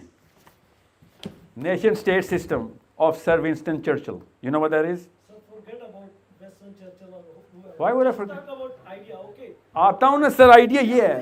आइडिया पे आता हूँ. आपको जल्दी क्यों है? जल्दी क्यों है? विंस्टन चर्चिल ने मुल्क बना दिए.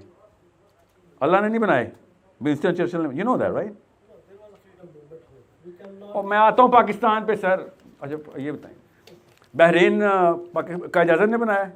बहरीन. विंस्टन चर्चिल ने बनाया है. आपको पता ही नहीं इस बात का. सऊदी अरब किसने बनाया? Saudi Arab was made by Sir Winston Churchill. You don't know that? Oh, that's the problem then. You know that, right? When there was end of Turk Khilafat, so then there was demarcation. By Britain, that was. Sir Winston Churchill. Yeah, that's what I'm going. So Britain gave birth to these countries. Allah didn't. You get that? अभी मैं आता हूँ पाकिस्तान पे. अभी पाकिस्तानी नस ना फड़काएं अपनी. मुल्क बना दिए उन्होंने. ठीक है. अब अचानक इंडिया में एक मूवमेंट हमने की कि हम हिंदुओं के साथ नहीं रह सकते. Any Muslim who is a Muslim has to practice Islam in this part of the land. We are going to call it Pakistan. Right? So why did we make a boundary against Iran and Afghanistan? They're Muslims. Aren't they the same? दो कौमी नजरिए वाले हमारी कौम. Sir, what? Two-nation theory in the context. Two nation against Indians, right? Hindus, Muslims. Iranian, they are living in their own country. Afghanistan. Listen, we didn't make Iran, We right? have a problem with subcontinent issues. So I get it. Listen. एक वक्त में take step one. I'll make you take step two. Hindus, Muslims, split. Muslims are not going to live with Hindus anymore. They need to practice Islam. So we are not India anymore. We are Muslims. So why are we different country than Afghani Muslims or Irani Muslims? Shouldn't they be getting a Pakistani passport? You're Muslims, come and live with us. We're going to practice Islam. दो कौमी नजरिया, चार कौमी नजरिया तो नहीं है ना. चार meaning ईरानी, अफगानी, पाकिस्तानी और इंडियन. ये चार कौमी नजरिया तो नहीं है ना. दो कौमी नजरिया है ना. Sir, here we are confusing two points. There is a concept of unison theory and ideology of Pakistan.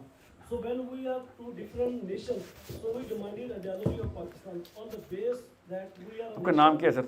Asif. Asif साहब, दो कौमों में एक कौम हिंदू है, दूसरी कौम कौन सी है? तो जो भी मुसलमान होगा वो पाकिस्तानी सिटीजन होना चाहिए ना. ये है दो कौमी नजरिया सर, वो आपने पढ़ा ही नहीं हुआ ना। वो आज बताओ हाउ इज पॉसिबल, सबको सवाल समझ आ गया? I'll tell you it's possible. Every Jew born in any part of the world is an Israeli citizen. ये आपको नहीं पता था इस बात का?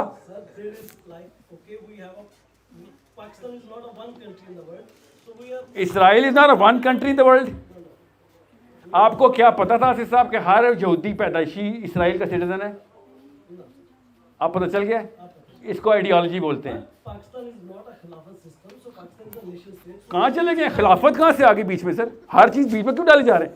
इसराइल में खिलाफत है सर? No, I am talking about ideology to ideology. Israel and Pakistan are both the only two countries made on Israel ideologies. उन्होंने कहा कि जो भी मुसलमान होगा, पाकिस्तानी ने कहा जो मुसलमान होगा, हिंदू नहीं है, वो इधर आ जाए. बुलाया था हमने सबको, आए थे लोग, सिवाय उनके कि जो असल में मुसलमान हैं वो ना आए. ये कहीं लिखा हुआ है? इसराइल ने कहा जो भी यहूदी इधर आ जाए. सब यहूदी इसराइली सिटीजन हो गए. आपको पता ना, जो भी यहूदी कहीं भी पैदा होगा, ही इज इसराइली सिटीजन, चाहे ऑस्ट्रेलिया हो, ईरान हो, पाकिस्तान हो.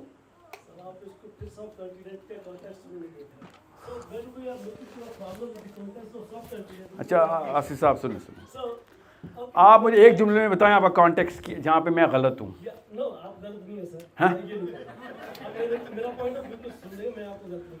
और सर क्या पता मैं गलत हूँ, मैं कोई नबी तो नहीं हूँ ना, आप बताएं.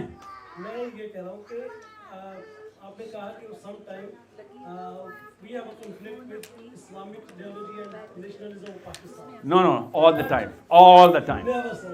Because we have declared Islam to be our state religion. Really? तो अफगानिस्तान और पाकिस्तान की भी जंग हो रही है, कौन ठीक है? Sir, there are political issues involved. So every country has a political issue. So it's not. So countries will have political issues, ना? So countries नहीं होनी चाहिए ना? तो मैं भी कह रहा हूँ.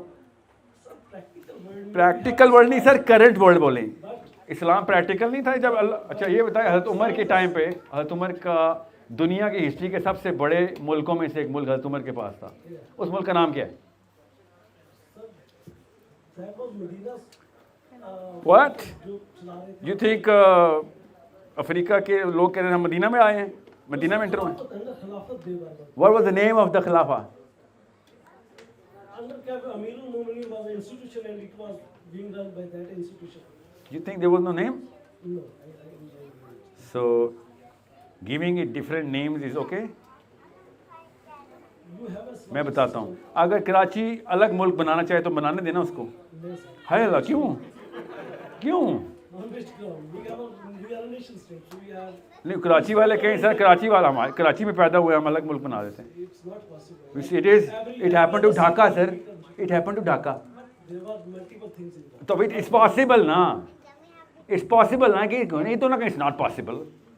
हाँ, अगर कराची अलग हो जाता है तो आपको तो ठीक नहीं लगेगा ना, it's against the nation state. तो जब इस्लाम को अलग करके मुल्क बनाए वो क्यों ठीक है फिर? वो प्रैक्टिकल हो गया. We were very peaceful. We were just not peaceful with Winston Churchill. आप ये बताएं, और सुने, और नहीं सुने सुने सुने, आप ये बताएं, फ्रांस और जर्मनी में यूरो चलता है? दोनों में यूरो चलता है सर.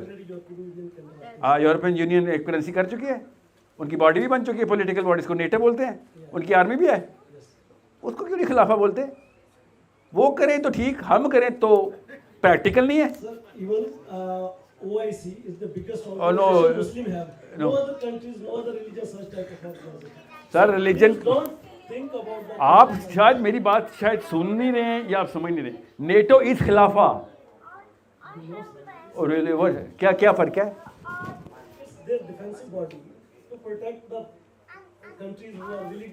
सर आपको पता है ना कि यूरोप की प्रोग्रेस के लिए नेटो बनी हुई है, यूरोप के डिफेंस के लिए नहीं बनी हुई. एक काम पड़ गया उनको डिफेंस का, वो भी रूस की वजह से, वरना नेटो ने कब यूरोप को डिफेंड किया पहले?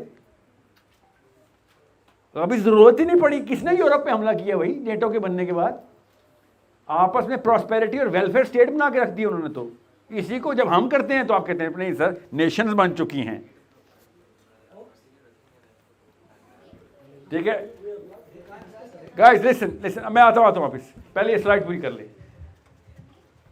हाई सेल्फ एस्टीम और हाई पर्पस के बगैर एक जुमले में बता रहा हूँ, उर्दू में बता रहा हूँ, then I am gonna speak English, don't worry. Quran आपको समझ आ ही नहीं सकता अगर आप हाई सेल्फ एस्टीम के नहीं हैं और हाई पर्पस के नहीं हैं। ओके बड़ा पर्पस रखना ज़रूरी है कुरान के लिए। अभी मैं पहले कुरान की बात नहीं कर रहा था, मैं मुसलमानों की बात कर रहा था। मुसलमानों की हाई सेल्फ एस्टीम हो तो उनको पर्पस नहीं मिलता, वो लिबरल्स कहते हैं उनको। आप जो हाई एस्टीम में चौधरियों के बच्चे हो जाते हैं या उनकी बड़ी एस्टीम होती है अपनी। या पिछले मैंने मैनचेस्टर बोला, Imran Khan is high self esteem low purpose, Nawaz Sharif is low self esteem low purpose. So a lot of people started complaining कि हैं सर इमरान खान को आपने लो पर्पस क्यों बोला है? I said, what? That's your problem. You should be like, sir, high self-esteem किस base पे बोला आपने? हमें भी पता, हम भी लिए। It's biasness, nothing else. Okay? So what I'm saying is, अगर हमारी आर्मी हाई सेल्फ एस्टीम की होती ना तो ईरान भी बचा लेते हम, फ़लस्तीन भी बचा लेते। समझ रहे हैं? पर्पल को छोड़ें, नेशन स्टेट के अंदर आप समझ रहे हैं कि पाकिस्तान फ़लस्तीन में नहीं इंटरवीन करना चाहिए? नहीं करना चाहिए, ओके मत देना चाहिए, बल्कि under international law we respect that. तो आपको पता है फ़लस्तीन, Lebanon, do you know that Palestine is hit by the army, real army, by only one country in the history of Palestine. You know what that country is? Pakistan. We killed 40,000 people in one Friday. तब क्या था international law? Israel नहीं sir, Palestine. Pakistan ने फ़लस्तीन पे हमला करके 50,000 फ़लस्तीनी कत्ल किए हुए हैं। Oh, it was another issue, but we killed Palestinians. और जो तो अल्लाह बुलाए तो ना जाएं, जॉर्डन बुलाए तो चले जाएं। You actually justifying this? We have no right to go to Palestine.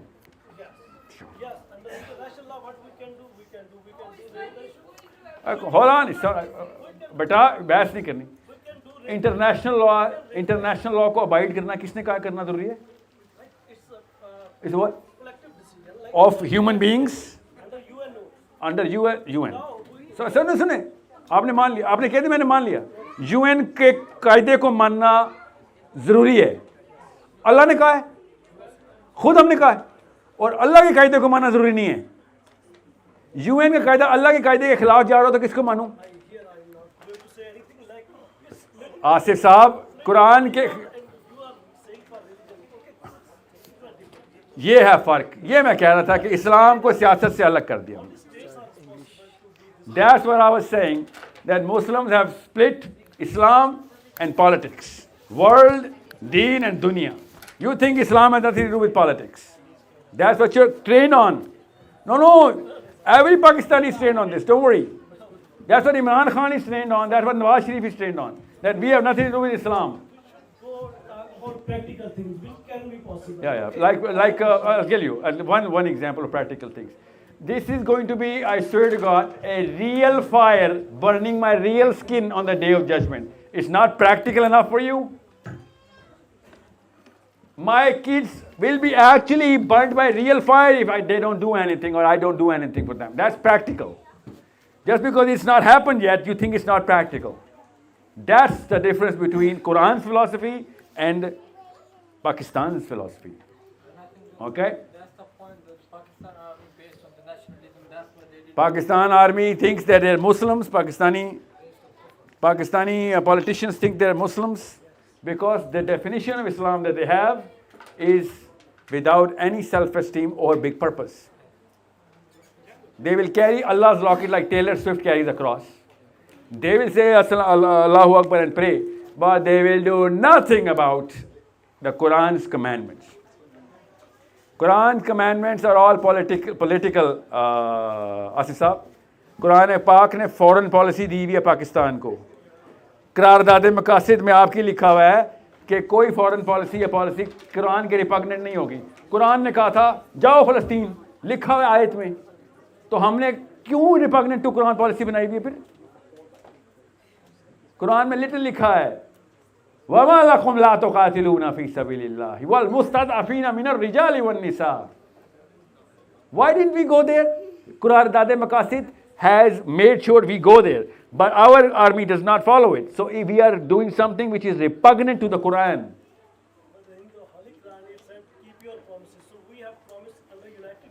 keep your listen. या सिर्फ सही सही कह रहे हैं आप. हर पाकिस्तानी को यही पट्टी पड़ाएगी. और पूछें तो सही मेरे से, आप मुझे बता क्यों नहीं, पूछ क्यों नहीं रहे कि सर यहाँ पे हमारा यूएन से किया गया प्रॉमिस किधर जाएगा? ये सवाल होना चाहिए ना आपका. और सर आप क्यों समझ रहे हैं मुझे पता नहीं है. मैं लोगों का टाइम बचा रहा हूँ, लगेगा बहस हो रही है. हमने यूएन से प्रॉमिस किया, हमें पूरा करना चाहिए. ठीक कह रहे हैं, ठीक कह रहे हैं. उससे पहले जो अल्लाह से प्रॉमिस किया वो नहीं पूरा करना, वो भी करना है. अब दोनों प्रोसेस काउंटर कर गए तो कौन सा प्रॉमिस से मांगूंगा? बताए ना. Real okay, that's it. No be done. No. और अगर स्टेट ना बनाए तो मेरा काम स्टेट को डिथ्रोन करना इस्लाम में फर्ज है. Yeah. No, through this, buddy, this, not elections. No, please don't do that. Come on. No, okay, that's just ad hominem, okay? This is not elections, sir. This is how you do this. आपके बच्चों के पास नवाज शरीफ भीख मांगने आना चाहिए कि भाई मेरा इतने बड़ा प्लेटफॉर्म बनाया, मेरी सीवी लगाओ इस पे. You need to understand the power of the network. और आपके बच्चों को पता क्या कैसे कहना चाहिए कि बेटा किधर आए हो, तुम्हें अल्लाह ने पावर दी थी, तुम कुरान के खिलाफ पै गए हो 4 दफा. तुम्हें किस बेस बताएं, प्रूव कर दो. हमने किसी के मामे के बेटे को तो नहीं लगाना. We are going to qualify anyone on Islam. You qualify, we'll make it to you. Even if you're Nawaz Sharif or Shehbaz Sharif, who cares? Your kids have to be in a flow of Islam only. That's it. Nawaz Sharif never qualified on Islamic principles. At least Imran Khan said that he does, which he didn't, but he said that he does. Again, which he didn't. So, you need to be very careful. Before I go into this slide, because this is a new launch that I took up myself, because it's not my product nor my company. These books, when I saw, it changed the game for me. This is the need for little kids till the 10th grade age of kids. Go through this website and read the value system and the attributes that they are trying to make. Go through them. Just read the books. It's on the website, okay? Go through them. That's where you are going to understand क्या चीज़ें miss हो रही हैं. What are you guys missing out on? I can speak for 10 days and I cannot go through the list because there's such a big list we miss out on our kids, especially building their characters. For example, courage. For example, empathy. For example, fairness. That cannot be taught, I'm sorry. That can only be trained. Courage cannot be taught. मैं lecture दूंगा, बहादुर हो जाए, हो ही नहीं सकता. आपको पकड़ के गोते दूंगा तो आप तैरना सीखेंगे. किताब देके ना तैरना नहीं सीख सकते, डर नहीं निकल सकता. किताब बताऊंगा, लेक्चर दूंगा, एम्पैथी कर, you're not going to be empathetic. Put you in a situation, make you go through the stuff, you'll be trained on empathy. So this has to be again, this is not from a source code, so don't think I'm trying to present a product here. This is a totally different company, came up with the finest solution that I've ever seen. It's a eclectic, build-up, step-by-step program. Go through this. I have never, ever endorsed any program in my life, ever. This is the one program I am not just endorsing. I want you to go and explore as mothers and fathers, see what this program is all about. This is an educational program. You just have to go through those little chapters one by one, age-wise. Real psychologists have worked with real psychology every step of the way. Go through the list of attributes. That's only possible if you're actually serious about understanding character hota kya hai, how to build a character in a child. Okay? So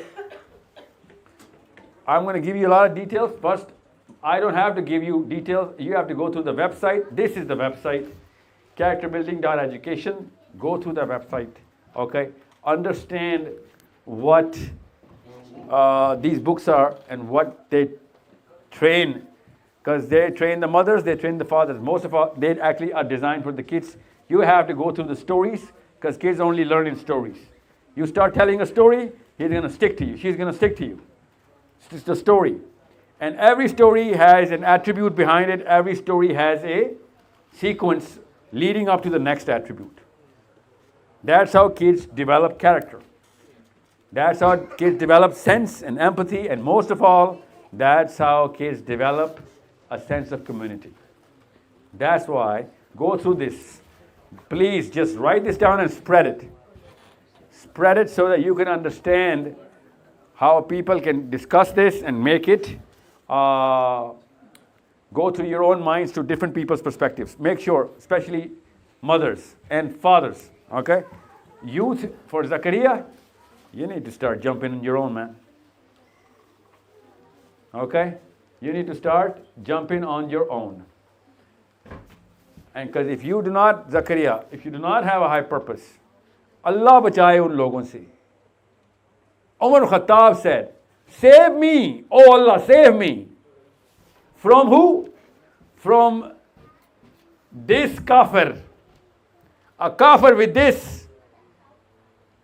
And a Muslim. Save me from the Muslim of this. Low self-esteem.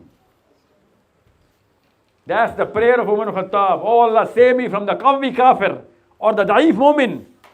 मुझे ज़ईफ मोमिन के sir से बचाई और मुझे कवी काफिर के शर से बचाई.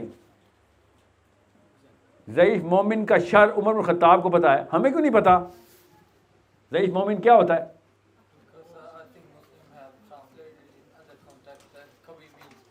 Like biceps and triceps, yeah. ज़ईफ मोमिन होता है powerless Muslim. It's a disease in Islam. Umar Khattab is calling us a disease and saving himself, calling Allah Azza wa Jal कि या Allah, Allah उसको protect करे किससे हमसे. Imagine कि Allah उस उमर को protect करे हमारी type के मुसलमानों से. It's a problem of a totally different nature when you look at this prayer. So, Kavi Momin की definition group में बेटा अभी बता दूँ. You cannot be a Kavi Momin alone. Kavi Momin is when you connect together and you work together. Everyone has the same purpose. People with different skills are going to come in. Everyone's going to add to your purpose. All of you guys cannot have the same skill set or the same skill type. That's why you need everybody. Islam is not a one-man job.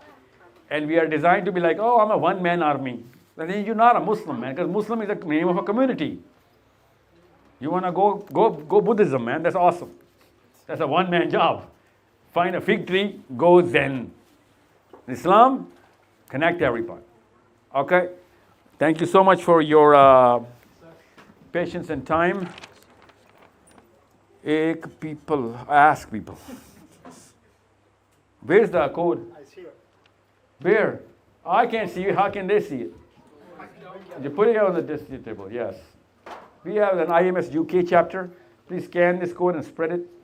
If you scan it, you're naturally going to come into this engine. You're going to go right here. You're going to land here. You scan the code, you're going to be right here. And then you can just be a student, learn from people of what they're doing, see what's going on. It's just a big university right now. After that, it'll become a big financial system. After that, it'll become a big political system. That's the 3 steps. Inshallah, inshallah. Right now, but it's not going to stop being the biggest university because we're going to have more babies and they're going to grow into it. Girls,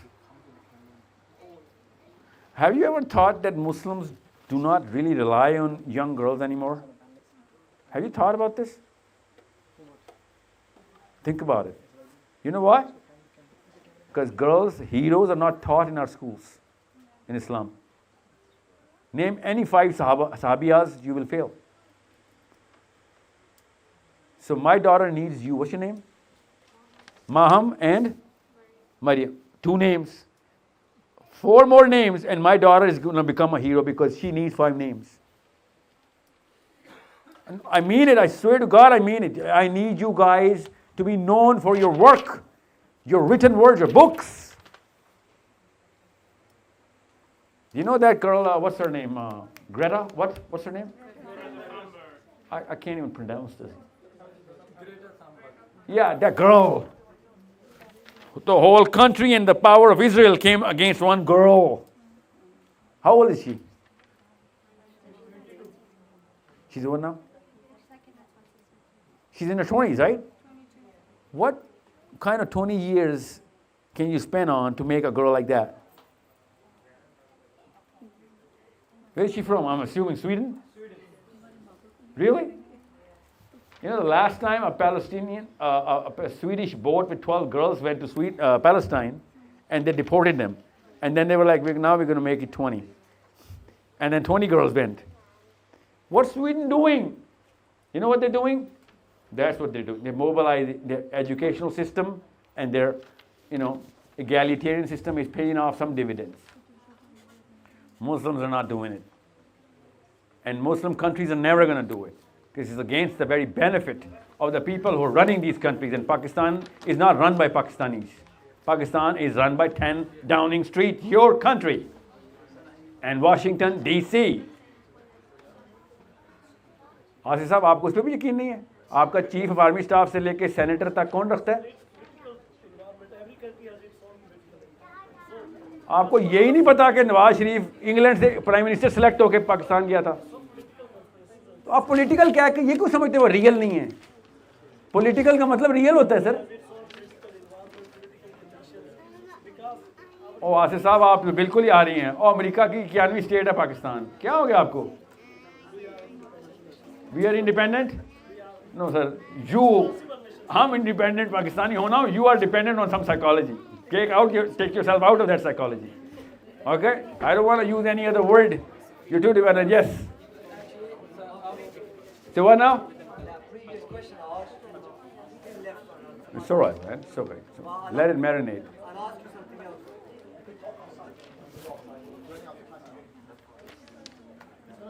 Hold on. Not this, eh? I'm going to keep this on? Okay. Yeah, so everybody has this. What's the word? The QR code? Yeah. And everybody at the website? Yeah. Well, that's just a parting gift. We need to do a quick reel for your parenting session. Do it right now. So we're going in. Oh, what is this? This is a brochure, How to Train Your... You know why I picked this name, right? Do you know why I picked this name? You cannot know. If you don't know that, then there's a big problem. Because your kids know that. Your kids told you the name. And your kids forced you to go. And you went. And I know. And it's okay. Your kids saw a cartoon. What's the big deal? So we chose the name so that you would understand that unless you are inside the psychology, the current psychology of your children, you cannot parent your child. Your parenting workshop is on the 19th, inshallah, of July in London. You need to understand why we chose this name. Because we wanted to show the difference between the psychology of the current mommy and daddy and the current psychology of the children now. This is such an important way of making you guys understand, because आप सबको पता चल गया था इस movie का नाम, because आपने नहीं देखा था, आप तो इंस्टाग्राम पे मरियम नवाज को देख रही थी। आपकी बेटे ने बताया था, मामी I want to go and see this. Maryam Nawaz इससे बड़ा कार्टून है, ज़्यादा इंजॉय कर रही थी आप। ये छोटा कार्टून, वो बड़ों का कार्टून है, ये छोटों का कार्टून है। At least call a spade. Pakistan की हिस्ट्री में नवाज शरीफ जैसा हादसा नहीं हुआ, मगर what are we doing about it? Nothing. And I'm assuming you guys are PTI lovers, right? Shame on you guys. आपका लीडर जेल में पड़ा हुआ है, बैठे हुए एंजॉय करें लाइफ। वो बेचारा डंडे खा रहा है, पिछले 6 महीने से वो अकेली कोठरी में डाल दिया गया। अल्लाह बचाए पाकिस्तानियों के प्यार से ना, कहाँ टाइम पे गायब हो जाते हैं। या So cut the last portion, okay? You understand?